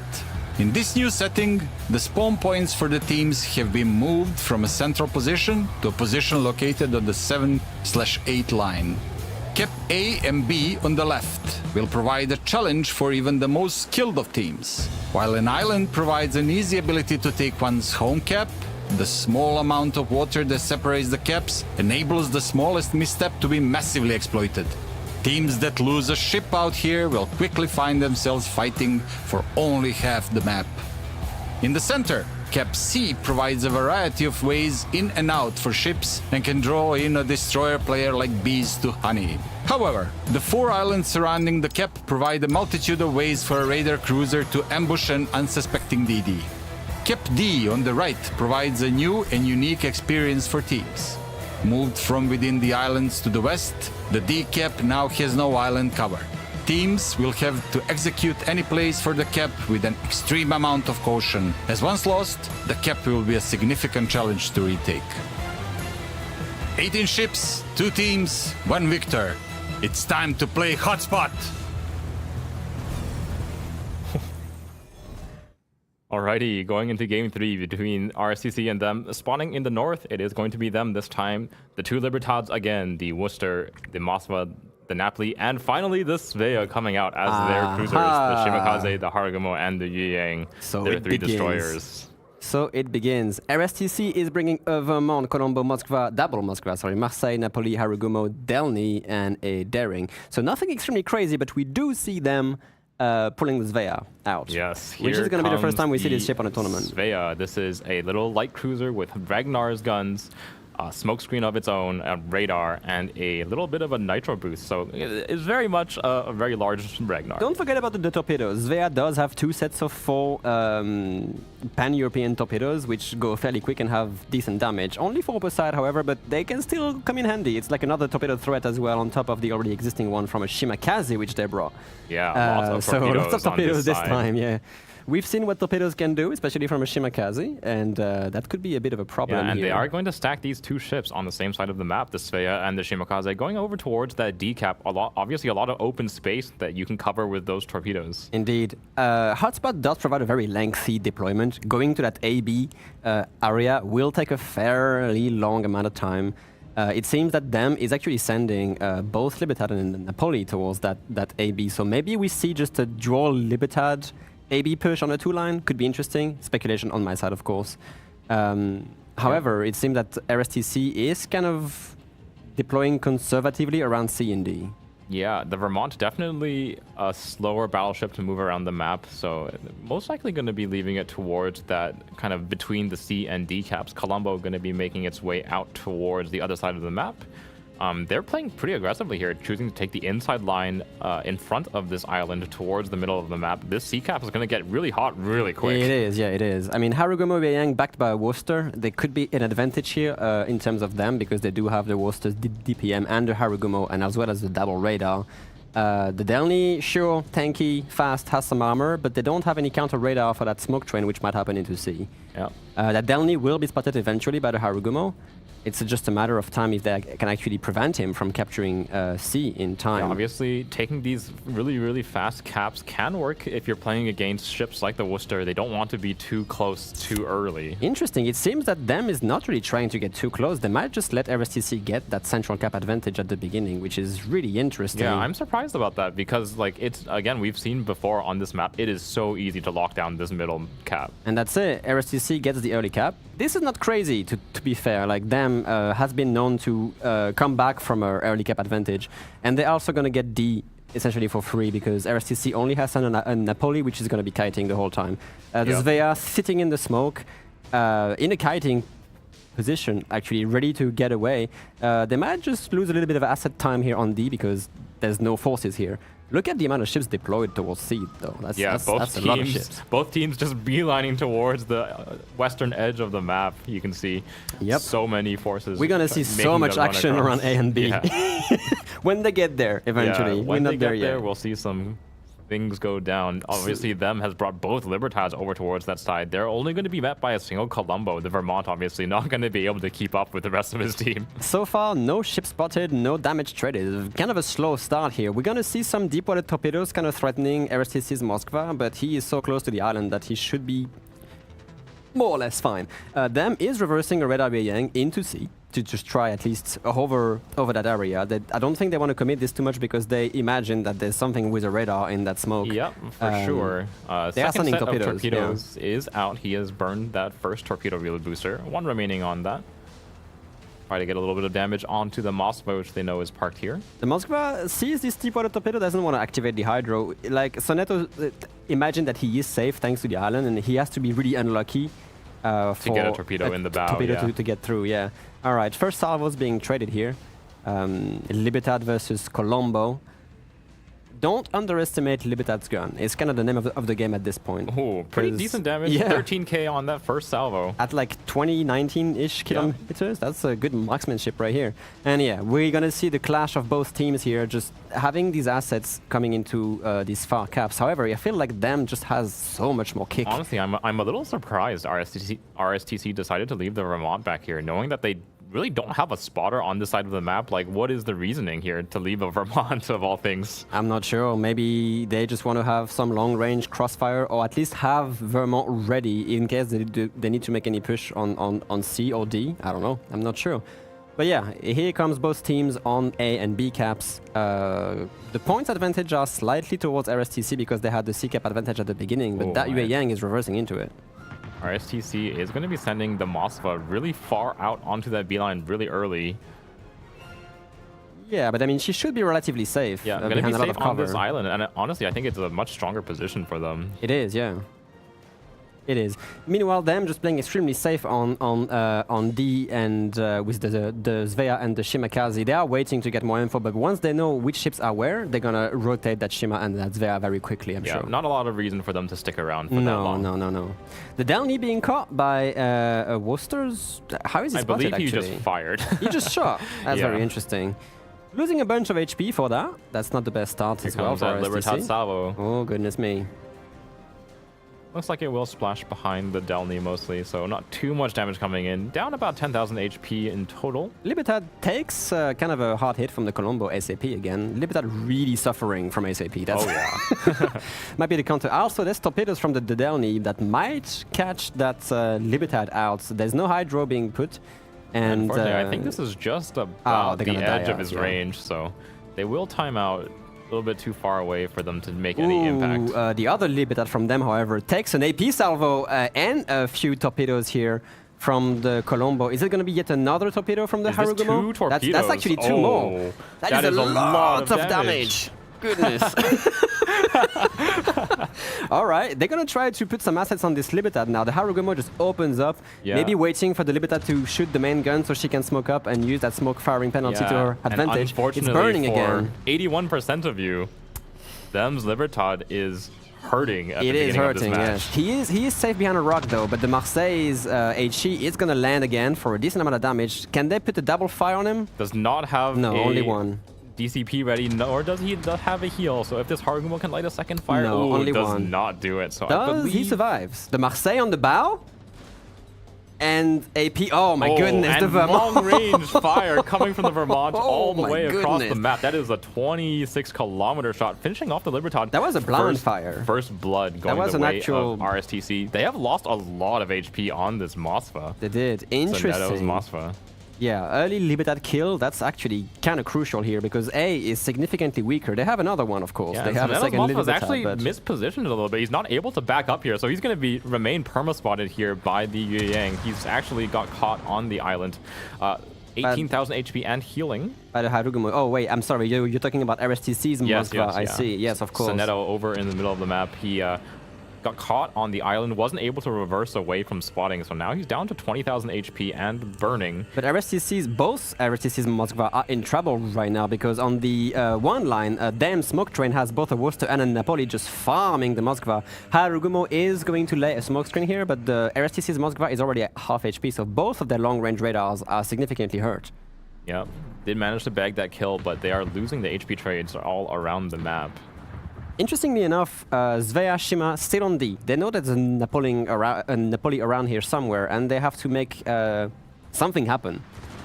Yeah. I'm actually surprised to see if a Svea can take on a Napoli on a 1v1. That's very unlikely. I don't think it can. So the Shima has to pull the weight here. Not have the HP to take that kind of trade. Soneto's Mosfa down to 6,000 HP. Will dodge the torpedo, I believe. It does. Just barely, but if he slips out of this smoke screen, he is going to be in a world of hurt. 39 seconds remaining on this smoke. Actually, and he is out He's now. spotted. Goodness me. So one of the Moskva actually goes down on the Harugumo smoke from And I believe RCC. they will be losing Soneto very, very soon here. 10 seconds remaining on his heal. Might have enough time to get a heal out at least. Yeah. And they will attempt to trade against the Yue Yang. They will attempt to do it. It's true, but the Daring has just so much DPM against them Yue Yang here. They are just going all in. Soneto survives and does have his heal running now, so I think they will beg the Yue Yang. They bag the Yue Yang from them. Trade. And the Daring will survive. That's not a good trade here. They will eventually kill the Moskva because he is burning with the DCP ready right now. He has this DCP now. Can he survive this? He is still healing for another 5 seconds. I believe if he stops firing, he will go dark. But he will just be blind fired by the Moskva. At this point, he has them on lockdown. I don't know. I think Bogdan's Mosfa has to be careful of the Vermont return fire. We'll go dark here. Oh, do we have my a God. blind fire here that sets him on fire and finishes the kill? Ooh, on 4k HP. He's reversing out of here as fast as he can, of course. Will not be able to... Oh, long-range blind fire from the Libertad, I believe. Not going to find him. Oh! He's spotted by what exactly? That's a good question. Oh, I believe it's a Shimakaze behind it. The Shimakaze behind him. His mask just sticking up over the rock for a split second. That I is believe so that is going unfortunate. to be the death of the Mosfa. Let's see if Bogdan can land these shells. That is 1,500 HP to go through. Yep. Will manage to do so. Wow. But now this Moskva is in trouble because RSTC has answered by putting a Colombo in the middle of the map and he's just going to go against that Moskva eventually. They are trying to rotate the Libertad here, but he will have island cover and can just rush this Moskva with impunity if they want to do so. Dem has a very massive push though on the one line, still with that Harugumo smoke train. Yes, a nice big shot coming out of Pro Streamer's Libertad. Gonna take away about 20,000 HP off of the Marseille, down to 26,000 HP himself. They are finding a little bit of return fire into the Napoli, but he has a smoke screen ready, so gonna be fairly safe there. They're only opening up on the Worcester here, but the Harugumo from them has the smoke ready, so the Worcester can just keep on farming with impunity at this point. They do have, RSTC does have another low HP Harugumo, but I mean, they don't really do anything. They're just opening fire here and there without doing exceptional work here, and actually exposing themselves to pretty serious return fire. Yeah, it looks like... Libertad incoming on the Harugumo. How much damage is this going to do? Might be problematic for them in the long term. Yeah, that Napoli HE salvo. Big damage he was going waiting into to be. the Harugumo. He was waiting to be within, outside of the smoke fire penalty before he shot. The Saragumo regrets engaging. Yeah, and them is going to take away that B cap. Over on the other side of the map, Napoli is making his way onto the D cap, but there are a lot of Shimakaze Torps in the water. Are we seeing a death strike here? He's taking all of them. He's gone. He explodes. He explodes. What? 33 HP! And he lives. Shimakaze? How does this happen? The Svea has firing solutions though, but can he actually finish him off? Lots of blind fire coming in. He needs a fire to kill this Napoli. He does not have the pen to get through that deck, so... The fire is actually lit. He actually get a fire on the stern of the Napoli. Does find a fire. Napoli, it does have his heal running, so he'll power through it for now. Goodness me. The Marseille finally goes down on RSTC's side. He was really low. Yeah, them just makes an excellent counterplay here. On the A-B side, just secures the cap and push them out of it. Yeah, and then Napoli, as soon as his smoke goes down, he's going to be probably finished off here by the Svea. Yep. Well, has actually walked into the radar range. Into the radar. Finally, so. He actually get the cap, but it doesn't really matter. To be honest, they can just retake that the moment that this Napoli goes down eventually. 40 seconds remaining for the rest of his team to find some sort of play. RSTC pushing the Colombo against the Moskva here. The Napoli goes down, and now they have to make a play. But I think it's over. 5 seconds left on the timer. I don't think there's enough time for Vladalena's Colombo to come around the island, so them will take away a pretty clean victory over here on this third game against RSTC. So bad was wrong in the end. Very interesting game here. Kind of a massacre a little bit on RSTC's side. They did try to react to that massive push on the AB side from them, but didn't really have the answer for it. Yeah. All right, very convincing win there from them. Again, very strong play with the smoke blister composition. Very solid control over most of the map. We saw them pick off those 2 Moskvas very early and just applied a ton of damage to them. Yep. So maybe a little bit of mispositioning there from RSTC overall, but I think just overall very convincing and showing why they're seed number 3 for EU. Yeah, definitely. I mean, while my prediction was maybe not so correct, I'm happy that it went to a map 3 again. And in general, these two teams played fairly well. Obviously some mistakes are bound to happen. And in this game, we just saw them just be slightly better in most aspects, where the small mistakes that RSTC made, them was ready to capture any missed positions, maybe a bit of overextensions, maybe staying late for a bit too long and get punished. So as a result, they won the game, and honestly, well deserved. I would say their strategy so far in the 3 games that we watched was fairly decent. Maybe the first game was a bit unlucky, but overall, very well played. Yeah, I mean, we did see a very nice pick early game from RCC, picking off that Libertad, catching it with the torpedoes and the Vermont Crossfire. But I think overall, RCC maybe just chose a little bit weaker positions for their cruisers. Yeah, the 2 Moskvas probably should not have gone out of the game that early. Yeah, definitely a little bit over aggressive on those Moskva positions, knowing that them has been playing that Worcester Haragumo comp. So much HE damage output. Like, you just can't play stationary Moskvas against that. Yeah, and I will say, I think one of the weaker points of RCC's deployment was that solo Napoli off towards the sea cap. Yeah. When you leave one ship alone like that, it's usually not much of a game impact. It can't flip a cap. It usually can't push 1v2. So they almost played that game 8v9 in a sense, where the Napoli really wasn't able to contribute, whereas the 2-ship hold from them was much more impactful in being able to actually not only take the cap, but even push the Shimakaze through the cap and keep the Moskva lit for the kill. But if they don't leave the Napoli there, they basically open the entire map for them to just... That is true, but on the flip side of that, you can always rotate a ship from the middle towards the east side if you see that they are pushing through. So I would have either liked to see them maybe do the full commit towards the middle of the map, or leave 2 ships of their own to contest the cap over there. Didn't end up working out for RSTC. They will be going into the 1-1 bracket up next in round 3. So just to go over our match results, as I think that actually was the last game played in round 2. We have ELSR winning out 2-0 over 35 MS. Those are NA number 1 and CN number 5. We have them, which we just watched, go 2-1 versus RSTC in a pretty nice set of games. We had Tivat, CN number 1, beat out CL, CN number 4, 2-0, so not too much of an upset there.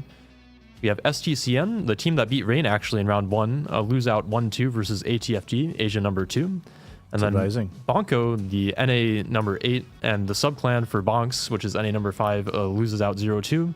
So Bonks asserting dominance there. And then Rain, which we all know and love, EU number 2. 2-0 over Pumba, which is EU number 6. NA number 4 loses out 1-2 versus Asia number 6, that is 3XWD and JC.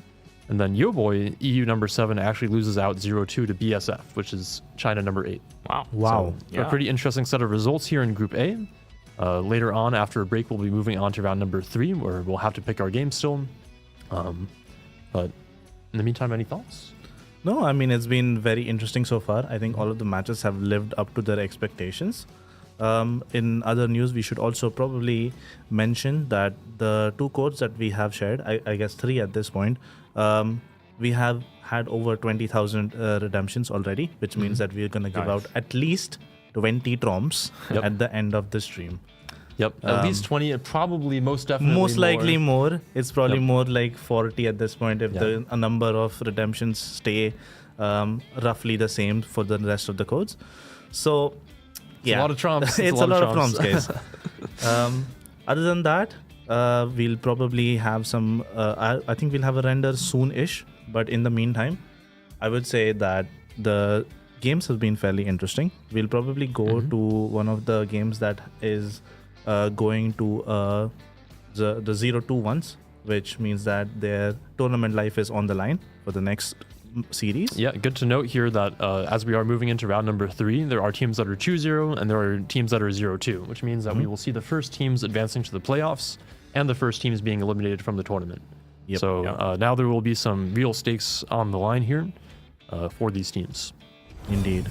And we actually have the render ready. So let's jump over to it. And let's take a look. Yep, the Libertad being very popular and working out pretty well here for them, other than losing one of them early on. Yeah, I'm very surprised, by the way, the Moskva being smoked up here by a Harugumo. That is a very rare island position to see. It's usually very vulnerable, and we did see him get farmed out quite easily, which is usually why you don't see Moskva's taking the spot. Yeah. It sort of makes sense for what RSTC wants to do here and playing the very aggressive middle play here with the vast majority of the ships being sent over to this side.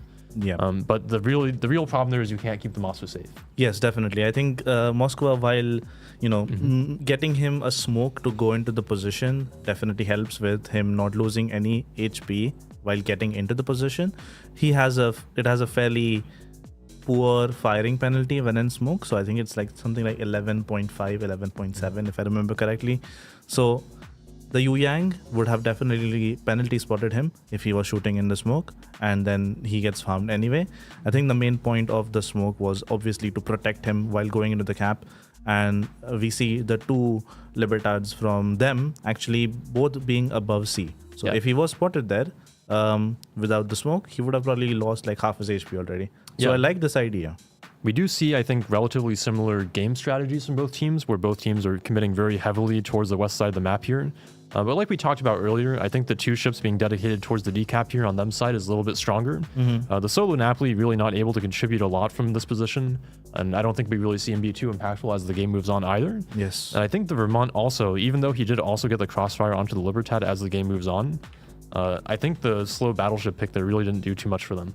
No, definitely not. I think it's a matter of one team really having a set game plan, which they were ready to execute from like minute 1, whereas the other team may be a bit not so sure about what they want to do based on what they are seeing in terms of the amount of ships going towards the home cap, amount of what kind of deployment the enemy team is doing and such. And in this case, I think RSTC was just a bit more hesitant about making that play. They have a fairly strong pushing force if they want to use it, but they realized that pushing into this amount of ships is not something that they're super comfortable with, probably. It's probably not going to be successful. Exactly. And I do want to point out here that the reaction was maybe a bit too slow. Yeah, and you can see here that the Moskva in this position just takes shots from the Moskva, it takes torps from the Yo Yang, and really just gets farmed out here. And at this point, he's already almost dead, and the Daring has to move over to smoke him up. And then the Moskva over here, we talked a little bit about RSGC trying to have a game plan for dealing with the Haruguma Worcester smoke train, and maybe putting the 12 kilometer here on this radar spot where he can kind of control this area was their answer for it, but in practice, I think it just ends up getting farmed out. Yeah, So- I would tend to agree. I think the Moskva position, while in principle is pretty good, with the amount of force that them is bringing to that side, especially with the smoke, it's very difficult for a Moskva to sustain that Yeah. amount of firepower. And you can see here as he reverses, the smoke train just being laid right outside of his radar range, and him basically dying in the span of like a minute and a half there, trying to reverse to safety, but this Moskva on the top here can just reverse and finish him off. So I think really the key to RCC losing this game was those two Moskvas getting farmed out. I think the 12-kilometer radars were kind of the linchpin of their defensive strategy here. And as both of them die, there's really not much that they can do in response. They do pick up the Libertad, but it doesn't really improve their actual tactical position. You can see that the Napoli isn't able to stop the Shima from just running down through D. He can try to run onto the D cap, but he's going to be torped by the Svea and the Shimakaze the whole time. Yep. And in the meantime, again, there's just no answer to the smoke screen here. And without anything to push the Hargum and Worcester away, I think them just has too much cap control. Yeah, definitely. And to add on to your point about the Shimakaze, Napoli, and Svea, Napoli is a ship that actually does not have a Hydro. So while Shima torps, when you have Hydro, are fairly easy to dodge, Napoli especially struggles when there is a lot of torps, and he's potentially being cross-torped as well, because Svea torps are fairly fast, and Shima on his broadside means that he has to either dodge the Svea torps that are coming from the front or dodge the Shima torps that are coming from the side. The correct decision obviously is to dodge the Shimakaze torps because he can get devastated by them. It just puts him in a really poor situation where he is kind of losing by pushing in. Yep, and you can see the Shima torps there just almost dub strike him. He barely survives, doesn't have the HP to finish off the Svea, and that kind of clinches the match there for them. Yep. Able to take it away 2-1.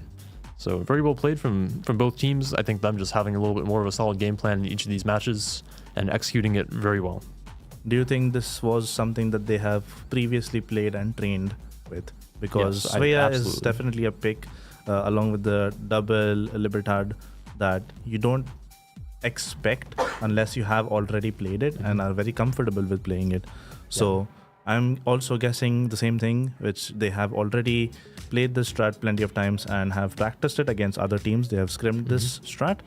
And they looked very trained on it. Yeah, So I would say that them's core is that Smoke Worcester train. I think that they're very practiced with Smoke play in general, and I think with the Worcester Hargumo combination in particular, I think they've shown by their bands that they're very comfortable playing that specific combination as well. yes. Not having to rely on things like the Des Moines or the Brisbane.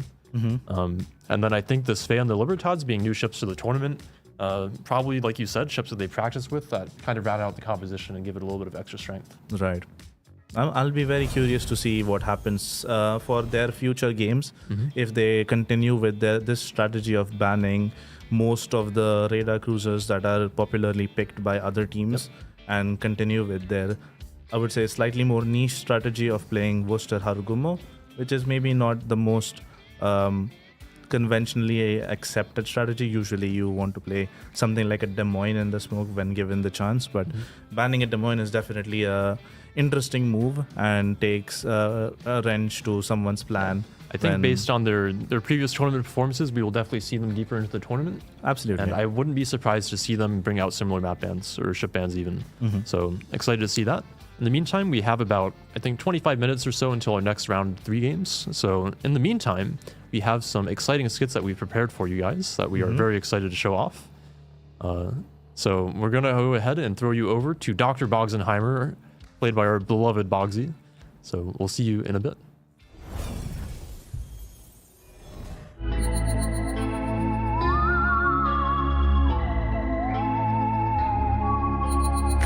Hello, I'm mad scientist Dr. Bogsenheimer. Please join me in crafting the perfect team to tank damage and live forever. We begin with 1 part Kremlin for armor aplenty. 1 part Ohio to add some speed. 2 parts Moskva. 1 part Petropavlovsk. Stalingrad. Napoli. And 2 Ragnar. It's alive, and I call it... Wow, put less thought into your comp, guys. Tell us your name for it below.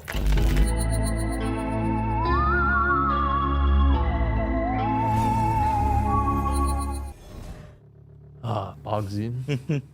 It's a great video, and we hope you enjoyed it. He did, in fact, attempt to craft the perfect team, as he would call it. And I'm sure the people in chat are already crafting the perfect name for the perfect team that he has set up. The mad scientist. Just let us know what you thought about his composition, if it sucked or if it was good. We actually do have 2 more of those that we'll be showing off later, so we hope you'll enjoy them. In the meantime, since we do have a little bit until our next matches, we'll probably throw it to a break here in just a little bit.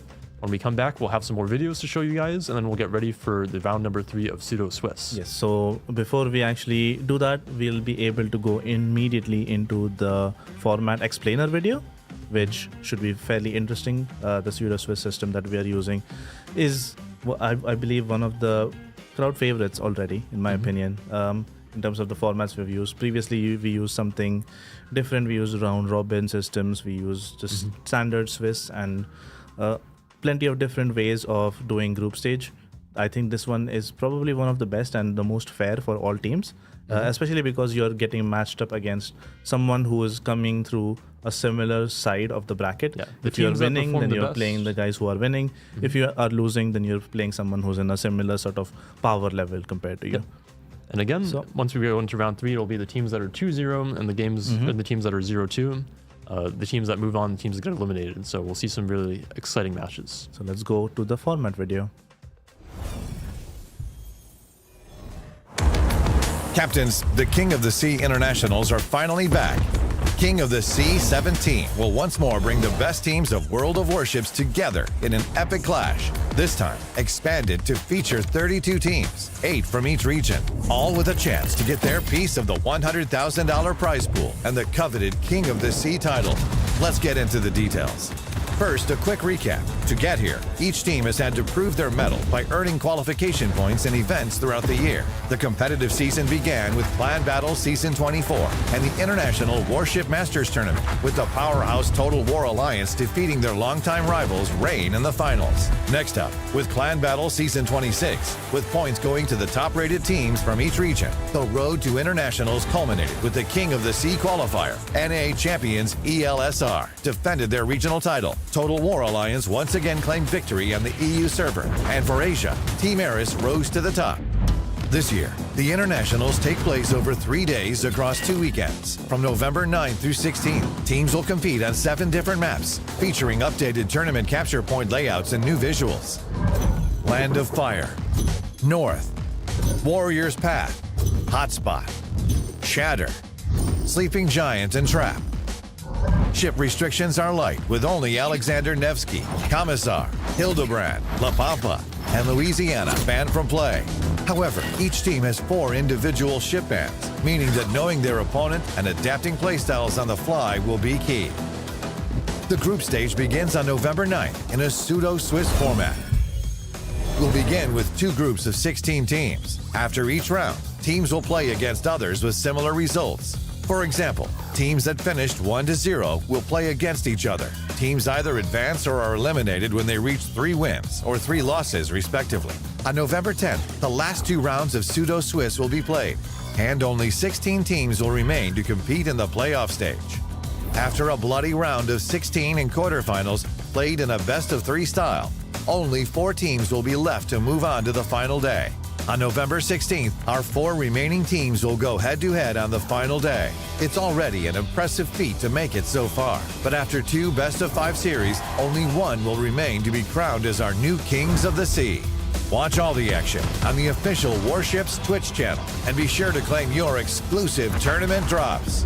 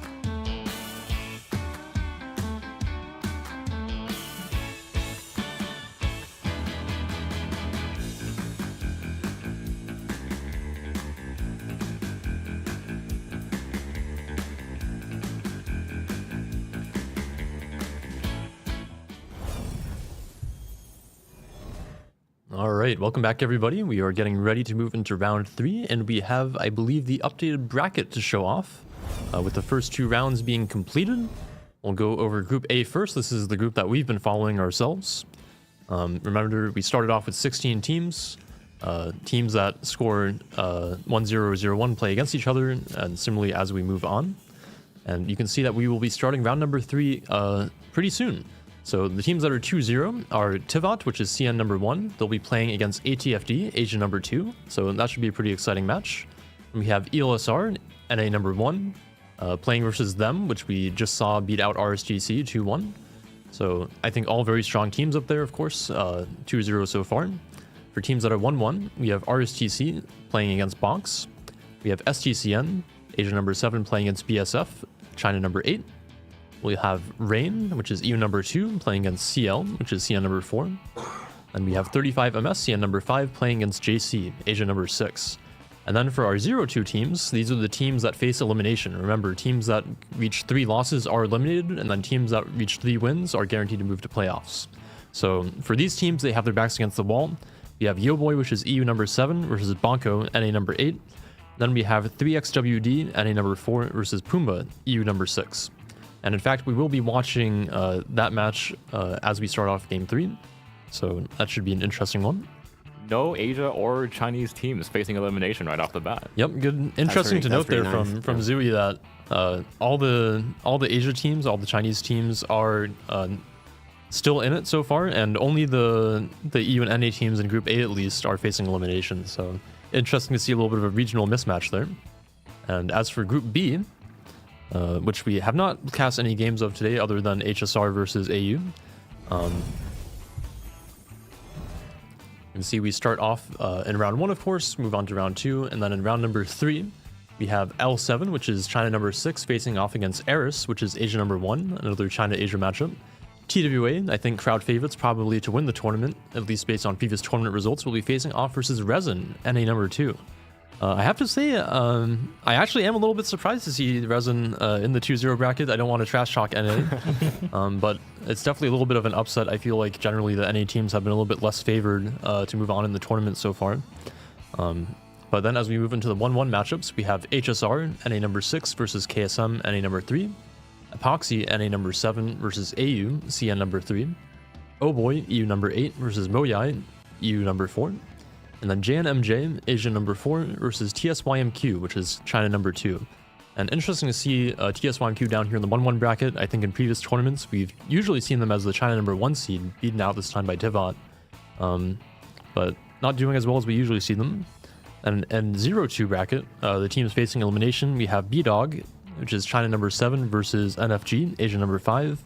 And 1S, Asia number 8 versus AAO, EU number 5. So interesting spread of teams facing elimination so far. Just a reminder that once you reach 0-3, you are out. And then once you reach 3-0, you do move on to the playoffs. Yes. So we have a few more rounds of pseudo Swiss to go.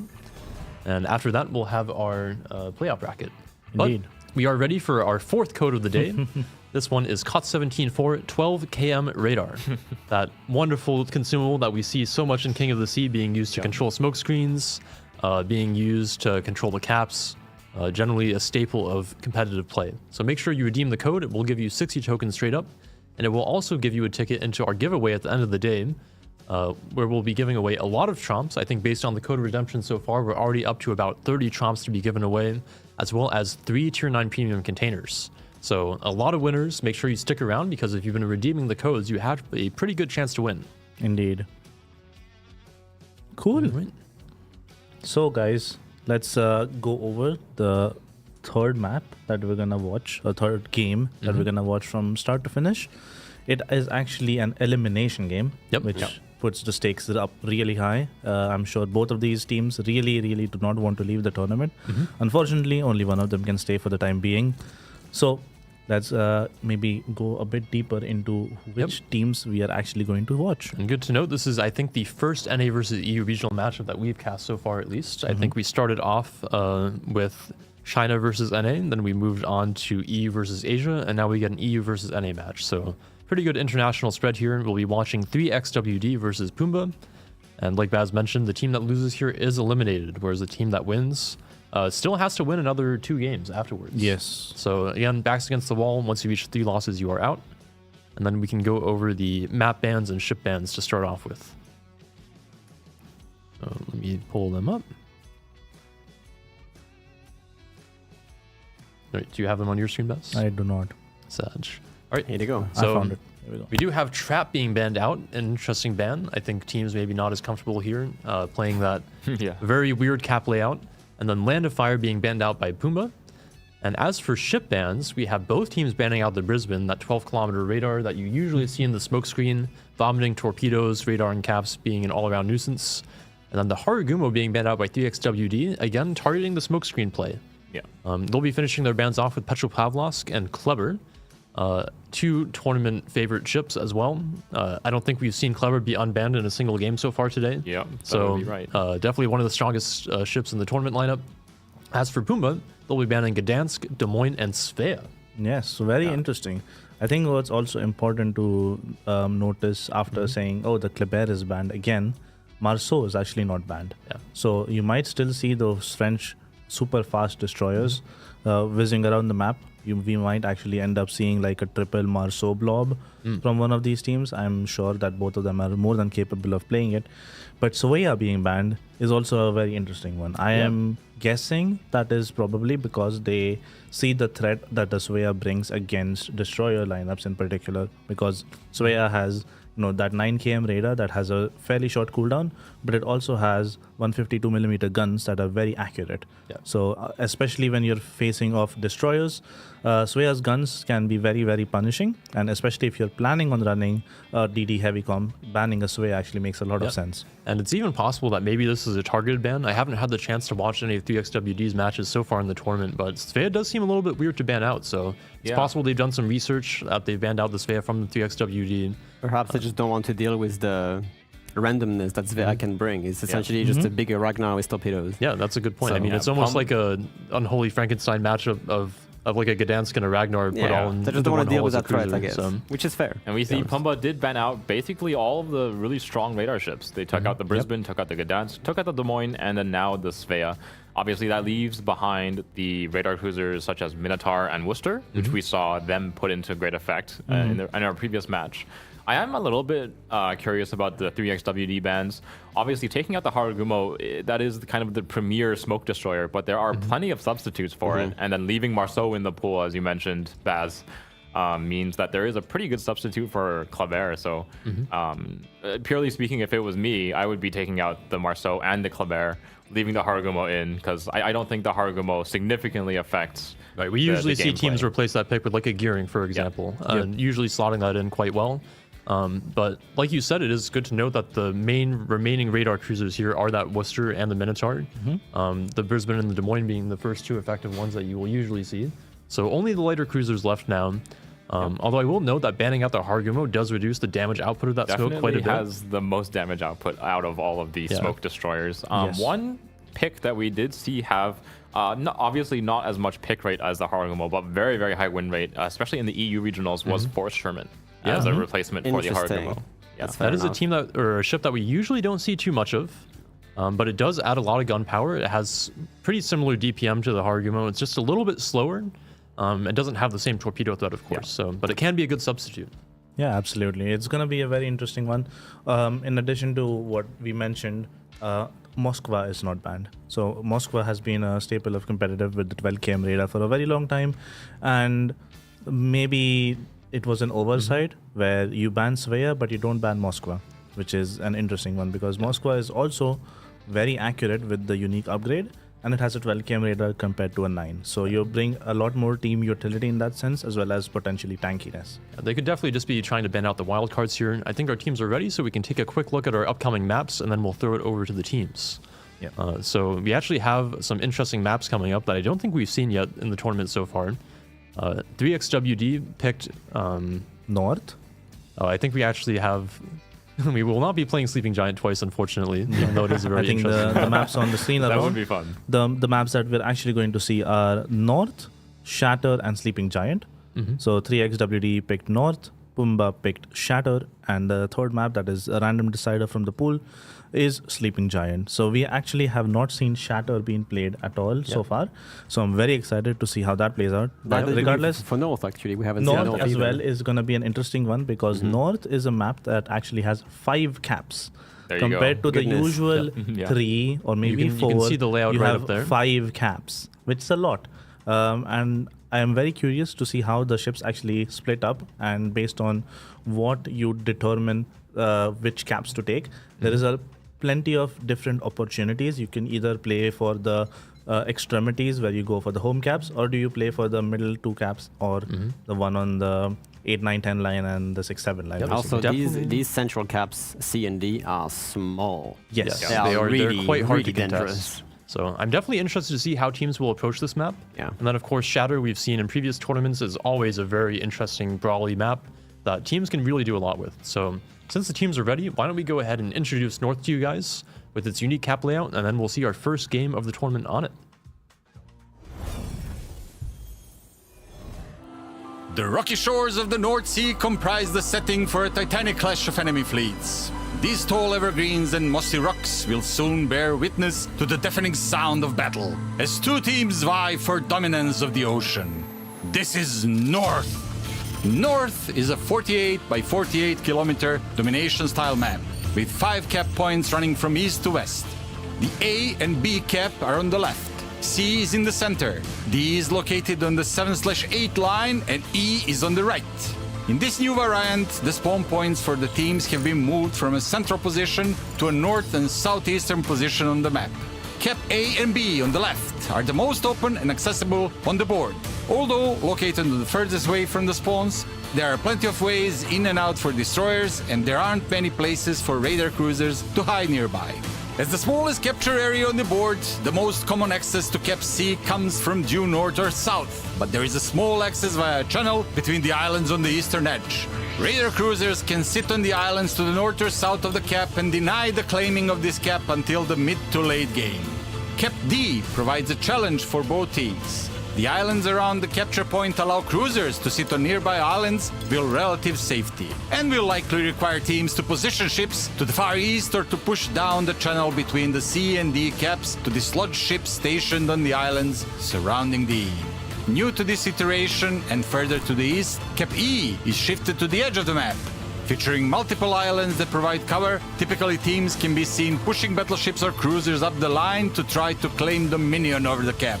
However, the many islands within the E cap provide plenty of cover for cruisers to sit inside of the cap and become an anchor point for both teams. 18 ships, 2 teams, 1 victor. It's time to play North!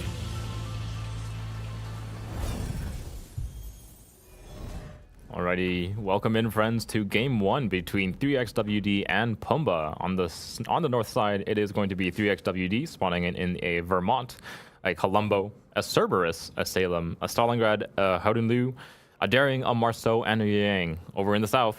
Well, we are seeing Pumbaa bringing a Kremlin, Colombo, Moskva, Stalingrad, Double Napoli, Kassar, Marceau, and Ragnar. However, we have to address the elephant in the room here. Cerberus. Yeah, this is definitely a new pick to King of the Sea. Most It's definitely. definitely bringing a lot of that firepower that we see from the Goliath. It does have And- extremely potent 2 or 3 guns, which have a very decent reload and very good alpha on the HE shells. However, far from being the tankiest ship, Yeah. and also such a, I would say, slow and cumbersome ship to play. Yeah, as it's far as I definitely a understand. large target. Does not have the greatest of armor. It does have that crawling smokescreen that is that is the Commonwealth flavor. Let's say it's going to be bringing. They're going to be bringing the Cerberus out to the A cap. Probably just going to be a little bit of a holding force there, alongside his Yang and Vermont. A bunch of slow ships going to play for cap control over their home cap. Pumbaa sending a single Marceau on the east side. Meanwhile, 3XWD is sending an armada. Salem, Ruden, and Colombo, and the other Marceau here. So we might see this Marceau just being essentially kiting duty. They're sending the Kassar, which has a decent concealment, I believe it's 6 kilometers, to try and get that C cap. Very fast ship when using the engine boost. However, we have some pretty hefty daring torpedoes, and Kassar has to be careful. He is set up in a nice position to evade them, but Yep, I think he just needs to... Not the best acceleration rate. Yeah. That would be a shame to take that torpedo, but he's all good to go. A bit scary here. Just about took it, but he will scrape by. A little scratch on the paint there. Is now spotted by the Daring. They will spot each other, obviously, having very similar concealment. Yeah, except the Cassar does not have... to flip the cap. He did, yeah, except the Cassar does not have smoke. Daring does, so... Incoming Vermont salvo on the Cassar goes completely off the mark. The Daring, however, takes a ridiculous shot here from a combination of Kremlin and Moskva. Yeah, much better shooting coming out of Pumba here. Yeah, exactly. Essentially losing more than 8,000 HP from the Kremlin and the Moskva right there. Not the best start. However, Daring has a heal, so it's not that horrible. I mean, meanwhile, Pumba, single Marceau, is actually recapping E, even if it's in a 1v4 situation. He is daring enough, no pun intended. With all of those radar ships banned out, along with some of the fast destroyers, this Marceau doesn't care. Found his little nook to hide in. Yeah. Not hard spotted by Bugfire's Marceau. He also has some very interesting torpedoes here, which might cut the other Marceau off guard. I believe the Lou is running the Hydro. He's not running the Hydro. Is this Marceau? Oh, okay. Don't quite have the range to connect. And he gets the cap. But this actually delays 3xWD's Marceau, so he can't just retake that cap right after that. Yeah, actually, super, super good timing out of Molecular Man's Marceau, finding a little bit of an opportunity to flip this cap over and force the Salem to recap as he pushes back onto that E rock. Ragnar aggressively pushing against the Yueng, has him caught into the radar. He is facing the Cerberus Wrath, though, however, and if the Cerberus can start landing shell, it is going to start hurting really bad on this Ragnar. First salvo lands, does at least 6k damage, but the Yueng is hurting. Yep. He's still spotted. That Ragnar still has a radar for a few more seconds. Can they actually bag the Yueng kill? If this Colombo salvo lands, I think that's the majority of his HP. Oh, goes off the finding mark. the mark. All right, the Ragnar now has to disengage. He's being really hammered by the Cerberus now, down to 13,000 HP, and the Cerberus still has the guns on target. This is very dangerous for this Ragnar. Oh my god! My. I think we have our answer why they picked the Cerberus. Yeah, that 9,000 damage AT salvo coming out of the Cerberus, the damage output of the ship is just crazy, and Ragnar still spotted 6,000 HP remaining. That is 30,000 damage dealt on this Ragnar just by the Cerberus alone. That is ridiculous, especially because Ragnar is such a strong ship because of its HP. But if you strip him down from this, it's not that good of a contender and anymore. Yueng did run that torpedo reload against two Napolis. That could be a problem because the Cerberus is actually going to land a torpedo on the first Pumba's Napoli. Let's see if he actually takes more. That DCP is running for another... That's it. Is he avoiding? He's avoiding. The lead Napoli will avoid, as will the second, so... No damage coming out of the Yueng. Lucky for them that they found the little gaps. Yueng is now actually radaring the two Napolis in their smoke screen. More damage probably going to come out of that Cerberus. Put some fires on this cooldown. Long-range fire from the Vermont. The Vermont salvo will go off the mark, maybe too much lead, or the Napoli just saw it coming from a mile away. However, look at where the Cassar is from Pumba. That Cassar has basically almost free reign, and it's going to start being real problem for this Vermont and his Cerberus once that smoke is gone. Napolis just absolutely pushing their way onto that A-cap. Here comes that second smoke screen. Obviously, when you combine two Italian cruisers together, they can chain those fuel smokes to get themselves into really deep positions. They're really going to get just into A. The Yueng has to be very, very careful. He is stealthy, but the Napoli is a rather fast cruiser, and they're going to get into Ragnar Alpha. is approaching with his radar off cooldown. He's just about to be spotted, and he knows he can trigger his radar the moment he's spotted. He so has there to he go, goes. Yeah. Oh, here we go. That's it. Yeah, and he is quite deep. The Ragnar just have to maintain that speed. He is going to be facing the Cerberus again, so they might actually trade this if they play the card right. I think the Ragnar should not have opened up here, to be honest. Yeah, they're gonna bag the Yueng, but the Cerberus might make a trade here on the Ragnar if he's accurate enough. Yueng goes down. Obviously, there's just so much firepower going in. They do struggle to finish him off for some reason.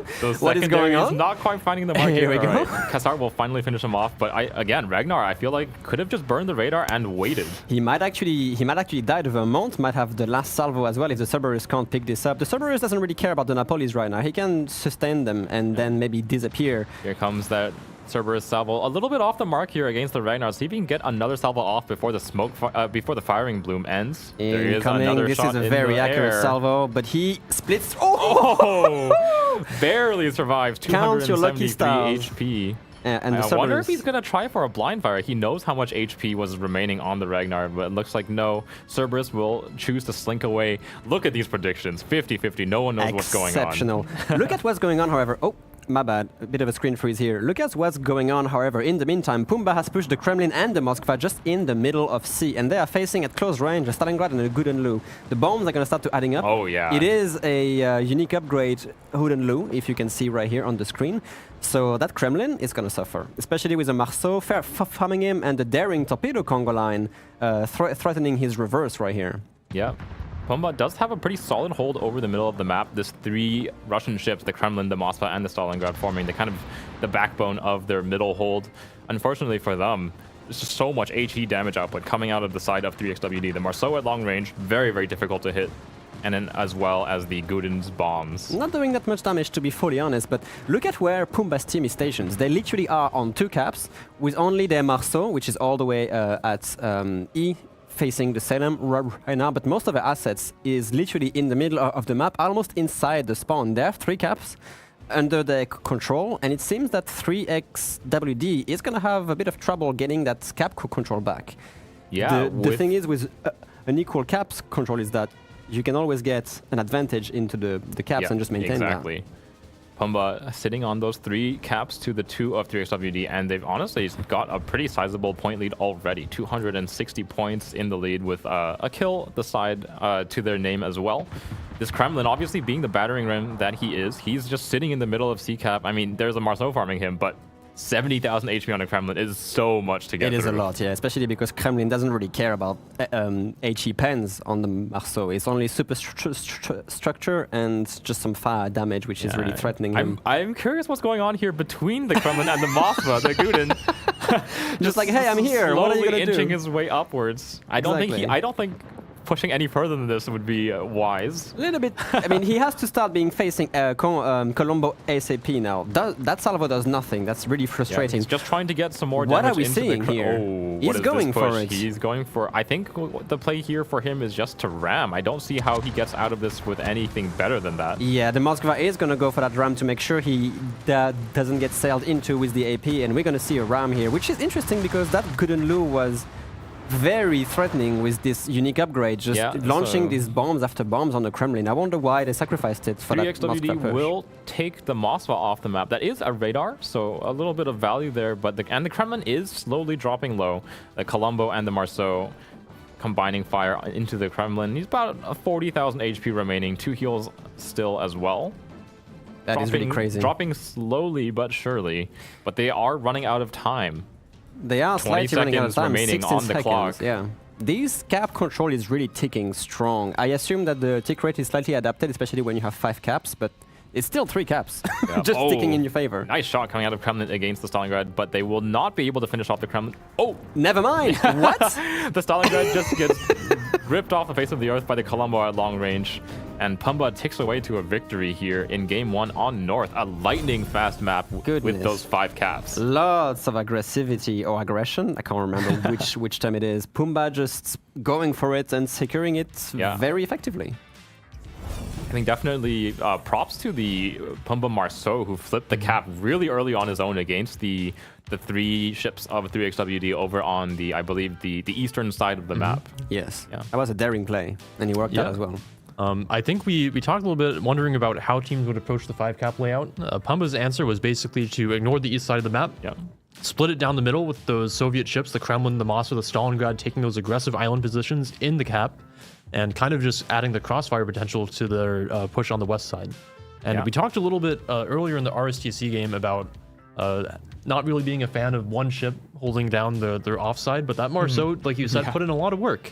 He managed to flip the cap, which you almost never see from a solo ship on a flank. He didn't die. He managed to just run away. So very well played from him.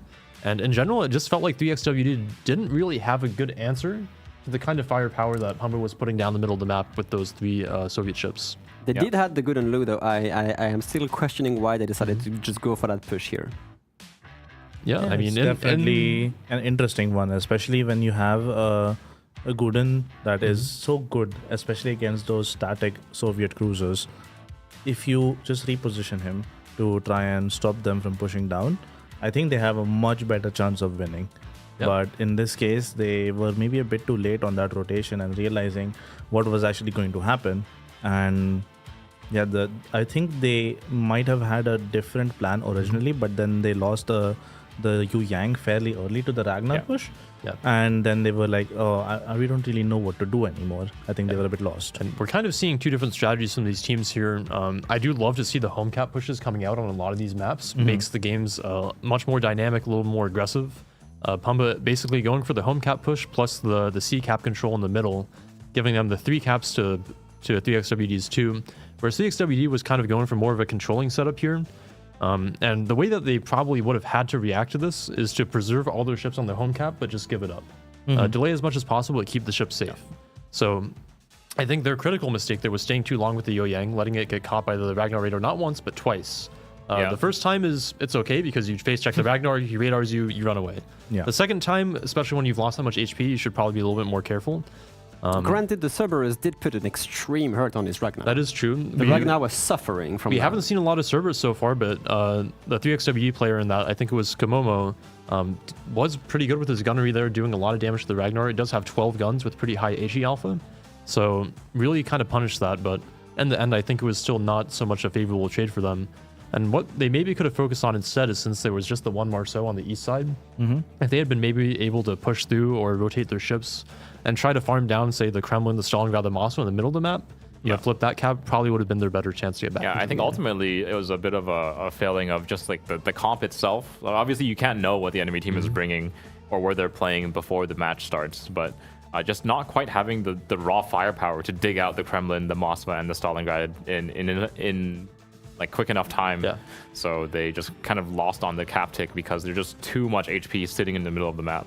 Yep. It is good to remember that because there are 5 caps, once you have 3 of them, it ticks up very quickly. It does, yeah. Yes. I keep think saying that the tick rate is adapted to the amount of caps. Am I right? Yeah, it is adapted, so you won't win as quickly with 3 caps on the 5 cap map as you would if you have 3 caps on a 3 cap map, for example. 2 The tick it rate still is ticks up. definitely adjusted for the amount of caps that exist. But with that being said, there is obviously an emphasis on the caps because of course. the number, right? Yeah, so the game will still finish out quite quickly if you do have 3 out of those 5 caps, for example. Yep.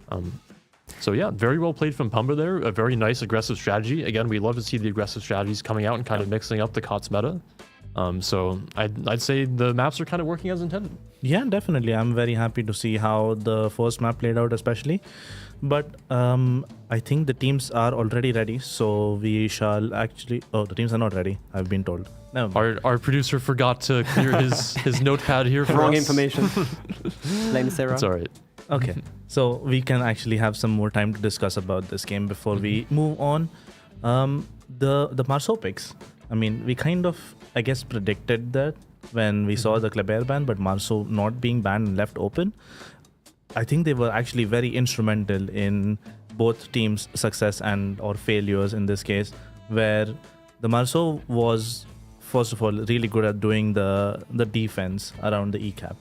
And then him actually going, I think he just back cap or was going to in the end. So it was quite an interesting way of playing a ship that is usually seen to be very aggressive, and usually you end up with Marceau or Kleber in this case being utilized to dislodge someone who's in an anchor position and basically just rush someone out. It was interesting that I think 3XWD was the team that banned the Kleber, and they had the most problems with those stationary island ships like the Kremlin, the Stalingrad, the Moskva. Yeah. Where if the Kleber had been available, that would have been an excellent pick to actually dig those ships out in a sort of one-for-one rush. Whereas the Marceau can still kind of do it, but doesn't really have the torpedo alpha that the Kleber has, for example. Nor the speed. Yes. All right. Well, I think our teams are ready for map number 2. We'll be playing Shatter for the first time today. I think one of our favorites all around on the desk here. So super interested to see what our teams will bring here.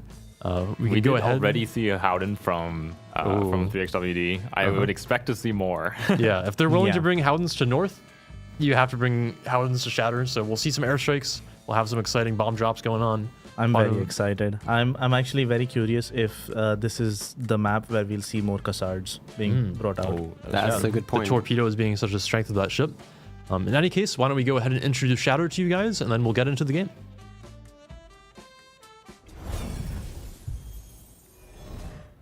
The picturesque coastlines of the maritime provinces of eastern Canada form the backdrop for a titanic clash of opposing fleets. These steep cliffs and jagged rocks will soon echo the thunder of heavy guns, and only one team will emerge supreme. This is Shatter. Shatter is a 48 by 48 kilometer domination style map with 3 cap points running in a line from west to east. In this new configuration, Cap Alpha on the left is arguably the safest for destroyers. Though there are plenty of nearby islands within radar range, the cap perimeter is wide open, providing unfettered access and a multitude of ways in and out. This directly contrasts with Capture Point Bravo in the center, which is more claustrophobic and has only a handful of entrances and exits. Ships caught out here typically fall under tremendous focus fire from both map edges. On the right, control of the new Charlie Cap is likely to depend heavily on commanding the island on the western edge. Expect teams to deploy ships both south of this island and to the 9-10 line on the extreme eastern edge as they vie for dominance. 18 ships, 2 teams, 1 victor. It's time to play Shatter.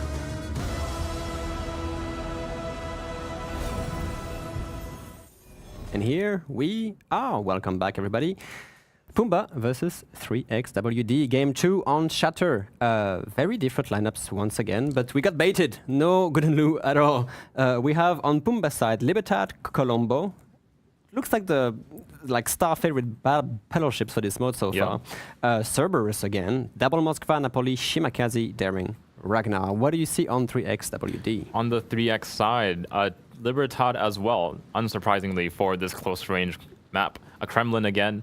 Cerberus, Salem, Stalingrad, and Napoli, the 4 cruisers, Daring, Marceau, and Yueyang, their 3 destroyers. No Cassard, which is a little bit surprising. Those are very, very hard-hitting torpedoes, very strong in this kind of close-range engagement.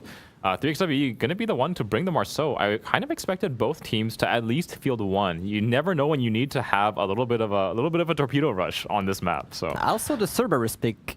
Okay, we saw it in a really effective way against the Ragnar specifically, but at the same time, we saw, for example, what Marseille can do on this map, specifically on flank caps. Yeah, that is true. Cerberus does not have nearly the punch, nor the armor, nor the speed.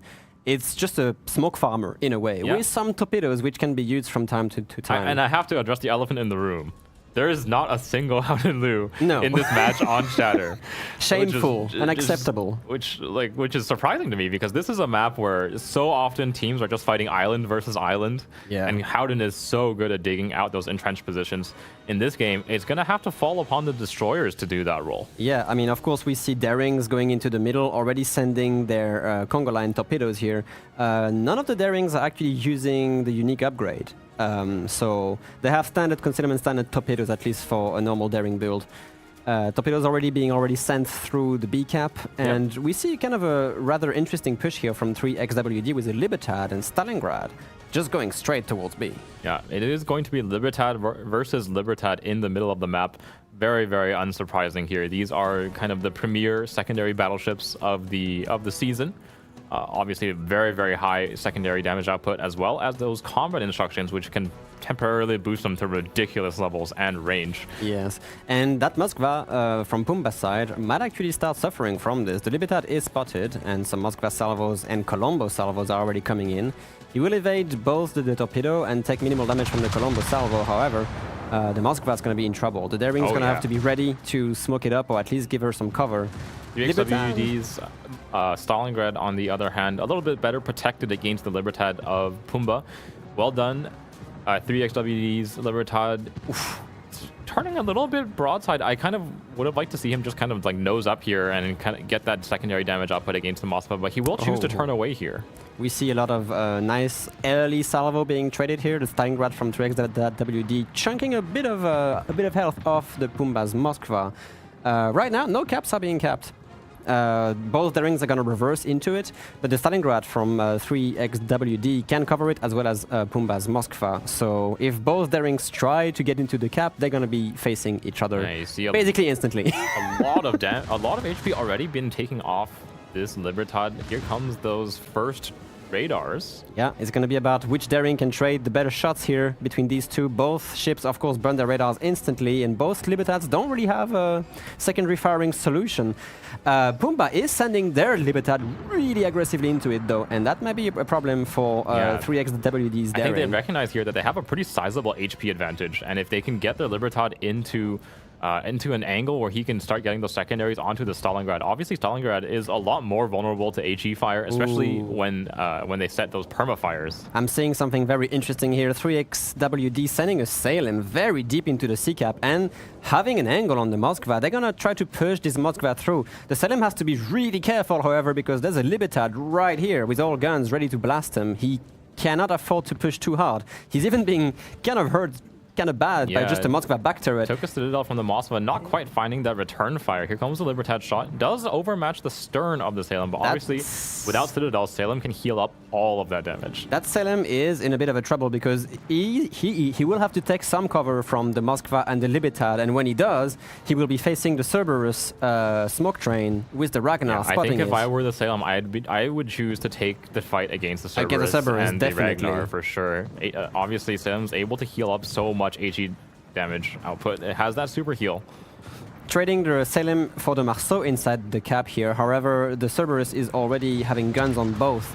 Very interesting plays here from 3XWD by sending a lot of assets into C right now. Meanwhile, we're saying this, but the Libertad from 3XWD is pushing against that Moskva. They are really trying to get this Moskva out of here so they can get the claim on C uncontested. Yeah, it's going to be a matter of if they can trade the Salem coming out of 3XWD. Again, this is one of this is the only map remaining that has those 3 caps, so a little bit more time to play with for both teams here. The Salem suffering heavily from these 234mm secondaries from the Libertad. Can they find the kill on the Moskva before he pulls off the ram? 1000 HP. Goodness me, the secondaries have to pop. Yeah, here we go. Yes, and they will pick up the kill on the Moskva. Unfortunately, I don't think 3X's Libertad has much time left in this world either. He has to go for a ram. He will probably go for a ram. Yeah, if he can pull off this ram, that would be definitely a huge advantage for the WD. There is a daring Congo Line torpedoes, but Angel Killer is reversing into it, so he's basically going to contest all of them, which is kind of unfortunate because these Congo Line torpedoes could have been the difference between a ram or not. Imagine if friendly fire was still in the game. Unfortunate. Now, the Libertad cannot bounce Angel Killer's secondaries, however, so we might actually see the secondaries take him out before he can pull the ram off. Nice shot coming from Pastork. Stalingrad does take off a ton of HP off of Angel Killer's Libertad, so while they might not be able to find this... Holy! that is a crazy angle! I mean, he actually got the shots on the bow, which at this angle and this range, the penetration will work. So I think 3X now, I would say firmly in the lead in this match. They've traded 2 for 1 here on between the B and C caps. Let's see if they can transition that ship advantage into a cap advantage, though. We haven't paid too much attention to what was going on at A because it's kind of uneventful. It's a Wei Yang Cerberus smoke train on 3XWD and a Colombo pushing against Cerberus torpedoes and eventually Wei Yang torpedoes. Predictions? Here comes those reload boosted Wei Yang torps. Fairly equal actually, 46 versus 54. The Colombo will eat some Wei Yang torpedoes, however, and he is on he turned DCP perfectly cooldown. to eat 2 of them. His DCP is still active, so no floods, but he's not doing too hot right now. Yeah, thankfully for them, they already have control of the cap, so this is just kind of as long as he can delay, get a few more heals out, he'll be fine in the Colombo, not in danger of death or anything.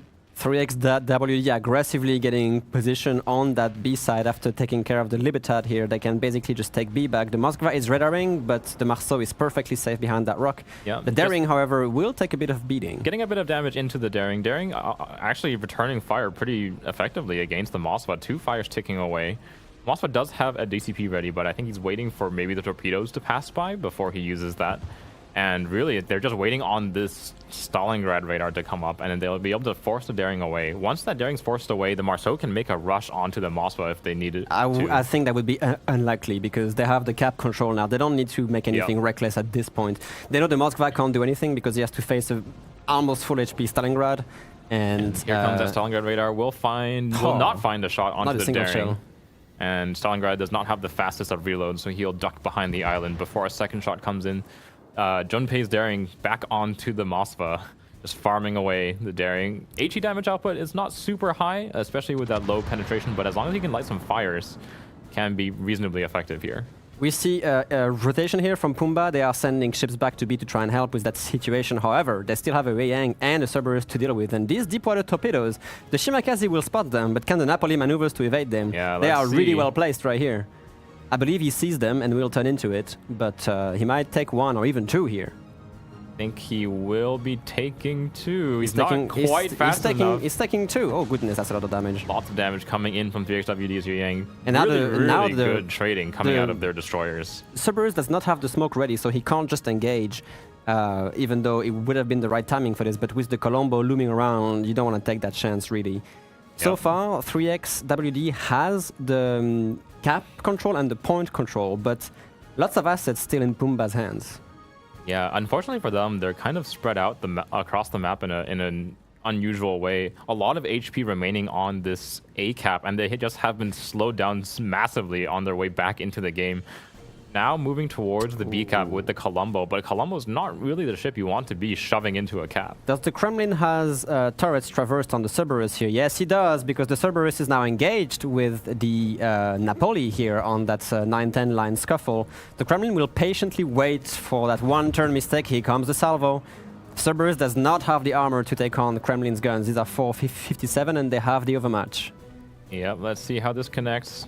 Nothing too big just yet, but Nothing too Cerberus is big. going to be slowly forced into a crossfire between the Napoli and the Kremlin. He does have the smoke ready, but that's a lot of ships on the BC side of the thing, and the Cerberus is just trying to gain a little bit more ground to have some impact in here.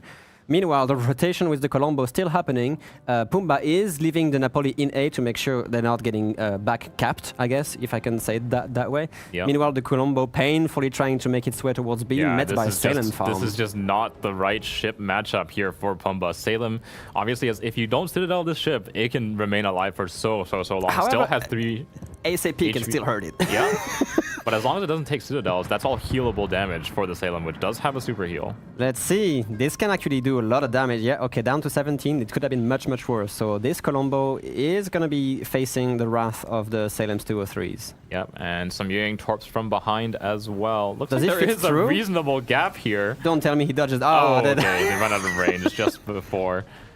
Still coming under fire of the Salem. Again, Colombo not quite the best battleship to be pushing ships like this. It doesn't have the ability to just delete cruisers through the bow. Obviously, with only those 381mm guns, Here it's comes not the able second to SAP. overmatch. Yeah, the Salem kind of challenging this is questionable because, ASAP can definitely hurt. Superstructure has a very high penetration angle, so I would advise the Salem to try and back off, just to at least save that HP for the late game, because Pumbaa still have time. They still have 3 minutes to try and make something happen.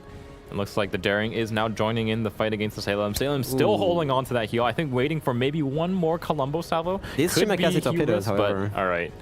Here is the heal coming out of the Salem. Not going to take his chances with another Colombo shot. No, I think the wise thing would be to try and disengage. However, that Shimakaze could be lucky with one torpedo on the bow that would severely hurt him. He's kind of backed against the island, so he can't really reverse out of it. Is he going to fit through? That would be kind of funny if he does. I believe there is... He is fitting through. Yeah, there is just about enough space for him to wiggle. Oh, don't overturn into that. Oh, all right. Will barely fit through the little gap in the torpedo and the island there. But the More Congo line sap from the Daring, incoming. however, The Colombo not quite able to find the mark against the Salem this match. Yang does finally finish off the Colombo. The constant deep water torpedoes from the side there. it is kind of scary, yeah. So Pumbaa does have a little bit of trouble now. They only have 2 minutes to make it back. The Daring takes a massive hit here from the Kremlin, I assume. Yeah, and they're just trying to clean up the Salem before they can get another heal, but he is paying for Daring it. is also stuck against that rock. He can't get out. He's still being hit by the Salem's guns, and he has to try to duck behind that island before the Kremlin reloads. No more heals on that Daring, by the way. Yep, no more heals. 3,400 HP remaining. Salem will most likely survive onto his next heal, so I don't think there's any chance they can clean him up. About 1.5 minutes left to play for Pumbaa to get onto a cap or get some kills or something, but I just don't see it happening. More The Ragnar- Shimakaze torpedoes are going towards the Salem. However, that Salem is still kind of stuck. Perfect Stalingrad radar here. Can the Daring get into cover before the No, there's no way. That Kremlin has him on lockdown. The other Daring has him on Yeah, lockdown. there's just too many ships here with a firing solution against the daring. Let's see if he can survive this, but He does not. he does not. Very accurate Kremlin guns at this range. Yep, However, down he goes. can they trade against the Salem? Can the Salem get lucky again and squeeze through these Shimakaze torpedoes? He is stuck against a rock now. I don't think he can maneuver out of this one, but he's getting lucky. Is he getting lucky? I think he will be taking one of these. He explodes, hasn't he? He does. Yep. All right, so that's a trade. So they'll finally pick up the Salem, but they lost their daring in the meantime. And then the again, Kremlin is in here, into B, Yeah. so there's no way they can pick that cap back up at this point. Yeah, Pumba just not quite able to find the pushes where they need them. They do have some... Does the Shima pick up the kill on the Yang? He does not, no. Yeah, at this point, it's just a matter of time. 45 seconds before 3XWD wins with a very, very hard grip on this BC cap, basically from the start of the game all the way now. Yep, and the Moskva pushing now into the B cap, realizing, I mean, there's not a lot they can really do. The Cerberus and the Ragnar pushed way too far out to have any influence on the caps. Moskva really the only ship that can do something. And on 6k HP, not really, to be honest. The next Stalingrad salvo will back that kill, and it's going to be over for Pumba. It will be the Kremlin instead to finish off the game. Going into an actual best of three again. Going to a game 3 again. We've been pretty lucky with our best of 3s. No quick 2-0s just about yet. And a very, very, very clean game coming out of 3XWD. A little bit disappointed at the lack of Cowdens, but a pretty fun, very explosive early game coming out of 3XWD into a really good control. Howden would have been able to dislodge this kind of stationary grip that 3XWD had on BNC, but what does the studio think is another thing entirely. Yeah, I was disappointed as well that we didn't see any Howdens. We talked it up a lot, and then we saw 0, so it's always unfortunate when it happens and we're wrong. But like you said, 3XWD played a very clean game. They had a very strong start to the game, or it even maybe looked a little bit shaky. Yeah. I'm not gonna lie, it looked a little bit shaky for them at the start. The Libertad took a lot of damage trying to push around B, trying to get that secondary fire onto the Moskva, lost almost half of his HP. And then the Salem push through C, I honestly felt was a little bit sketchy. He was taking fire from the rear tower of that Moskva as well as the Pumba Libertad, but didn't get punished for it and managed to reach the island. And I think picking up that Moskva kill was pretty much the key to 3X basically taking control over the B and C cap. Yeah, definitely. I was very surprised actually with how the Libertads ended up trading. Yes. I think they should have and could have definitely played it slightly better, where he actually doesn't get exposed to the Stalingrad, showing off his fairly sizable broadside.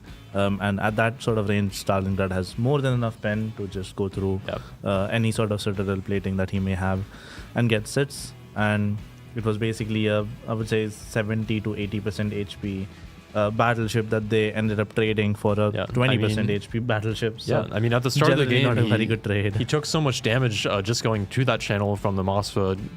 Then trading a half HP Libertad for a Moskva is okay. I mean, for Pumba, that's maybe even a good trade, giving a cruiser up for a battleship. But then, you don't mind that too much, but then losing a full HP Libertad to finish it off is sad. It's less than ideal for sure. Yeah. But I also want to call out that 3XWD had very good play on the A cap with their Yoyang and their Cerberus. Yes. Tied up a lot of ships from Pumba. Even though Pumba did get the cap early, they weren't really able to shift those ships over into a useful position because I think the Yoyang and Cerberus kind of kept a pretty good presence in the game. We saw the Yoyang torpedoes be very impactful and actually picking up the Columbus kill towards the middle of the game. Yes. So very well done from them for that. And then also just really transitioning from that C-cap push, pushing the enemy Ragnar and Cerberus very far away, and then just holding on to B-cap. So overall, just a very strong game for 3XW after that initial trade. Yeah, definitely. I would say in addition to this, I kind of wish Pumba maybe had a bit of a different take on this lineup, where they've had a bit more explosive power, where they're able to make a pushing play. Sure. Their whole lineup very much revolved around playing defensively and playing very static. Whereas Shatter historically has always been a map where you want to be that team that makes the decision of, we want to push now. Setting the pace of the game is often a really good thing on Shatter specifically, because as soon as you are the commanding team in the game for Shatter, you're usually walking away with it. Because you're dictating how the enemy team plays. Yeah, and like you're mentioning, I think some other maps it might be a bit difficult. Yeah, and I think on Shatter especially, once you lose map position, it's really hard to take it back. Yes. The way the islands are laid out just makes it very hard to make pushes once people are set up in very strong positions. And like we saw there, I think once 3XWD on the east side of the map, it was really no chance for Pumbaa to try to push back in. So in the meantime, before we get into the render, we can show the last code for the day today. Remember, redeeming these gives you 60 king tokens as well as a chance to win the, probably at this point, 40 to 50 tromps that we'll be giving away at the end of the day, as well as 3 tier 9 premium containers. So we can go ahead and show the code. In just a moment. There you go. There we go. COD 17, this is the 5th code, Smokescreen. Smoke's always important and competitive. Yep. Generally the consumable that I think dictates a lot of the match. If you don't have a way to deal with smoke screens like we saw with RSTC versus them, you're usually in a very losing position. So don't lose out, redeem the code, and then we'll see you for giving away a whole lot of tromps and the tier 9 premium containers At the end once of we the finish stream. up our matches. Indeed.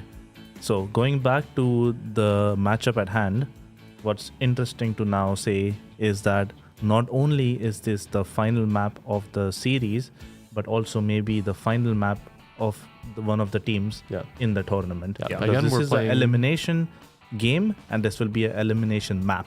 Yep, we are playing pseudo-Swiss, which again means teams are 0-2. Once they reach 3 losses, they will be eliminated. So one of these teams will be moving on into the next round, and one of them will not. Yes. So going into a game 3 here, very thankful that we've had, I think, game 3s in all of our series today. Yes. Yeah.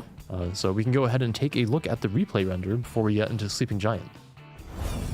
This will be an interesting one. I really am curious about how all of the HP trading happened towards the C side of the map. Yeah, and I think the key thing at the start of the game here to keep an eye on is that Libertad play from 3XWD. You can see he takes such a big chunk of damage here at the start, trying to get his secondaries onto the Mosfa, going down to half HP. But honestly, that almost baits the Pumbaa Mosfa to kind of go to the channel here to try to maybe put pressure on the Libertad and stop him from pushing or from living.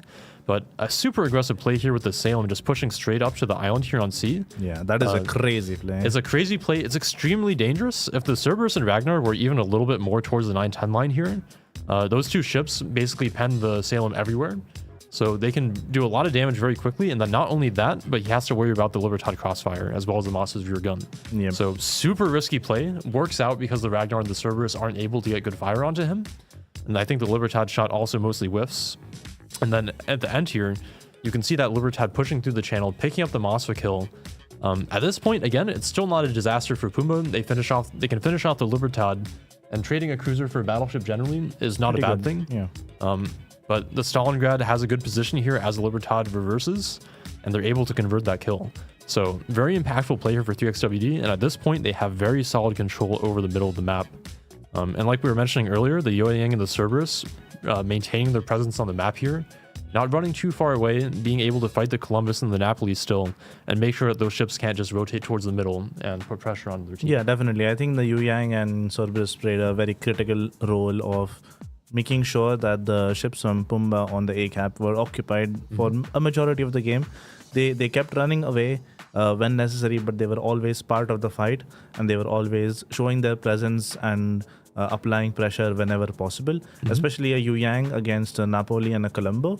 Both of these ships do not have hydro, and Yoyang deep water tops can be lethal, and we saw them be fairly good in this matchup, especially against these two ships in particular, because they really felt very uncomfortable pushing into. And it's good to note Yoyang. that Cerberus as well also has those long-range torpedoes, so that can does. add even additional pressure here. So the Yoyang Cerberus combination, I actually kind of like to see here as a combination. And then you can see at this point the Marceau being super aggressive in the B cap with the Stalingrad radar and the two destroyers here.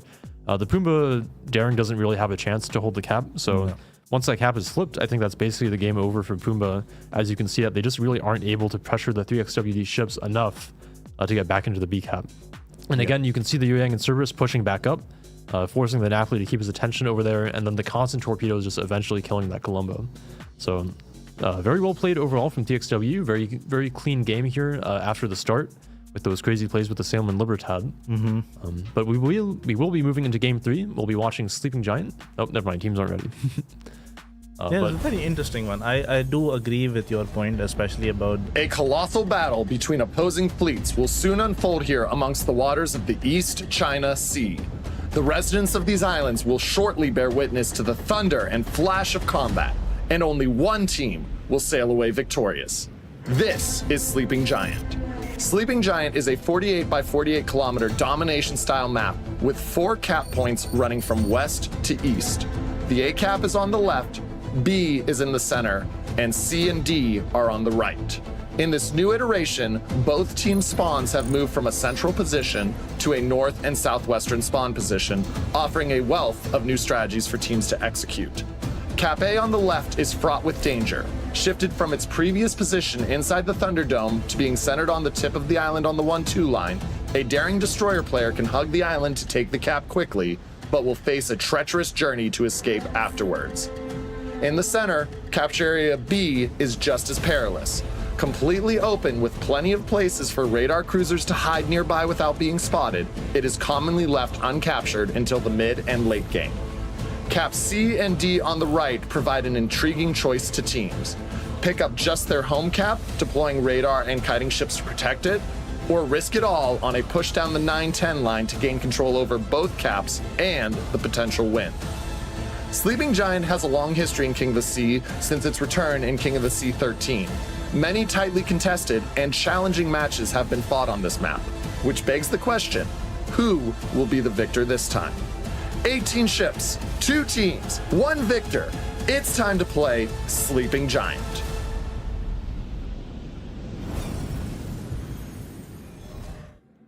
Welcome back, everybody. Pumbaa versus 3XWD elimination game here on Sleeping Giant. The compositions are out of this world this time, however. Pumbaa is doing something very interesting. Double Colombo, double Cerberus, Moskva, Shima, 2 Alvaro de Badan, and a Marceau. 3XW, however, will answer with what? A Vermont, a Colombo, a Moskva, 2 Marseilles, a Napoli, a Daring, a Marceau, and a Yang. Both teams have opted to bring a pretty high damage output comp to this match. Obviously, 3XWD, the battering ram, the 2 Marseilles, is going to be heading out towards that A cap. Sleeping Giant, obviously, we are no stranger to sending French cruisers out towards the western side of the map. They're taking a very, very wide line, it looks like. It is interesting, yes. Perhaps they just want to set up onto a one-line push so they don't have to worry about their broadside and then just make a straight push for the F1 in the meantime, area. they will kind of be leaving their Napoli out to dry, and look at what they're going to be answered with. There's a lot of Pumbaa ships heading out towards that one line. That is correct. It's going to be Cerberus, Colombo, Shima, Marceau, and Moskva. Just the Moskva might actually try to set up perhaps on the D4 side of things to try and get cover on the B cap. I think definitely a little bit of a mid-push here coming out of Pumbaa. The double Alvaro, though, the double Alvaro de Badan just using the speed boost to just get into B as fast as possible. Alvaro has like, what, a 6 kilometer concealment? It's like 6 point something. 6 point something. Yeah. It's definitely not super high, and they will have support of that Moskva radar. If they catch this Daring underneath the Moskva radar, he is in it.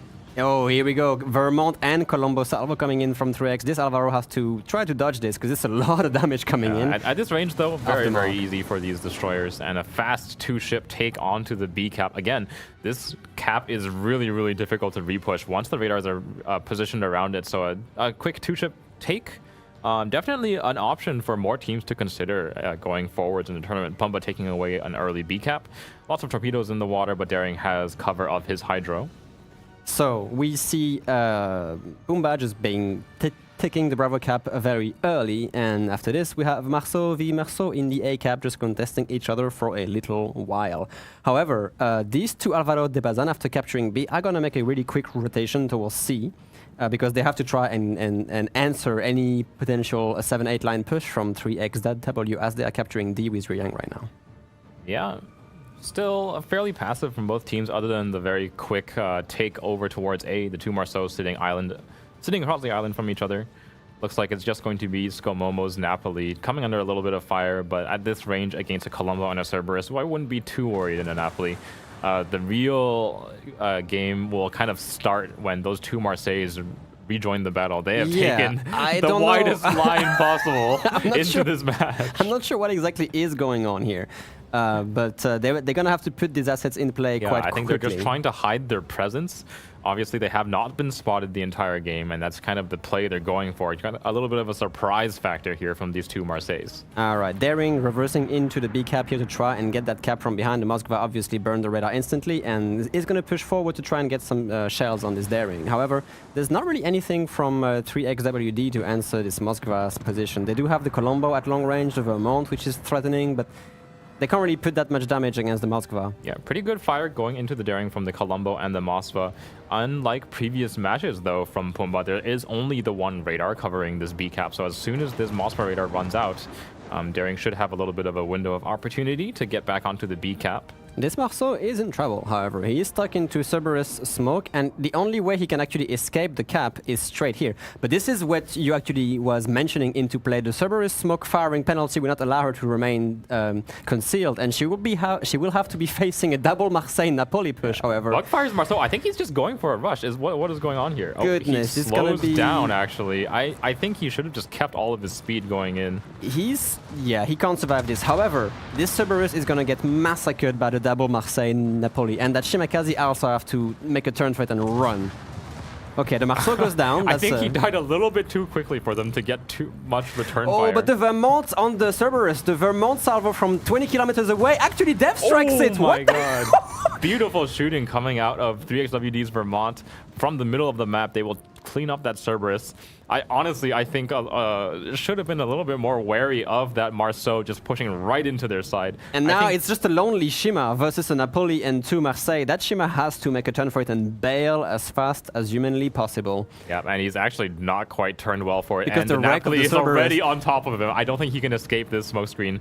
So as soon as he pops out, that's gonna be hell. That's gonna be hell to pay for Pumba here on that Shimakaze. Lots of HE, reload boosters on both Marseilles coming in. HP being dropped to basically half already.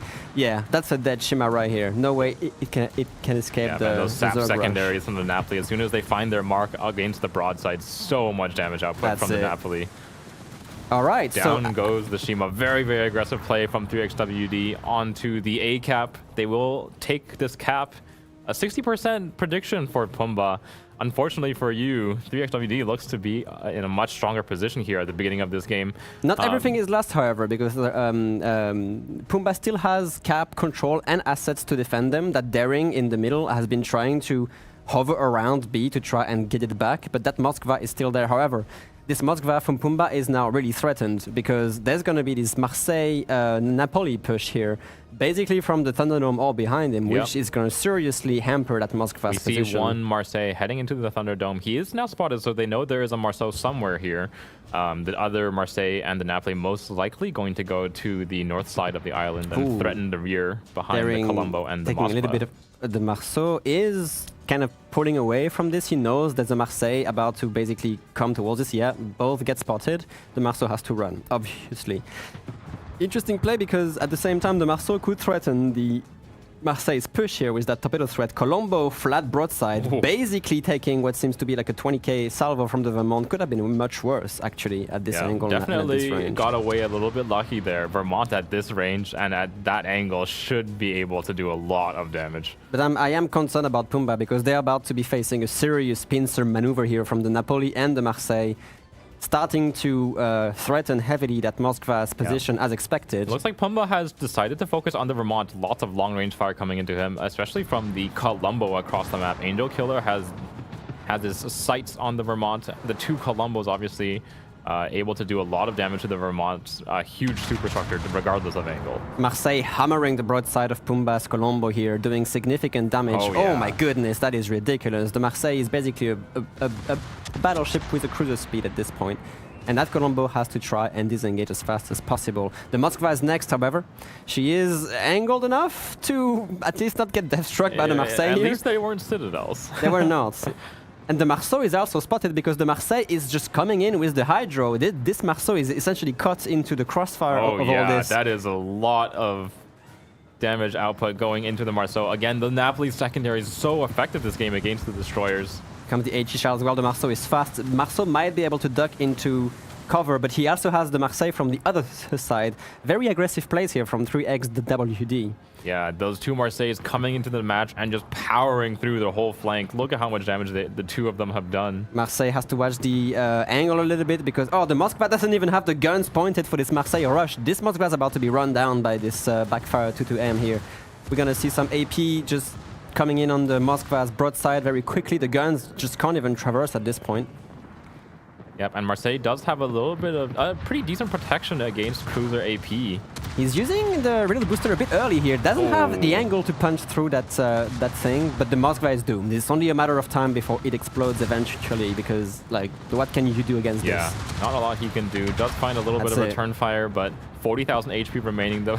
Marceau actually dies to the Marseille secondaries. Marseille, if you didn't know, does also have extended range on its secondaries. Unusual for a cruiser. Does not have the accuracy or the damage output of Napoli secondaries, but they do have reasonable range, and now the Napoli of Scomomo in a pretty happy position here, pushing the rear of the Colombo. About 20,000 HP remaining on him, and 3xWD's hard double Marseille Napoli push has been very, very However, effective. the Marseille does take a few torpedoes from the Alvaro de Hazan here, putting him on 32k HP, but the next target for 3xWD is going to be to finish off the Colombo, and it's looking really bleak for Pumba at this point. Alvaro de Bazan being raided out by the Moskva here. He has to disengage before he gets the wrath of this trio of cruisers, which have basically wiped the entire ace side of things so far.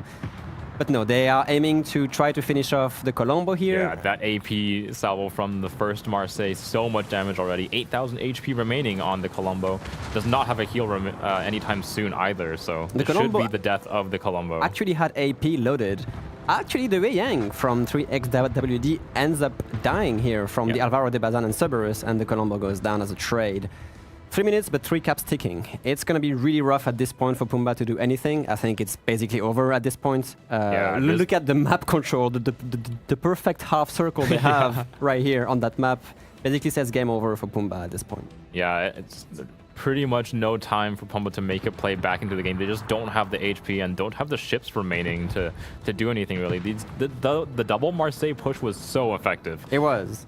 We kind of like trash talking that position initially, but then they just flawlessly pushed it. We forgot that Marseille can do like 38 knots or something. So grounds can be covered really quickly. And the other thing I think they did really, really well with this push is they kept up. They didn't push them side by side. I know it's very tempting, obviously, to push like two Marseilles and a Napoli, just like kind of ball them up and go in a line.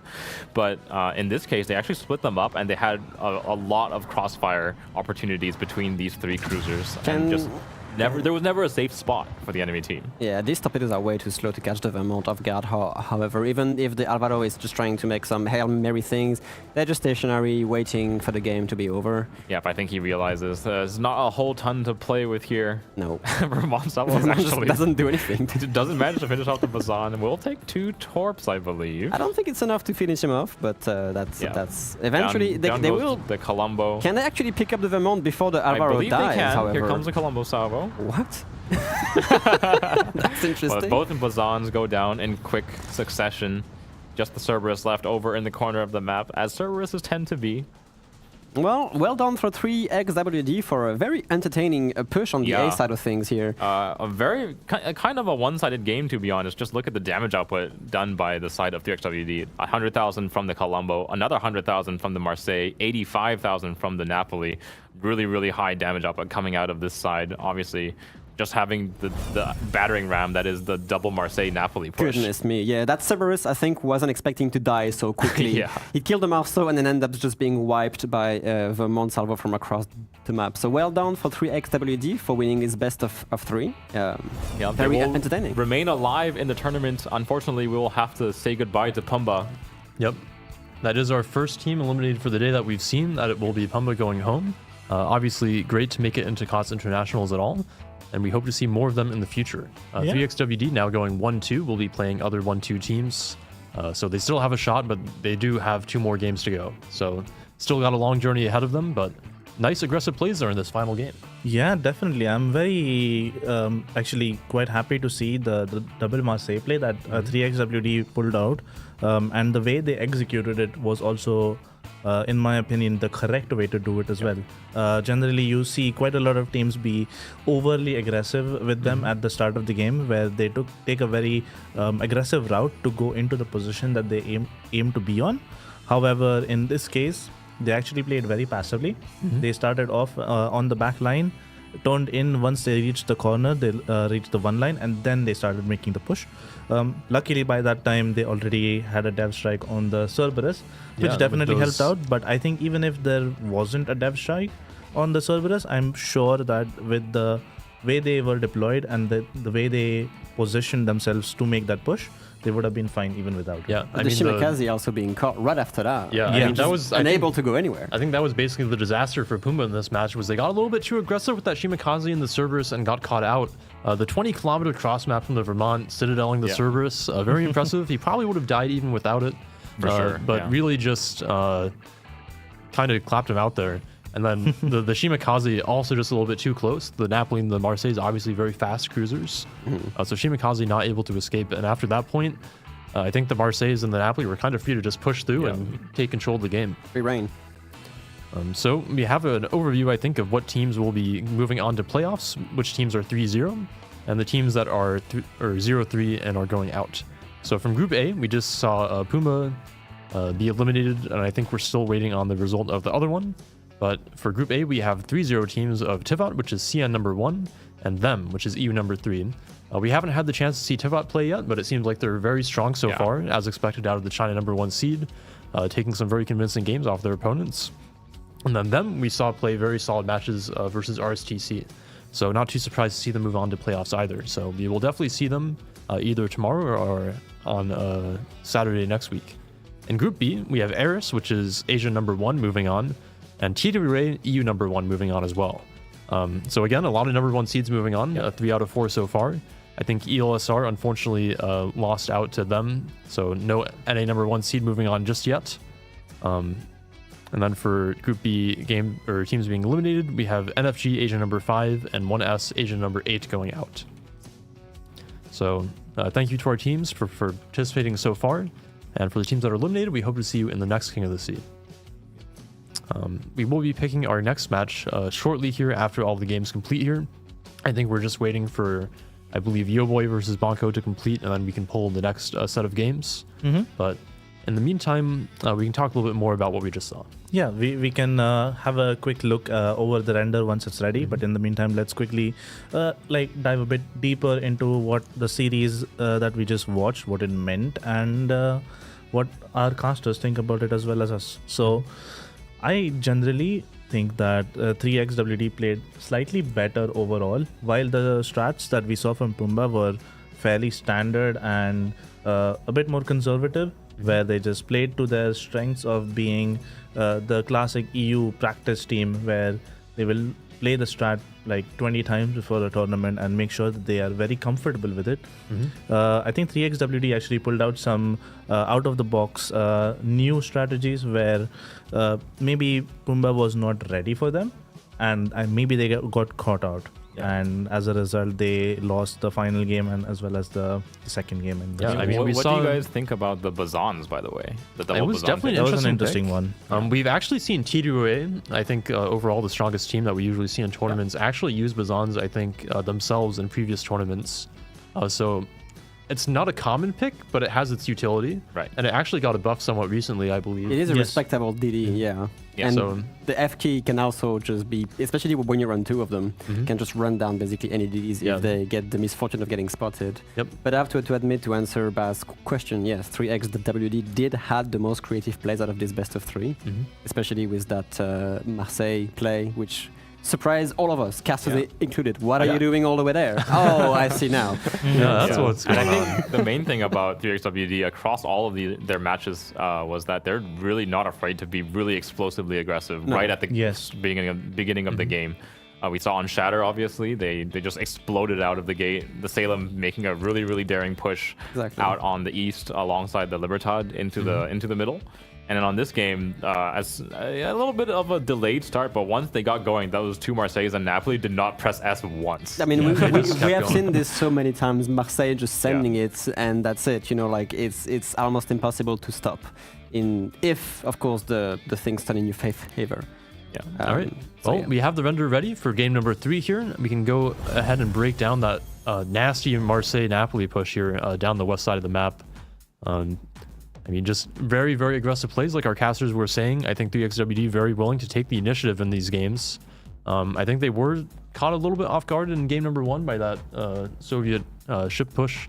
But in game number 2 and game number 3 here, just showing such willingness to take those aggressive plays. So from the start, I will already highlight something, which I kind of highlighted already, is the double Marseilles. We see them be very passive, actually go into position on the one line. Usually what you would see is when you spawn somewhere around here, you would go straight down this way. And while you do this, you are most likely going to get spotted by a destroyer that's contesting the A cap. Right, because the concealment makes sure that basically your concealment goes to around this area, and the Marceau or the Shimakaze that's diving the cap will spot you. While you do this, the Colombo, Cerberus, Moskva, any cruiser or battleship that exists in that sort of area will be able to do damage to you. And that HP is really, really critical for a Marseille to save at the start of the game, because you're going to be using it as a brute force mechanism. Yeah, you need to use it during the push, not before the push. Exactly. And I think it's also good to note, like you were saying, that keeping the Marseilles hidden down here towards I1, all Pumbaa sees at the moment is a kiting Napoli and the Marceau on the cap. So they're really not sure at this point where the main 3XWD push is going to come, especially since they don't have a lot of ships already towards the east side. And Marseille is a very strong open water cruiser, so it's actually not too surprising to see teams opt to play it down the 10 line. But in this case, I think 3XWD did a very good job of keeping the element of surprise, and then we'll see that develop as the game goes on, and the Marseilles turn up here. And you can see they don't even launch their push initially, but there goes the engine boost, and they actually start pushing as soon as they see these two ships be bow in. So I think Pumbaa basically had no idea that this was coming. They probably expected the Marseilles to be on the other side of the map where they didn't really have good vision control, and just got caught completely off guard here. And I think if we go back a little bit before the guys actually get spotted, in this position, when we see them as being here, obviously, but for Pumbaa, they have no info about this whole side of the map. The Marseille could have literally just gone this way, and they would have been here already if they chose to with the speed boost. But because they didn't have the information, they just were expecting something without actually having that information. And again, usually seeing when that you get kiting caught Napoli with a Cerberus, which is a fairly slow ship, even if he wasn't going to get dev struck by the Vermont, him being caught here would have basically meant that he was going to die to the Marseilles just HEing him down. And speaking of Pumbaa's decision-making process, you can see essentially that the kiting Napoli, again, being an indicator usually of a team's weak side. Right? Yes. And especially with a double Marseille comp, you're probably thinking, well, they're going to push with the two Marseilles somewhere and probably use the Napoli to anchor their weak side. So Pumbaa at that point, seeing the Napoli, seeing the Marceau in the cap is a very tempting target here. Try to push down to dig it out. But again, the Marseilles, seeing that bow-in push here, just go straight down and take those two ships out of the game. Yeah, that was honestly really beautiful. I really like the thought process and decision making that went into that sort of play, because usually you would see teams do these sort of plays, but they're not as well thought out in terms of if you're going to be spotted going to there, are you going to be able to save your HP? How is this push exactly going to work? What is the trigger mechanism behind you actually saying, okay, let's go? And in this case, it was finding a cruiser that was stuck bow-in. As soon as they saw it, they jumped the gun and went for it. And honestly, it worked basically as you would expect it to. And they maybe even got a bit more than they asked for with getting the shimmer kill. Yeah, getting two kills there is definitely a huge boon for them. And then I want to point out that even after those kills get taken off the board, they do a very good job here of splitting their push, letting the Marseille go through the Thunderdome there to hold down that angle, and then having the Marseille-Napoli push upwards. So giving themselves very nice crossfire. The Vermont does take a lot of damage, but it's still a very big threat on this corner of the map as well. So from this stage of the game, it's very, very difficult for Puma to maintain any kind of map control towards the B cap. Yeah, absolutely. And we can see that as the render progresses here, there's really not too much to be done here for Pumba. I mean, they can try to push from C to D, but in the meantime, those Napolis and Marseilles are just going to keep pushing through. And you can see that they basically just completely roll up Pumba like a carpet here almost. Yeah, they lost all map control before they actually lost their home cap, which is a funny one. But anyway, I think 3XWD played this one flawlessly. I really, really enjoyed watching this game. The strategy that they played was flawless, in my opinion. And I would be very curious if they attempt to replicate this same sort of strategy or even the exact same one in a future game, because should be a pretty interesting showdown in case someone has already seen the strategy being played out. How are they going to adapt around it?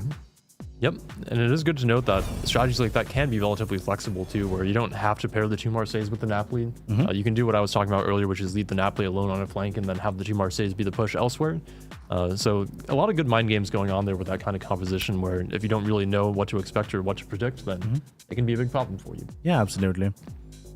It is true that we will remember the Napoli bait and switch, because perhaps the Cerberus pushed to kill the Marceau, knowing that the Marseille were not there, and then all of a sudden, oops. Yeah, there's two Marseilles in your face. So something to keep in mind, the Napoli bait and switch. Yeah, maybe it was an orchestrated thing where they're going to showcase the Napoli kiting away. Yeah, of course. You and mentioned then use the Marseilles as a way to basically punish anyone who tries to chase the kiting Napoli, which is always a bait, by the way. You should never really chase into a kiting Napoli unless you are very, very sure that you can kill him. They had an extra piece of bait, which was the Marceau on the island. Yeah. Where So you see the kiting Napoli, you're like, okay, I don't really want to push a Napoli, but oh, there's a Marceau stuck on a rock. We could get that. Nope. Yeah, and he pretty much did offer himself up, to be fair.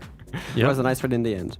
But yeah, as you mentioned, so far we only had very entertaining games, and they all went into best of 3. It's a shame for Pumba to be eliminated, but that's the game in the end. You know, you have to get a winner and a loser. So. Yep. In the other set of games, I think Yoboy EU number 7 actually lost out to Banco NA number 8. Wow. So we'll see Banco in the 1-2 bracket in round number 4 here.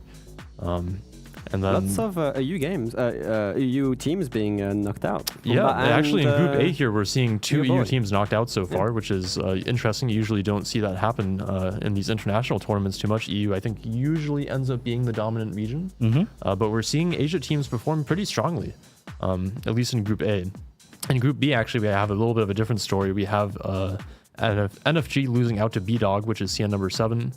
And then 1S Asian number 8 losing out to AAO, which is EU number 5. Yeah, so 2 Asian teams going out in Group B and 2 EU teams going out in Group A, which is definitely an interesting one. Yeah. All right, so we're going to have to pick our next game here in a moment. So I'm going to ask our casters to maybe give us their thoughts. I mean, we have a few options. We can either go to the 1-2 bracket and see another team which has to be eliminated, or we can maybe watch what might be a little bit of a closer matchup. We have ATFD, Asia number 2 versus Rain coming up. Oh. I mean, we haven't seen either of those teams yet. They're both pretty strong. you've answered already. All right.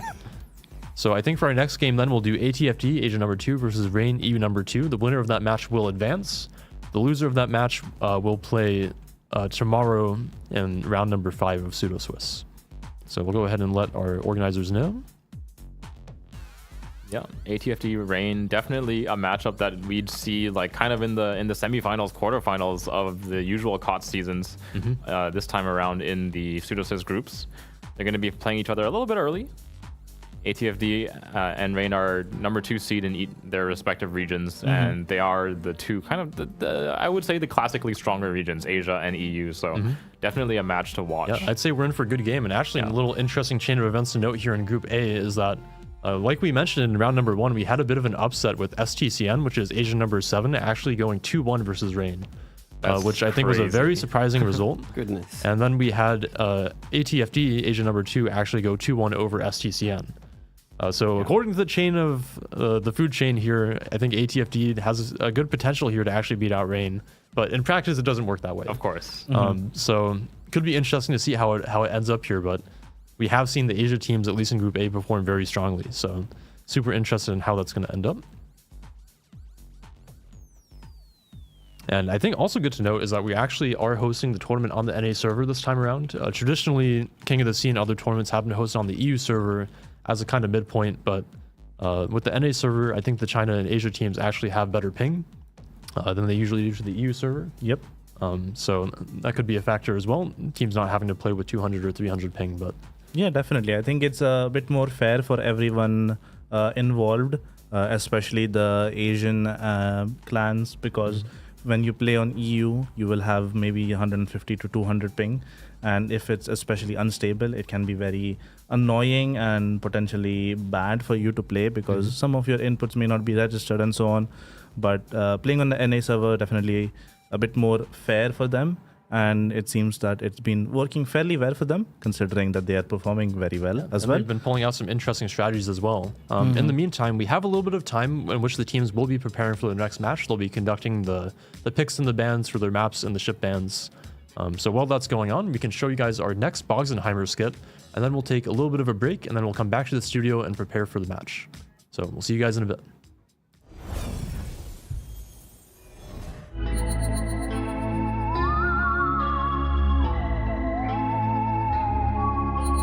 Hello, I'm mad scientist Dr. Bogsenheimer. Join me in crafting the perfect team to rush positions and cheese your enemies. 2 parts Marseille for a fast and heavy punch. 1 part Napoli to smoke them in. 2 dashes of Nevsky to cover with radars, and a Haragumo gearing pairing for all the smokes. And to top it off, a Schlieffen for the secondaries. And a Bourgogne for good measure. It's alive, and I call it... Nice cheese comp, noobs. No skilled noobs. Tell us your name in the comments below.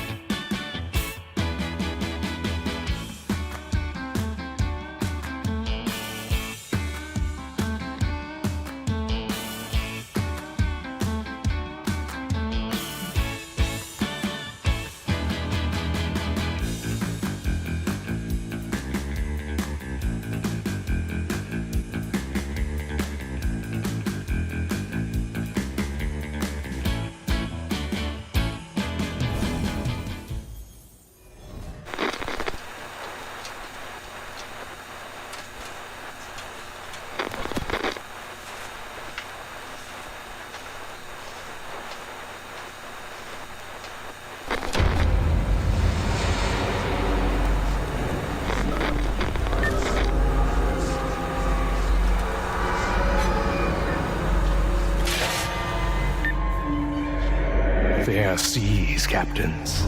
Join me and the crew of the Flying Dutchman during King of the Sea 17. Do you have what it takes to serve aboard this mighty vessel? Perhaps you'll even come away as captain of the ship yourself.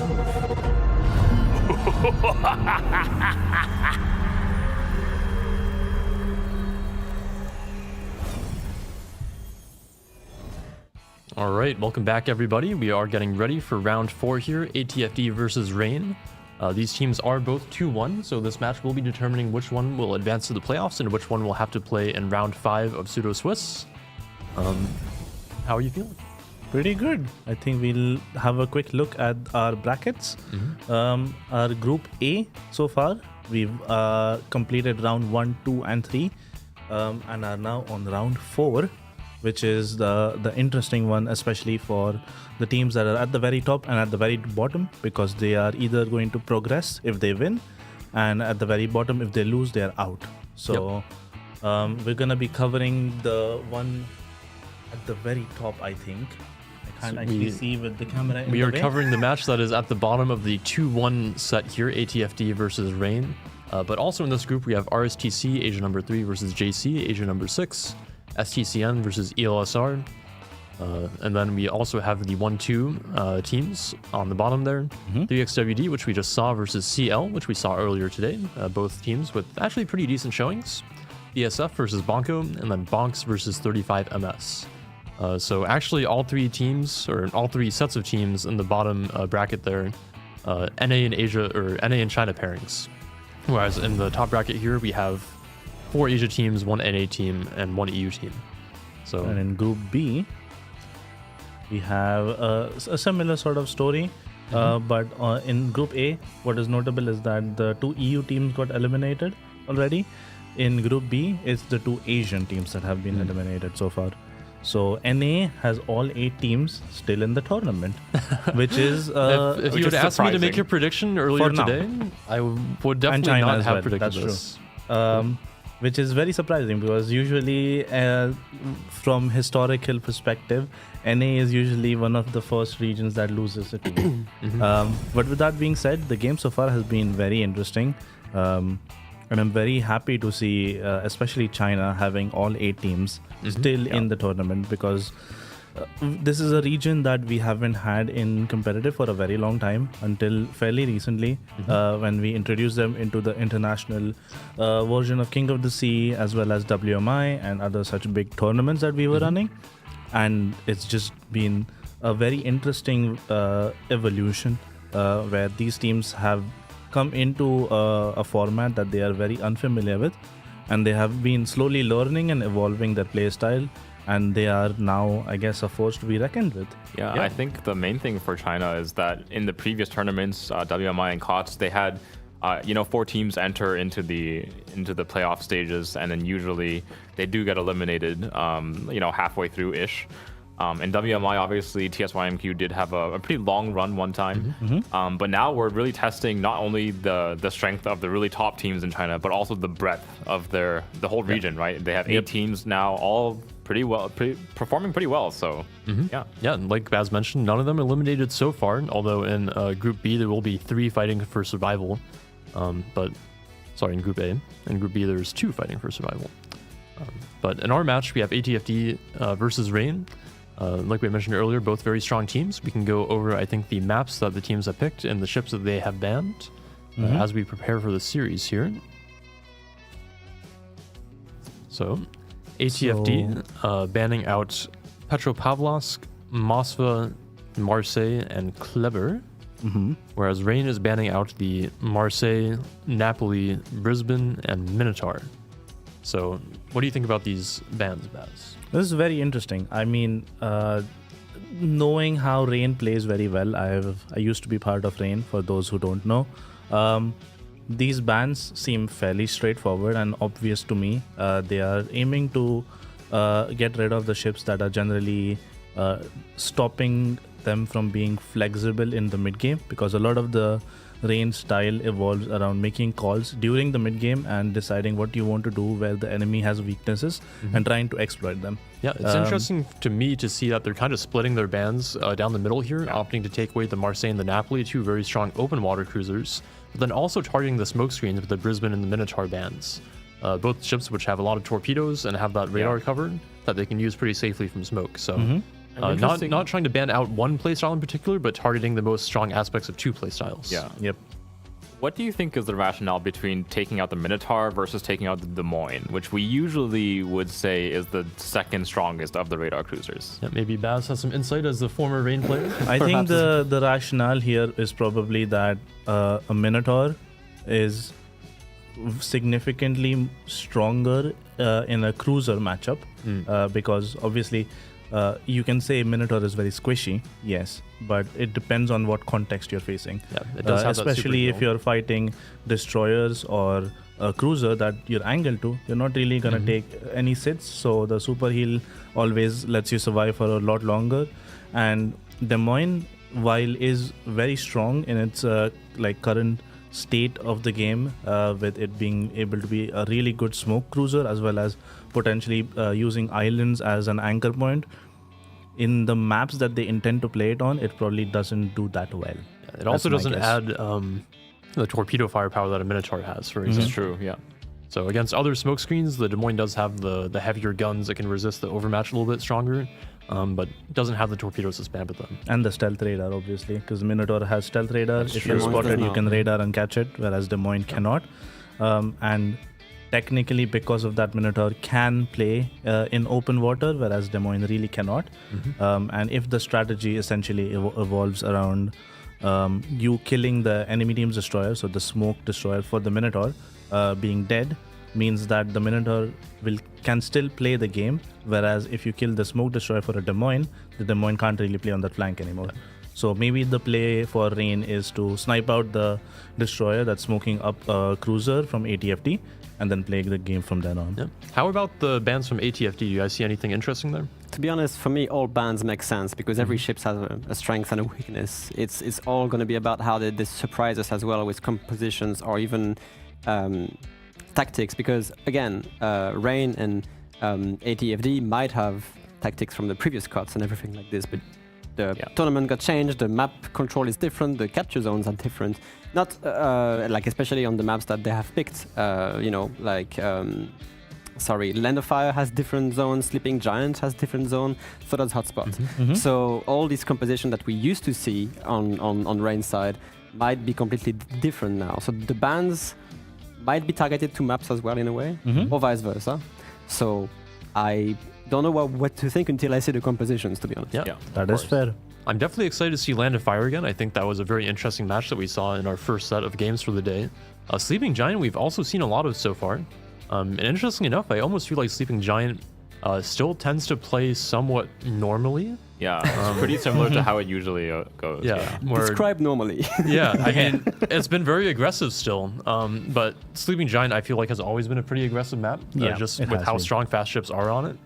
And I think the addition of the home caps on the east side of the map there, well impactful. We have to consider that the spawns are on the west side of the map. So if you want to make that home cap push, you have to travel a long distance. Then there's still a lot of strong islands to defend your home cap from. So I feel like the pattern of play hasn't changed as much on Sleeping Giant as it has on the other maps. But Land of Fire and Hotspot, for example, we've both seen crazy things on. So I feel like those are a little bit more wild cards at this point.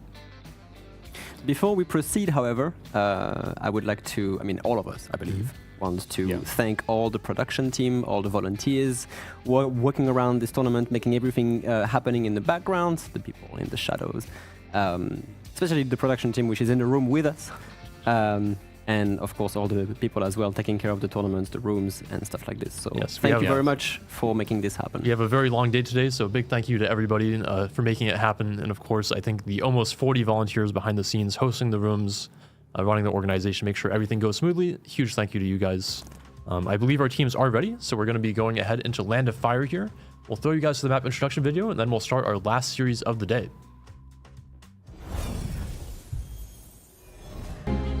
At the extreme southern tip of South America lies an archipelago rich in history and diversity. Soon, these storied waters will play host to a heroic clash between opposing forces, and the region will live up to its name. This is Land of Fire.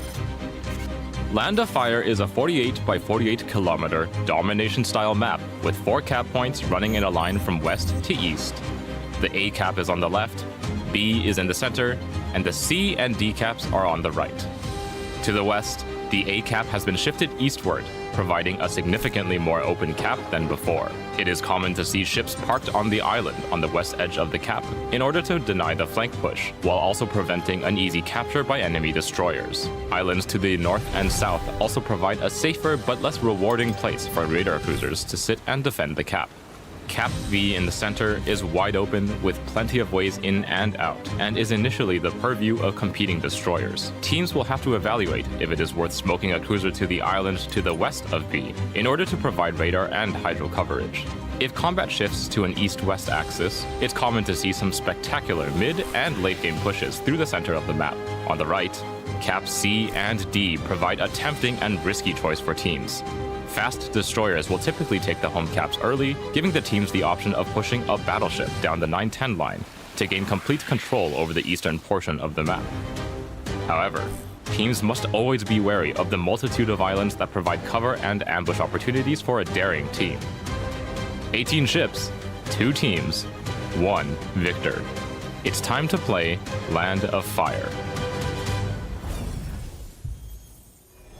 And welcome back, everybody. Rain versus ATFD. And it seems that speed is the name of the game right now. The compositions are going to be on Rain, bringing something really, really interesting here. Double Libertad, a Salem, and a double Svea, a Delny, and 3 Marceau. That's going to be already deployed towards A, backed up by 1 Svea.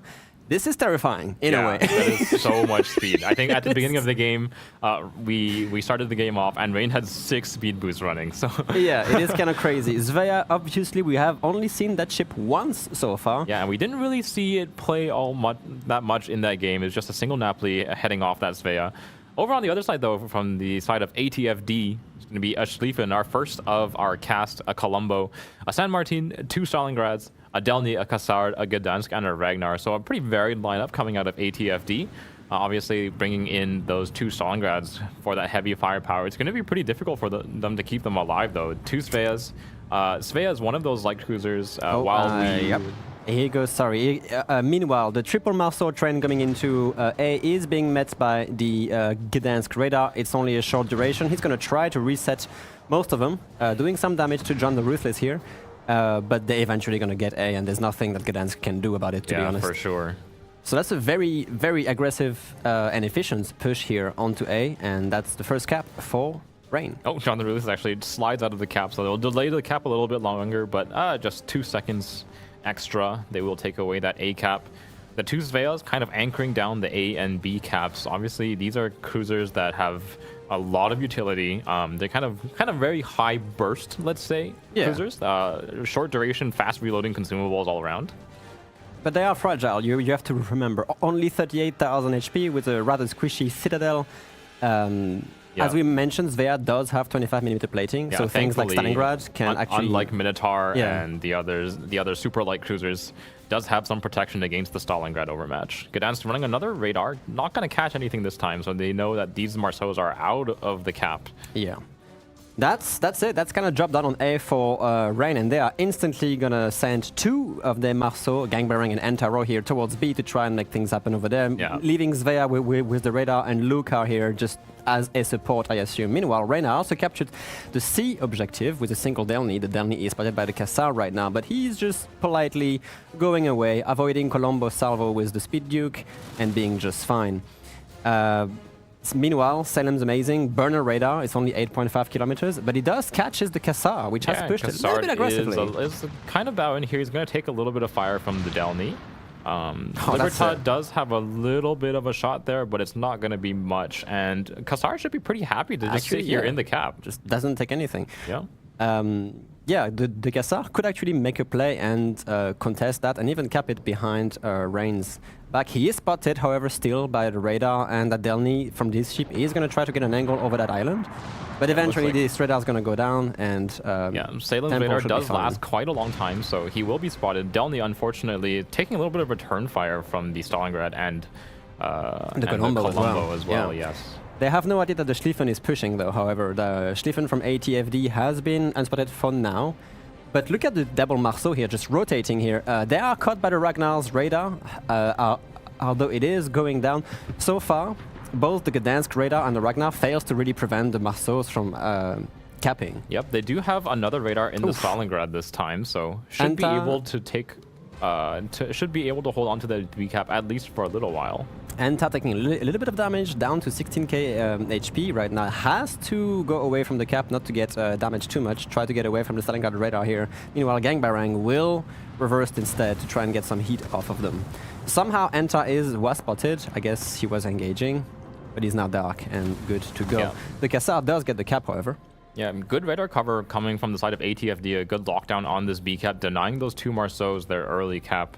So, yeah. Ooh, that's a close call from Jandor the Ruthless. We do see a San Martin Gdansk pushing back towards A. Svea versus San Martin. The Svea, that doesn't win. There's absolutely no way here. Sure. So they have to be careful not to get overrun. Lucar is in a kiting position, ready to sail away, but the moment that San Martin gets the radar range, he's kind of sitting broadside to him. This could be actually dangerous.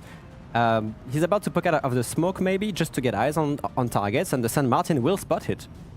And that actually could be really bad, because the San Martin's AP... so careful. The San Martin's AP is no joke. The Svea could really suffer from this. Oh. That could have been much worse. A really good first connection here from San Martin, and he does have those improved angles, so not going to be safe from the San Martin shots for now. Looks like he ducks behind the island, so there is no angle for the San Martin to get good fire into the Svea, but they will find the Marceau instead. John the Ruthless not trading the good HP here. He has to try and disengage right now. He's trying to do some damage to the Gdansk, but he's suffering heavily from the San Martin's turn fire. So yeah, they do have A under control right now, but they are on the back foot and they kind of have to give ground to this ATFD push. Yeah, and they actually did not have to burn either the Gdansk or the San Martin radar for that, so they still have both of them in reserve. Lucar's Svea obviously going to be pushed away as well. He probably should duck behind this rock if I had to. This is going to be kind of interesting. The Svea is going to get spotted here. And he just can't smoke. And to be honest, I think a San Martin versus Svea trade, the San Martin can just survive so much longer. For sure. As long as he can find those shell hits. This should trigger this first radar here. It is triggering indeed, yeah. The San Martin radar, 30 seconds duration on this one, and he's just going to chase. I don't think he has really any threat from the middle of the map. No. It's just the San Martin, as long as it gets the combat instruction, it's basically unkillable. If a San Martin can survive a Napoli for half of a game, Svea can't really do a lot to it, to be honest. We do have the Gdansk, though, just a little bit caught. It's going to be facing John the Ruthless Colbert Ballistic, if I can say. Yeah. The Marceau has the same guns, so he knows how to aim these guns, to be honest. But yeah, the San Martin has to be careful. Actually, some torpedoes in the water from the Svea. Obviously, those really fast European DD torps. Gonna land one on the San Martin, who is now running one of his heels. Maybe getting a little bit too aggressive here. They might want to focus more on the cap, now that they have pushed them back so far. They could try to have the cap under control before they lose so much HP. Predictions. 78% the way of Rain. I think, unsurprisingly so, Rain has been classically one of our, our top 2, top 3 teams for so long. But meanwhile, we have seen Marceau, Svea, and Double Marceau trying to get B the whole time, and they failed to do so. They've been into B, Entaro and the Svea for a long time, and they still haven't managed to get that cap between the Stalingrads and the Ragnar's radar. They're just about able to cap it now. 5 seconds remaining. No, the Ragnar's still gonna re-peak to get... Oh, does he get the contest? He does not. Oh, so they my have God. B now. His first turret missing means that Entaro is going to pick up that VCAP. That's a crucial miss, actually, from ATFD. Oh, but what are these torpedoes, though? They are coming from the Cassar on the other side. Yeah. Meanwhile, the Schlieffen, still untouched with the Delny, still kind of keeping that Libertad Delny Salem behind that rock. The Delny is going to try to get the C-cap back at this point. Interestingly, this is the first time we've seen someone opt for the Schlieffen over the Libertad in terms of the secondary battleships. We haven't had a really big engagement yet. No, that's not good. ATFD here taking one torpedo from the Marceau. These long-range torpedoes, they have 9 kilometers and they're fairly stealthy. ATFD loses a bunch of HP on the Gdansk trying to contest A here, and there's more torpedoes coming. Siyuki here, Siyuki, I'm sorry if I'm butchering the name, has to be a bit careful. He's reversing into them. Using that smoke as cover, like, it's not the best idea. Yeah, there's a radar coming in as well. I think they're going to pick up the kill on Oh my god, can he evade that? He will evade the torch, but he's under this radar, he has only 6,000 HP to play with, no saturation, and the Svea is so accurate. And John the Ruthless as well, Rihai. Yeah, so they get the cap, but they're also going to lose the Gdansk. And now the San Martin is kind of alone versus that Marceau and the Svea. The San Martin can still be a real problem. Of course. Definitely tough to dig out this cruiser. But again, so many consumables, but only AP, however. Yeah, so exactly. If the Marceau rushes bow on, he can maybe do either a ram or a torpedo pass. Yep. And he's just capturing A right behind their back in a way. So a good counter push from Rain here, putting also the Delny into the cap to try to get the cap advantage back from ATFD's control. Yeah, unfortunately, we haven't really seen them put their Schlieffen to use. I think just maybe like not confident in its push against the Libertad in an extended engagement. I feel like Libertad should win that kind of fight. Libertad should win, yeah. Like the hitting DPM of the guns is just better than Schlieffen, I believe, but at the same time, armor is in the play here, and Schlieffen doesn't have as good as a plating. ATFD's Kassar does find an angle against the Sheep's Delny. Yeah. Kassar guns are not to be trifled with either. They are decent DPM, and they can hit fairly hard here. Long range fire coming in from the Stalingrad as well. They're going to try to dig this Delny out. I think it's kind of really their only play here. He is kind of stuck. That is true. He can't reverse because of this torpedo threat from the edge.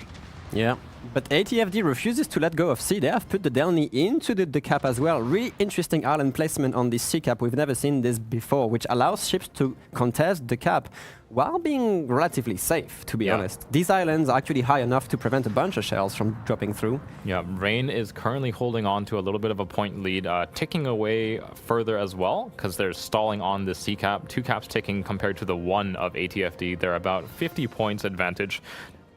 Despite the ship going down, the point advantage is very, very small. Looks like ATFD is finally making their move. The Colombo shoving down into the middle of the map. He's going to be facing off against the Libertad in the center, who is raining secondaries on the Ragnar. Huge damage coming into Showtime's Ragnar here. Yeah, not the best trade right here. I mean, they are trying to farm the Libertad, but at the same time, like, it's not worth losing that much HP for this. It seems Reigns has the upper hand, of course. They have cap control, and all they have to do is prevent ATFD from basically doing anything at this point. The Delny is spotted against the Schlieffen here, but he can just go back behind that cover. How do you root out the position Rain has taken here? I think you have to put ships in the middle. Is like really fighting for that center control. The B cap is so important, but against Rain's really quick rotations, those 3 Marceaus, they can move around the map really quickly, and it's just the speed that they can lock down the caps, take them, and Rain's then retake Libertad, them. however, in a bit of a dangerous spot here. He has to be careful about the Kassar's torpedoes. He is pushing back ATFD Stalingrad here, but he cannot ignore the fact that the Kassar is right here. However, the Kassar is spotted just a little bit because he was too close to the Libertad. I guess it was a proxy spot here.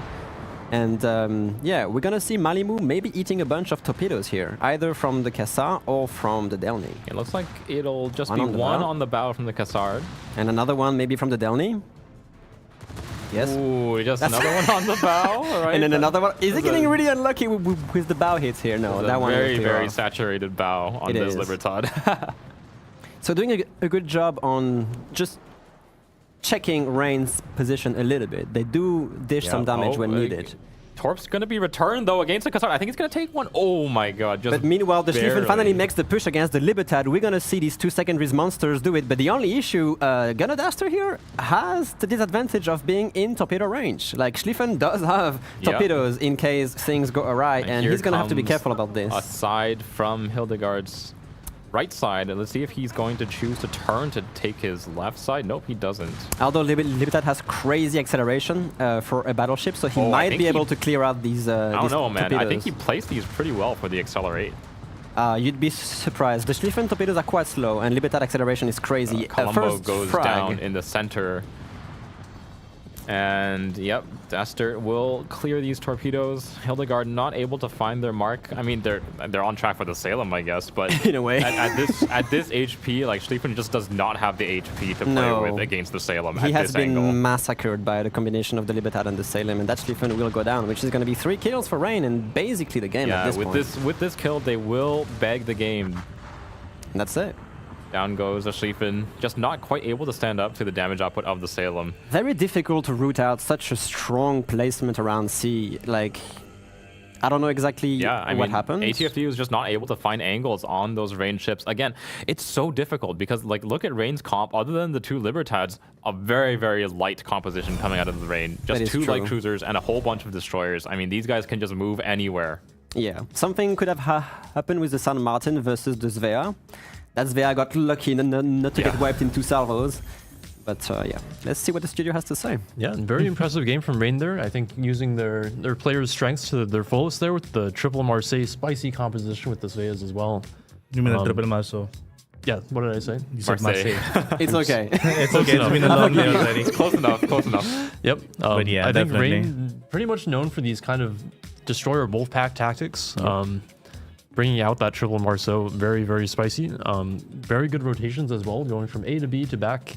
I think ATFD actually did have pretty good responses to it. They pushed up the San Martin and the Gdansk when they saw the Marceau was rotating towards B. But they still got caught out when they actually tried to cap A. Yes. So It's overall, very interesting. yeah, I would say overall, definitely, I think Rain with just better execution. But I think ATFD also had a pretty solid game plan. I mean, we saw them have pretty good control over the home caps.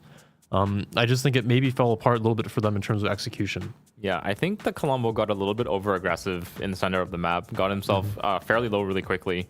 Was finished off camera, obviously, but it's just the 2 battleships had really difficult time getting back into the game because the threat of the Marceau and Sveas is just like, your battleships, when you're facing really light comps and smokes that you can't really deal with, your battleships suddenly lose like a lot of their power in the match. I mean, also the Schlieffen essentially got vaporized by the Libertad and the Salem so quickly. I think that was also one of the keys for Rain winning this game was that the Schlieffen didn't really seem to have a lot of game impact, where maybe they were expecting him to be able to deal with some of the heavier ships on Rain's side on the home cap.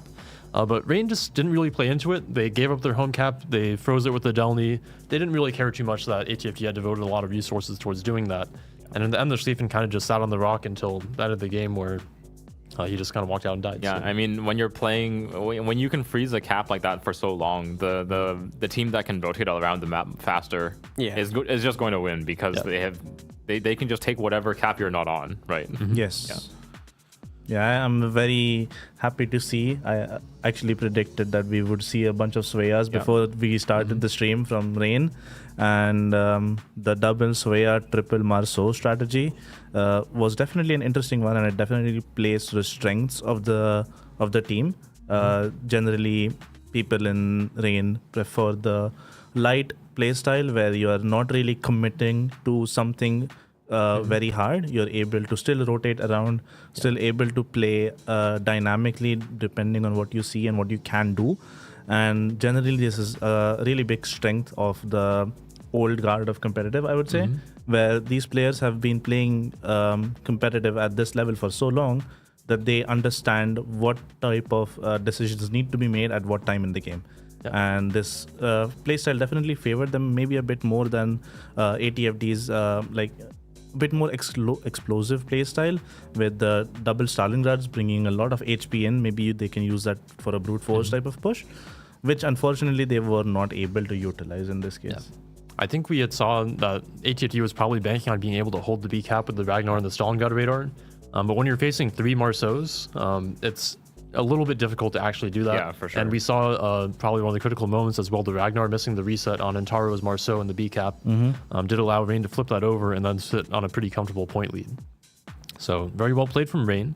I'm very interested to see what they'll do in game 2 and potentially game number 3 if we go to a game 3. Yeah. If they'll keep playing these kind of light destroyer compositions, I think like Baz mentioned, we've seen Rain very much lean into these kind of lighter compositions where they can rotate around the map, they can play a little bit more dynamically and kind of pressure the opponent into making mistakes.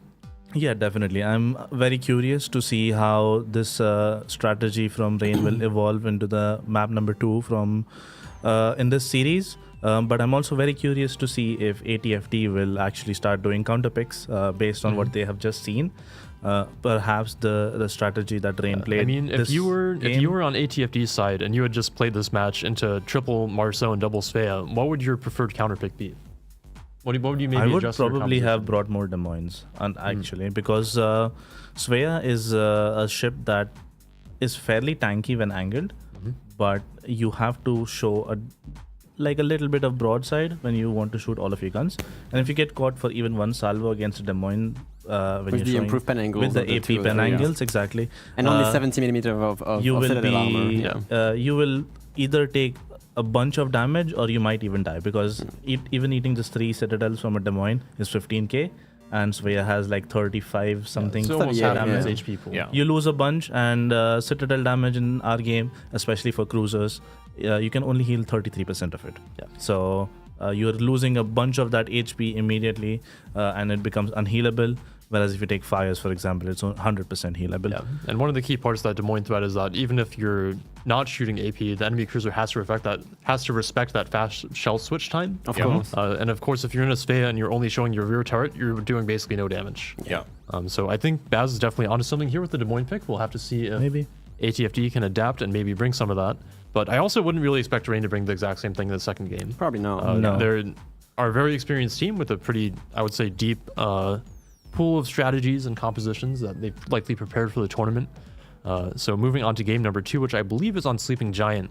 I wouldn't be surprised to see something different out of them. Yes, However, definitely. both Marseilles and Napolis are banned, which That is means true. that this fast cruiser heavy broadside pushes might not happen on Sleeping Giant as we saw, for example, in the previous matches. Yeah, and I will say that the Marseille and the Napoli ban also makes a lot of sense after seeing what Rain brought in game number 1 here, Yeah. where those are really the open water cruisers that Marceaus have a terrible time dealing with. Yeah, Yes. they where have they the will not really good trade ballistics. favorably at Yeah.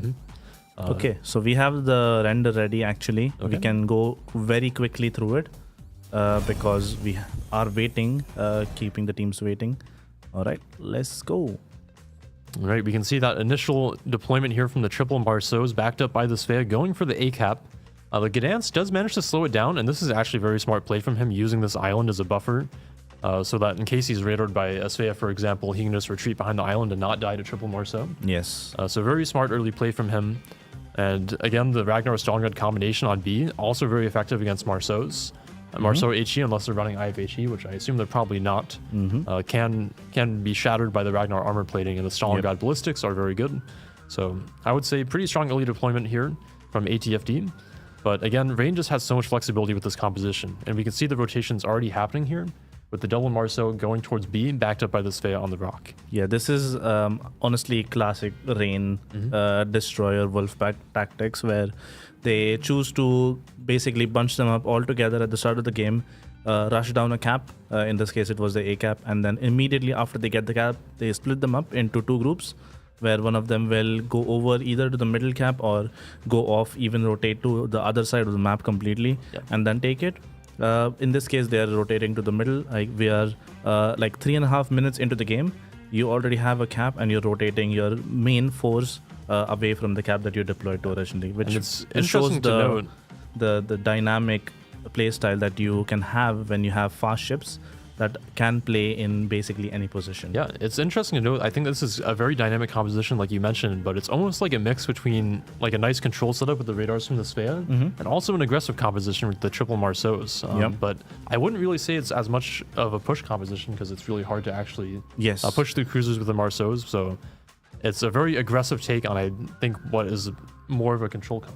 Yeah, definitely. I think the pushing comms in this game, in our game, are mostly based around a lot of HP. You need that HP as brute force mechanism to basically make sure that you have enough time while you sit in the enemy team's phase to make that push happen. When you have such a light composition, especially when you have 2 Sveas and 3 Marceaus as your main force that is moving around the map, going for caps, doing the main fights, they have very little HP in comparison to, let's say, two Stalingrads and San Martin. These ships are way more tanky. If you ever want to make a push, you definitely want that extra HP. Yeah. And you can see Rain's game plan here basically being to control the A and B caps, actually rotating out whichever Marceau is capping, so they spread the HP, which is a very good play from them. You definitely want to be spreading the damage taken along your destroyers. But ATFD does have pretty good reactions. I mean, moving up the San Martin Gdansk along the 1-2 line here is very good to be putting pressure onto the Rain side. And again, taking the C cap. They will have a hard time keeping it because of the Delny, of course. But again, at this point, I think the match is still pretty much even. But we'll see the Rain basically manages to take a lot of HP off the Gdansk, which will basically be fatal for it once it actually goes into A. You can see the San Martin gets forced away. The Gdansk goes for A anyways, even though his support has been forced off a little bit.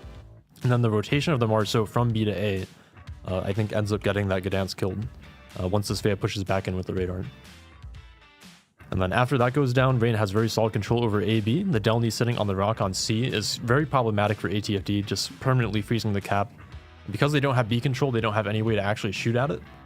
And then the Schlieffen tries to do something and just ends up dying. Yeah, so, the Schlieffen pushing into a three-way crossfire with the Salem and the two Libertads, and potentially the Delny with the Torps and the guns as well. Yeah. He was really doomed from the very beginning going for that push, but they had to do something in that case because they were going to lose anyway, and the decision to push kind of solidified their loss because the kill got drained to 1,000 points. All right, while our teams are ready, we'll be playing Sleeping Giant for our next map. So, pretty excited to see what Rain will bring out in Game 2 after this exciting Game 1 composition. Why don't we go ahead and throw it away to our introduction video, and then we'll see you guys for the match. A colossal battle between opposing fleets will soon unfold here amongst the waters of the East China Sea. The residents of these islands will shortly bear witness to the thunder and flash of combat, and only one team will sail away victorious. This is Sleeping Giant. Sleeping Giant is a 48 by 48 kilometer domination style map with 4 cap points running from west to east. The A cap is on the left, B is in the center, and C and D are on the right. In this new iteration, both team spawns have moved from a central position to a north and southwestern spawn position, offering a wealth of new strategies for teams to execute. Cap A on the left is fraught with danger. Shifted from its previous position inside the Thunderdome to being centered on the tip of the island on the 1-2 line, a daring destroyer player can hug the island to take the cap quickly, but will face a treacherous journey to escape afterwards. In the center, capture area B is just as perilous. Completely open with plenty of places for radar cruisers to hide nearby without being spotted, it is commonly left uncaptured until the mid and late game. Caps C and D on the right provide an intriguing choice to teams. Pick up just their home cap, deploying radar and kiting ships to protect it, or risk it all on a push down the 9-10 line to gain control over both caps and the potential win. Sleeping Giant has a long history in King of the Sea since its return in King of the Sea 13. Many tightly contested and challenging matches have been fought on this map, which begs the question, who will be the victor this time? 18 ships, 2 teams, 1 victor. It's time to play Sleeping Giant.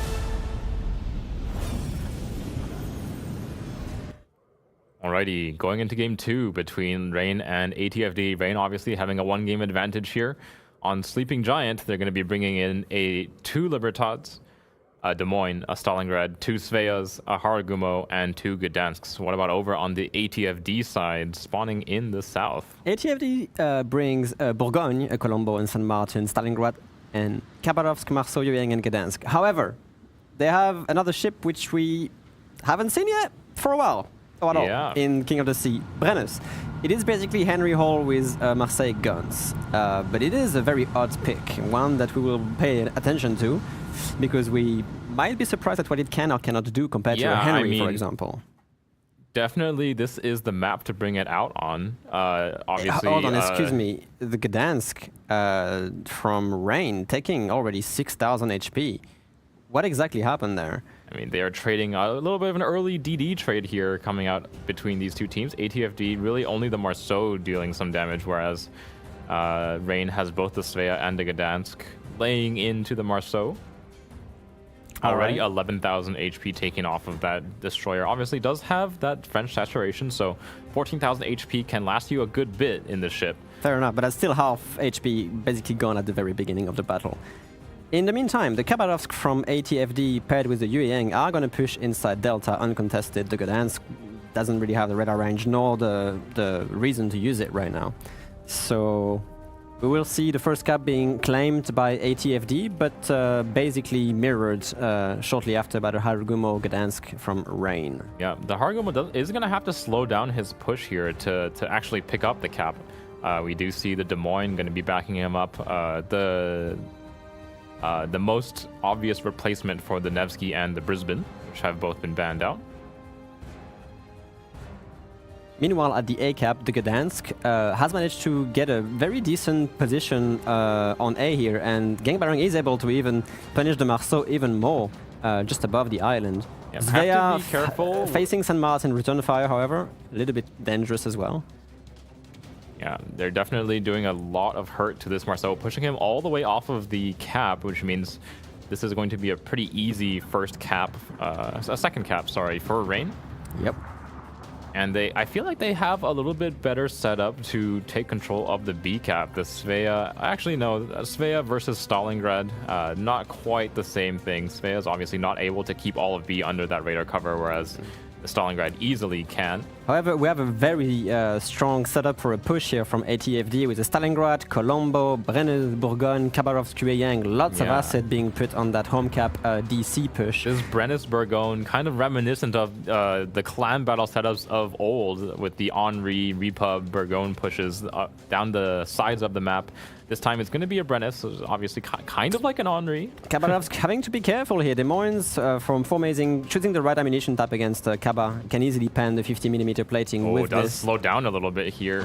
Looks like the shells are going to go a little bit off the mark. He is putting in a little bit of damage into the Harugumo. The Stalingrad radar catching the Harugumo in that smoke train. The Des Moines is out of this, so he will be able to benefit from that Harugumo that was smoke. a Yueyang radar, actually. It was a Yueyang radar?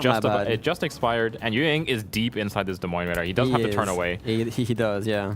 I don't think the Harugumo can open up without being lit up by the Khabarovsk again, but yeah. This Yueyang is gonna get away more likely fine.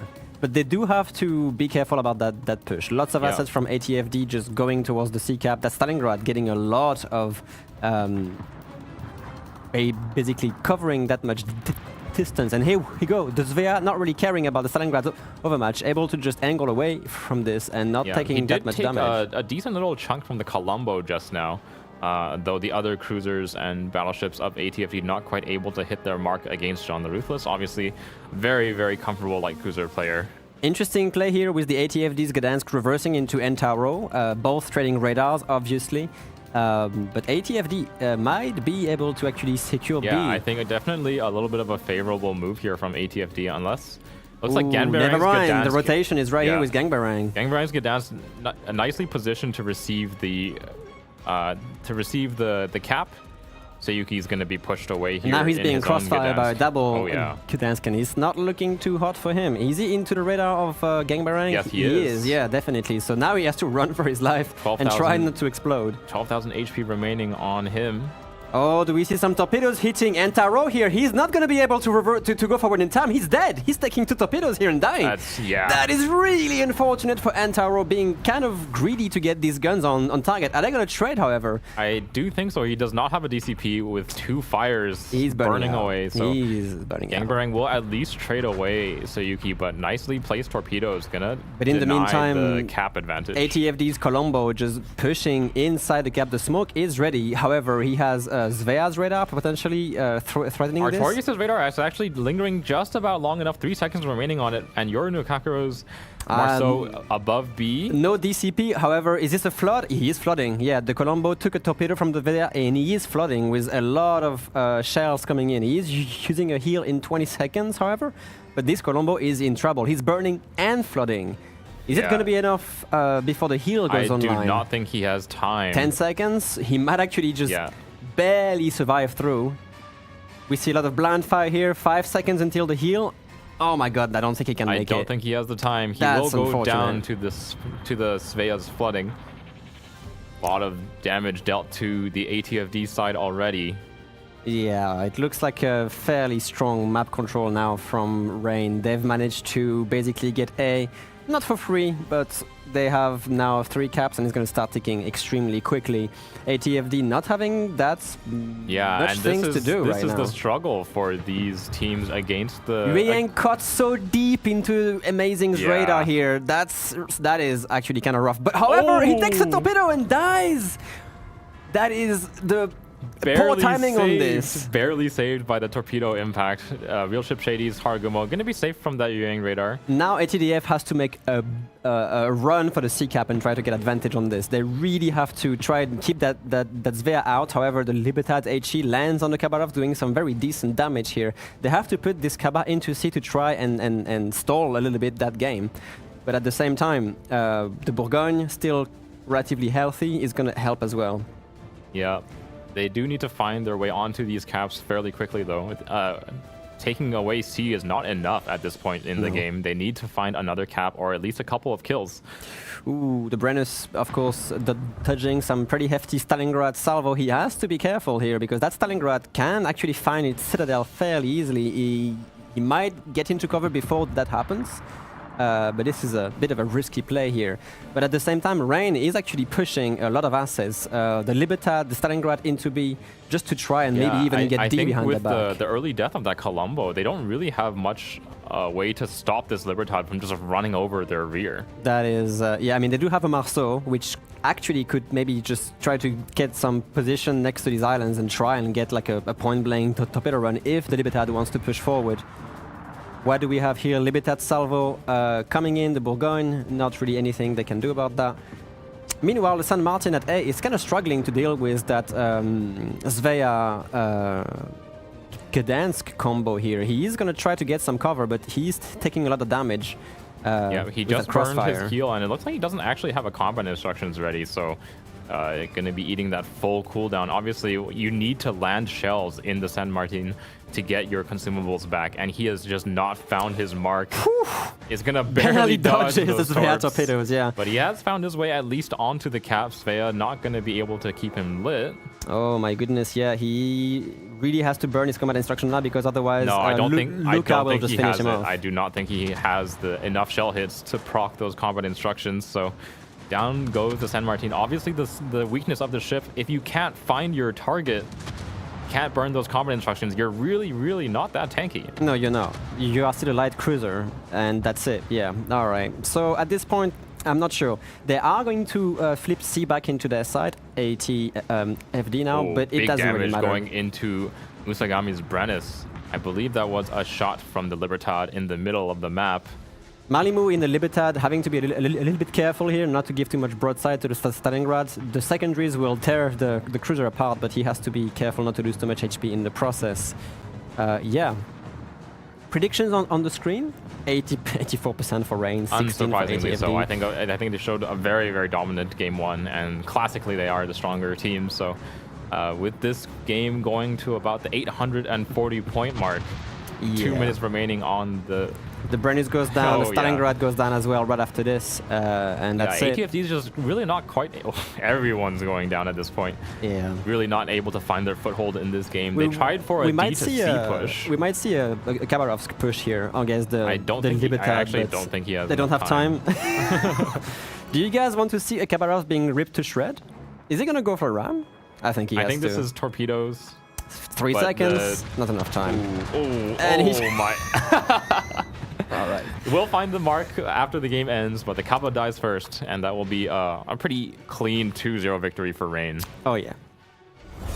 I mean, it is, I don't want to say it is expected because ATDF had a pretty good run, to be honest. But Rain does has that, as Baz mentioned, a nice way to adapt and overcome any sort of strat that they can meet most of the time. And they made a really good example here against ATFD. So well done for them. Yeah. Yep, very dominant showing from Rain here in our first 2-0 of the day. Yeah. Rain will be moving on to the playoffs with the 3-1 result. ATFD will be playing tomorrow in round 5 of Pseudo Swiss with a 2-2 result to see whether they are eliminated or move on to round of 16 in the playoffs. So congratulations to Rain. Not surprised to see them move on at all. We've seen them play many times before, and it's always a pleasure to watch their unique strategies, shall we say. And was definitely super excited to see the Sveas get busted out for this one. And we saw them not only be in the game, but also be super impactful, I would say. Yeah, we didn't see them do the whole like smoke radar trap on destroyers all that much. I think teams are very respectful of the threat that Svea poses, but definitely just the ability to position around the map very freely, allowing them to deal a lot of HE damage output to the stationary cruisers such as Stalingrad and obviously the battleships of ATFD. And being surprisingly tanky as well. Like, we haven't seen Sveas just taking massive salvos here and there. They are. It is such a small cruiser, narrow, and also not really that big of a target that it might actually be difficult to pinpoint. And it does have that almost like super nitro speed boost that lets it do a lot of juking. So while that consumable is available, it's pretty hard to hit, like you were mentioning, because of the small size. And at this level of play, it's pretty rare for players to expose too much broadside and get citadeled. So as long as it's not doing that, it does have the 25mm extremities. Which I think, like we saw in the match, will protect it from overmatch from things like the Brennis and the Stalingrad. Yeah, and ATFD really did bank on the ships like the Ragon, the Brennis, and the Stalin to kind of just eat damage and take a push onto the enemy home cap, but they just weren't able to do so in this game. No. Yeah, I think we've seen in both these games Rain do a fantastic job of being willing to receive the ATFD push, not panicking when they see it, but just able to give up a little bit of space and trade HP in the meantime, while on the other side of the map their ships do their work.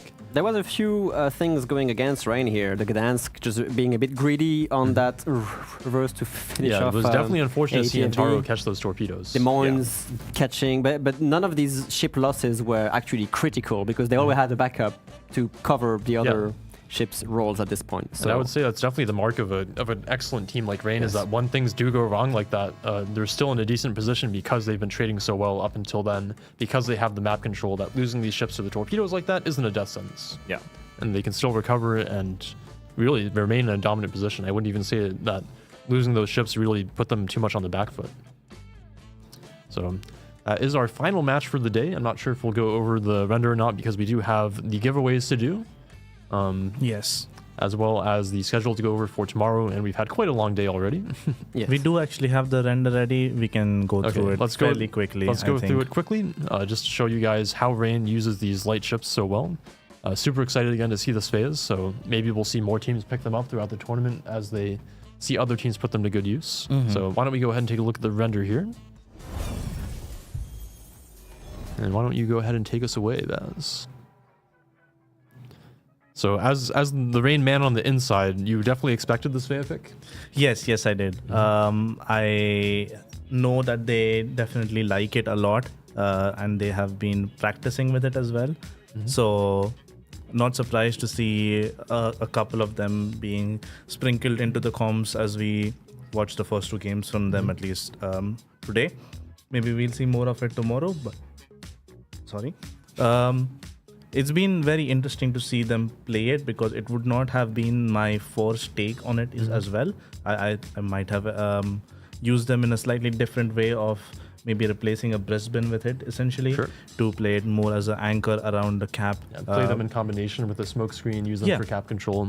Essentially. But the way they are playing it is also very interesting, because they're using it as a pseudo-destroyer of sorts, where you're able to rotate around the map very effectively and be a threat, even if the damage output as a single Svea is not super high, but at least it's very effective. Yeah, I think we've seen them use them as essentially very beefed up jacks of all trades, where they're using them as like a weak side cruiser here after their stuff rotates. They're using it to help control the middle of the map here.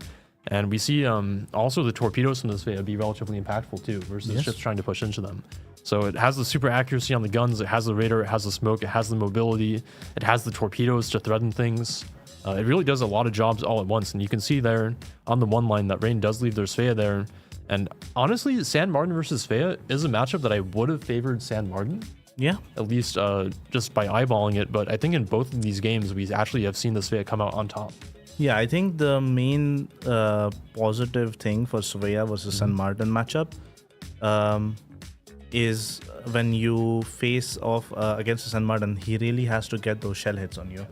And as a Sueya, you can always smoke up and disengage right as you're about to give him the combat instructions. And if he doesn't hit you for like 10 or 15 seconds, he starts losing all that progress. Yeah. And I think he might have been caught out where his consumables are now on cooldown and he does not have the ability to charge that combat instruction up.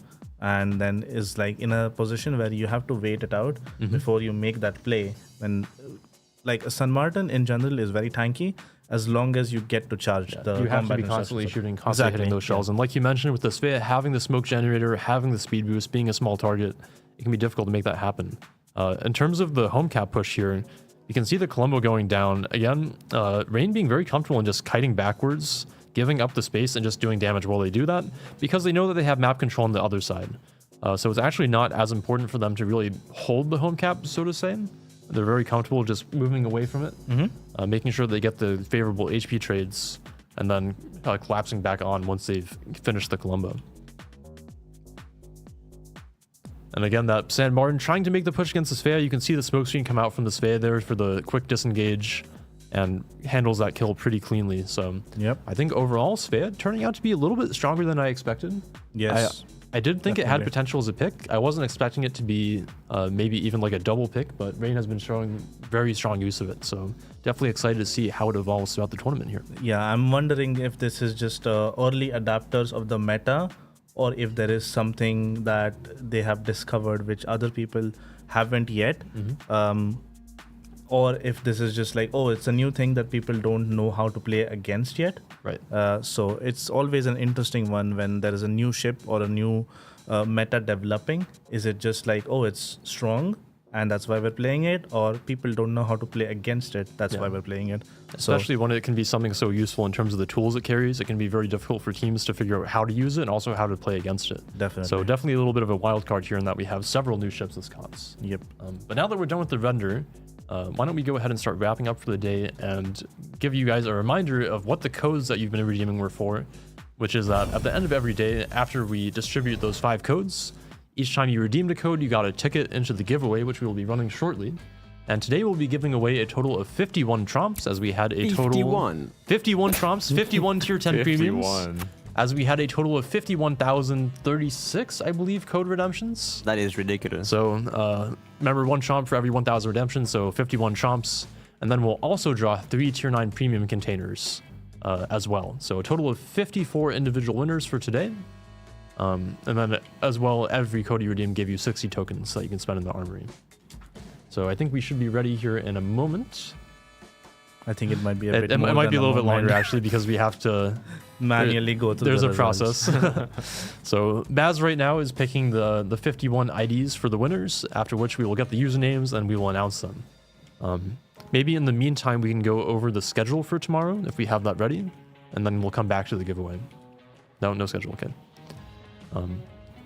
So to sum it up, how many teams were eliminated today, and how many teams are going to carry over for the rest of the tournament? So today, I believe we saw, somebody can correct me if I'm wrong, but I think we saw 10 teams move forwards, 10 teams get eliminated, and then tomorrow we'll be seeing the remainder of the teams finish that round 5 pseudo-Swiss. Then we'll have a total of 16 teams moving on and 16 being eliminated. Yeah. So by the end of the pseudo-Swiss, there will be 16 teams remaining. And then we'll also play the first little bit of the bracket stage tomorrow, with the final games being saved for the next weekend. All right. Yep. So again, the 16 teams moving on to the playoffs. Tomorrow we'll do round 5 of the pseudo-Swiss. We'll do the round of 16. We'll do the quarterfinals. And then next weekend on Saturday, we'll have the semifinals and the finals. We can also maybe remind you guys about the viewer rewards in general. Today was a mission as well as a mystery drop when you finish the mission. Tomorrow we just have a straight up mystery drop for you guys. And then on Saturday next week for the semifinals and finals, we will have a mission for that Howden Liu skin, which is very beautiful, very fantastic. Inspired by the Flying Dutchman. Yeah. Fitting. Yep. It has a bunch of wonderful details on it. And I actually didn't notice this because the ghosts on deck don't show up in port, but they show up when you're in battle. Oh. So there's a little bit of a fun Easter egg there. That's nice. It's a very cool skin. We actually played a few games of it on stream last week, and the fire effects of it are also with the theme color. So it's not a red fire, it's like a cyan, green, blue color, which looks really cool. Do the bombers also get a special effect or a skin? Or? Unfortunately, The bombers, not. unfortunately. Unfortunately, no special effects for the bombs. Sorry, or the I bombers. had to ask. I know. It's That's the fair. first thing I checked as well. In any case, how do you consider this first day of King of the Sea? Is it meeting expectations, gentlemen? I'm above expectations. Above. I think Alright. we've seen some fantastic games so far. I think that the new maps in particular have done a fantastic job of kind of shaking up the meta. Oh yeah. Have kind of been rewarding. I think the aggressive playstyles that we've seen so far. We've seen a lot of home cap pushes. We've seen a lot of teams being willing to play a little bit more dynamically. And in general, with the 32 teams in total, I think we've been seeing a lot more breadth of play. That's correct. So- Yeah, I'm really liking the 4 bans that are given to each team, with a kind of like a little more loose overall restrictions, but giving each teams a little bit more agency in what ships are and aren't allowed to be played. Obviously, you saw Rain in this last match taking out the Marseille and the Napoli, which I feel like would be the 2 strongest counters to the Sveas. Right. These ships that can just walk at your smoke screen, have a ton of HP, have a ton of pushing power, and then they're making use of these 2 Sveas to great effect because these 2 counters to them aren't available. Yep. And again, I think Rain did a fantastic job with their bans, like you were mentioning, banning out basically 2 separate things, where they targeted the smoke cruisers and they also targeted the open water cruisers. So basically taking away the strongest points of both playstyles and then playing their own unconventional setup, which I don't think we'll see any other team try to do. I'd be very surprised if we see other teams try to pull out the triple Marceau, double Svea shenanigans that we saw out of Rain, because they've obviously practiced it probably quite a bit. And it can be pretty rough to try to shift into that playstyle mid-tournament. Yeah, it's definitely a very high-risk playstyle as well. That you really do not have much HP to play with in that comp, so any mistake is pretty brutal. Isn't it like the general consensus though in this kind of tournaments? Yeah. Yes. Stakes are punished, but yeah, it's fun, and I'm glad to see that the tournament is always fresh with new rules and new systems. All right. Well, we can maybe go over the final standings as well for today. You can see here our bracket, our group stage. We started off with round 1, moved all the way through round 3, and we just watched round 4. So RSTC actually lost out 0-2 versus JC, which is a bit of an upset. Asia number 6 beating out Asia number 3. SGCN lost 0-2 versus ELSR. You wouldn't think maybe by the seeding, but given that SGCN actually beat Rain in round 1, this is a little bit of a surprising matchup to me. I would have expected maybe SGCN to bring at least one game here. And then we just watched ATFD go 0-2 versus Rain. So very strong showing from Rain. And the 1-2 teams, we will see, I think Game 3 is still being played for 3XWD versus CL. So one of those teams will be eliminated. BSF, China number 8, actually beating out NA number 8. So Bonko will be going home, unfortunately, for our NA fans. Then Bonks 2-0 versus 35MS. So number 5 NA beating out CN number 5, and then number 8 China beating out NA number 8. So a little bit of a interesting contrast there. Tomorrow we'll be going over round 5, where we'll see our last teams either move on or be eliminated.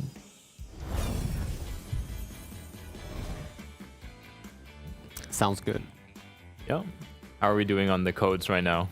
We're almost done. We're getting there. Baz Alright. is working tirelessly We to are pull on the our last winners. 3, guys. We need Yep. to make a very slow zoom on Baz and his serious face while he's typing aggressively on his keyboard. Yep. We may not have a graphic for it, but I can also read out the current results for Group B. Do we have a Going graphic? to it. Let's Yes. go. Okay. So for our 2-1 teams, we have Oh Boy currently up 1 game over L7. That's EU number 8 versus China number 6. We have KSM, NA number 3, losing out 0-2 versus TSYMQ. TSYMQ has traditionally been one of the stronger Chinese teams that we've seen make it pretty deep into tournaments like Warship Masters before. So not surprising to see them actually take that 2-0 and move on. And then Resin currently up 1-0 versus their actual community clan here, Resin versus Epoxy. So one of them is going to have to lose out here, I feel like unfortunately. somehow for this them. happens a lot more often than it should. Yeah. Community teams forced to play each other in a battle to the death. What can you do? In the 1-2 section, we have B-Dog losing 1 game to Moyai so far. That is China number 7 versus EU number 4. JNMJ 1-1 with HSR right now, Asia number 4 versus NA number 6.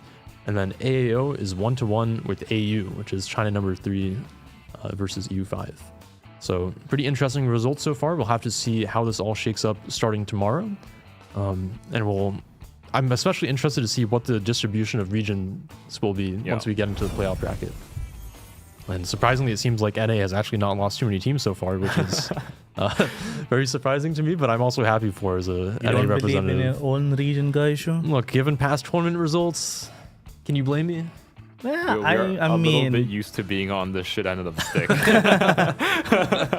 that is fair. I understand where you're coming from.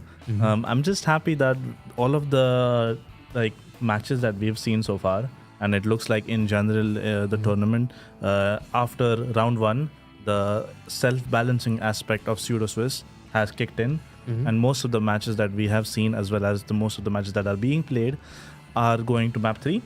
And that's always a really good thing, because it means that the matches are competitive and fun to play, especially. And when it's this level of competition, having each game go to 3 maps is really good, because generally when players of this caliber and teams of this caliber are playing against each other, one small mistake usually ends up in a game loss. And a lot of the high-end teams, especially on EU, I would say, most of the games end up in a 2-0 or a 3-0, depending on what type of format it is, obviously. But seeing a lot of these games go to 2-1 and go 1-1, especially in the first 2, is really nice. Yeah, I'm definitely very happy means about we have the some format. nice even matchups, essentially, that the teams are all relatively on par with each other, which is fantastic to see. And hopefully means that we'll get some very exciting matches going into the playoffs starting tomorrow. Yes. This format map become the staple of King of the Sea going forward, perhaps. Yeah, I've definitely been a huge fan of Pseudo Swiss. So We'll So far, so definitely have a look at how it performed in terms of the maps and the games overall. But it looks very positive, and I'm very glad that we tried it originally in the regional tournament, and it was pretty good in that as well. And we were like, okay, this looks very cool, and it makes a lot of sense, especially with how it functions. So hopefully it goes through into the future, and we actually, I think, have the list of winners ready. Let's go. So I will start reading them out based on how we see. So Take a deep breath. so we're going to it's a start. lot of people. So we have 54 total winners because we had 51 Troms to give away. Do you plus maybe 3 want tier 9s. to maybe pull the 3 tier 9 premium Yes, winners out of the yes. list, and then the rest will be our Tromp winners? Yes. perhaps? So our 3 tier 9 container winners are Aksho from EU, Shockwave 66 from NA, and Axis AXCIS from Asia. All right, congratulations. Those are our 3 winners for the Tier 9 Premium container. We will get those credited to your accounts pretty soon next week, so bear with us. And then we our have... EU list, the big one with everyone winning a Trump, is 51 winners. So better strap in. And we, right, if have you fun, hear Baz. your name, I guess get excited, because there's a Trump coming to your account soon. And we expect to see an exciting emoji or something in the Twitch And chat. if you already have a Tromp, remember that the compensation will be 30,000 community tokens. Right now, you can't spend those because the Armory event is dedicated to King of the Sea, but with the release of the next update, you will be able to spend those. Yes, it will go back to normal. So the people who are worried, oh my god, what can I do with my community tokens? Don't worry. The Armory section for spending them will come back as it is right now, or as it was last update, and you'll be able to spend them as you would. Okay. Take us away, Baz. So the first one is Devastator_R1. Then it's Qpert, I think. The Mad Trooper, Strucky68, Card Dryer, Trias 86, Gussie 907, Terror Rage with the X, Lost in the Supermarket. Oh no. I hope you get unlost. I hope you find your way out of the supermarket. That's the better way to say it. Jackie 211, Zulis 13, Zippo the Zip Drive, Sire 445, Bruce PT, Limited Options, Erdel Honda, Kia RMX 37, JJ on Tour, Old Timer 49, U1C, Sting Slinger, no CV please. Getting a Tromp, not a CV. Very nice. You're not getting a CV, don't worry about it. Top Selyar, Blackjack 1878, S Finks 76. Finks? Hopefully not a Finks all to count. Priest JD, Heniota, and Captain PSL. These are all guys from the European server. I can take the NA winners if you want to break. Sure, go for it. All right. From NA, we have Gorky1, Wooster with a lot of O's. We have Lloyd JT. We have Cravo123. We have Tarkington Grafton. We have Mark Graf 4. Y Sushi. We have _ Mike Stone _ We have Mr. Cookie Milk 1. And then, do you want to take the Asia or do you want me to? Sure, I'll take the Asia.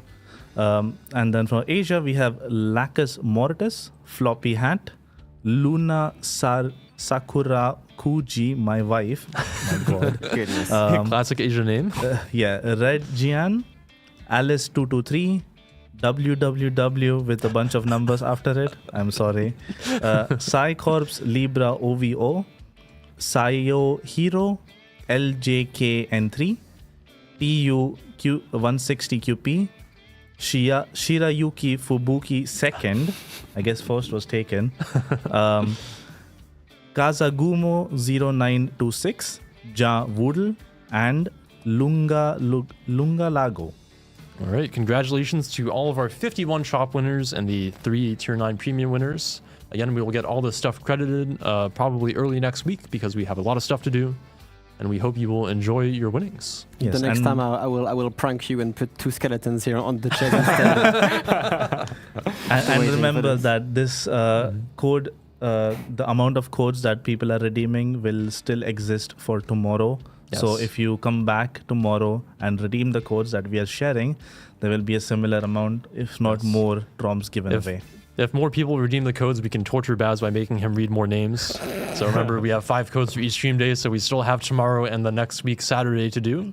So we'll probably be giving well over 100 chomps away. So make sure you show up. All right. I think we're into closing thoughts now, gentlemen. Goodness me. Yeah. I mean, it has been a long day for us in the studio, as well as I'm sure for the players as well, playing for their eliminations, especially in the latter half of the day. But I think the games have been of really, really high quality compared to usual like King of the Sea day ones. Usually kind of a slaughter. Yep. Yeah. But this time around, definitely a lot more varied strategy and a lot more close matches compared to before. I agree, and it's a blast to cast. It's very exciting and entertaining, and I sincerely hope that the viewers as well are enjoying the experience as much as we do. So yeah, I hope it was fun to watch, and looking forward for more action tomorrow. All right. Well, we'll be back tomorrow at roughly the same starting time. At the start of the stream, we'll be doing the draw, I think, for the round of 16. Yes, we will be starting the stream of tomorrow with doing a draw for the teams to know where they're going to place once they have finished the group stage. And after that, we will go back into the basically standard sort of schedule where we'll be going over the round 5 and then going into round of 16 and then going into the quarterfinals of King of the Sea 17 internationals. And what's very important to note is that the way we are setting up the stream is basically the exact same compared to today. It will just be a bit shorter. Yep. We have less games to play. We'll only be doing 3 best of 3 series instead of 4. So we hope you'll join us tomorrow for the next set of exciting games. And I think that's all from us for today. Yeah. And as always, let's once again thank the production team and all the people working in the background for having a really smooth stream experience for all of us. Yes. Thank you to everybody behind the scenes, including our volunteers and our production staff and our fantastic video team for taking probably around 8 hours of their day today to help us run this tournament. All right. We will see you guys tomorrow. Thank you very much. See you tomorrow. Bye-bye. Bye.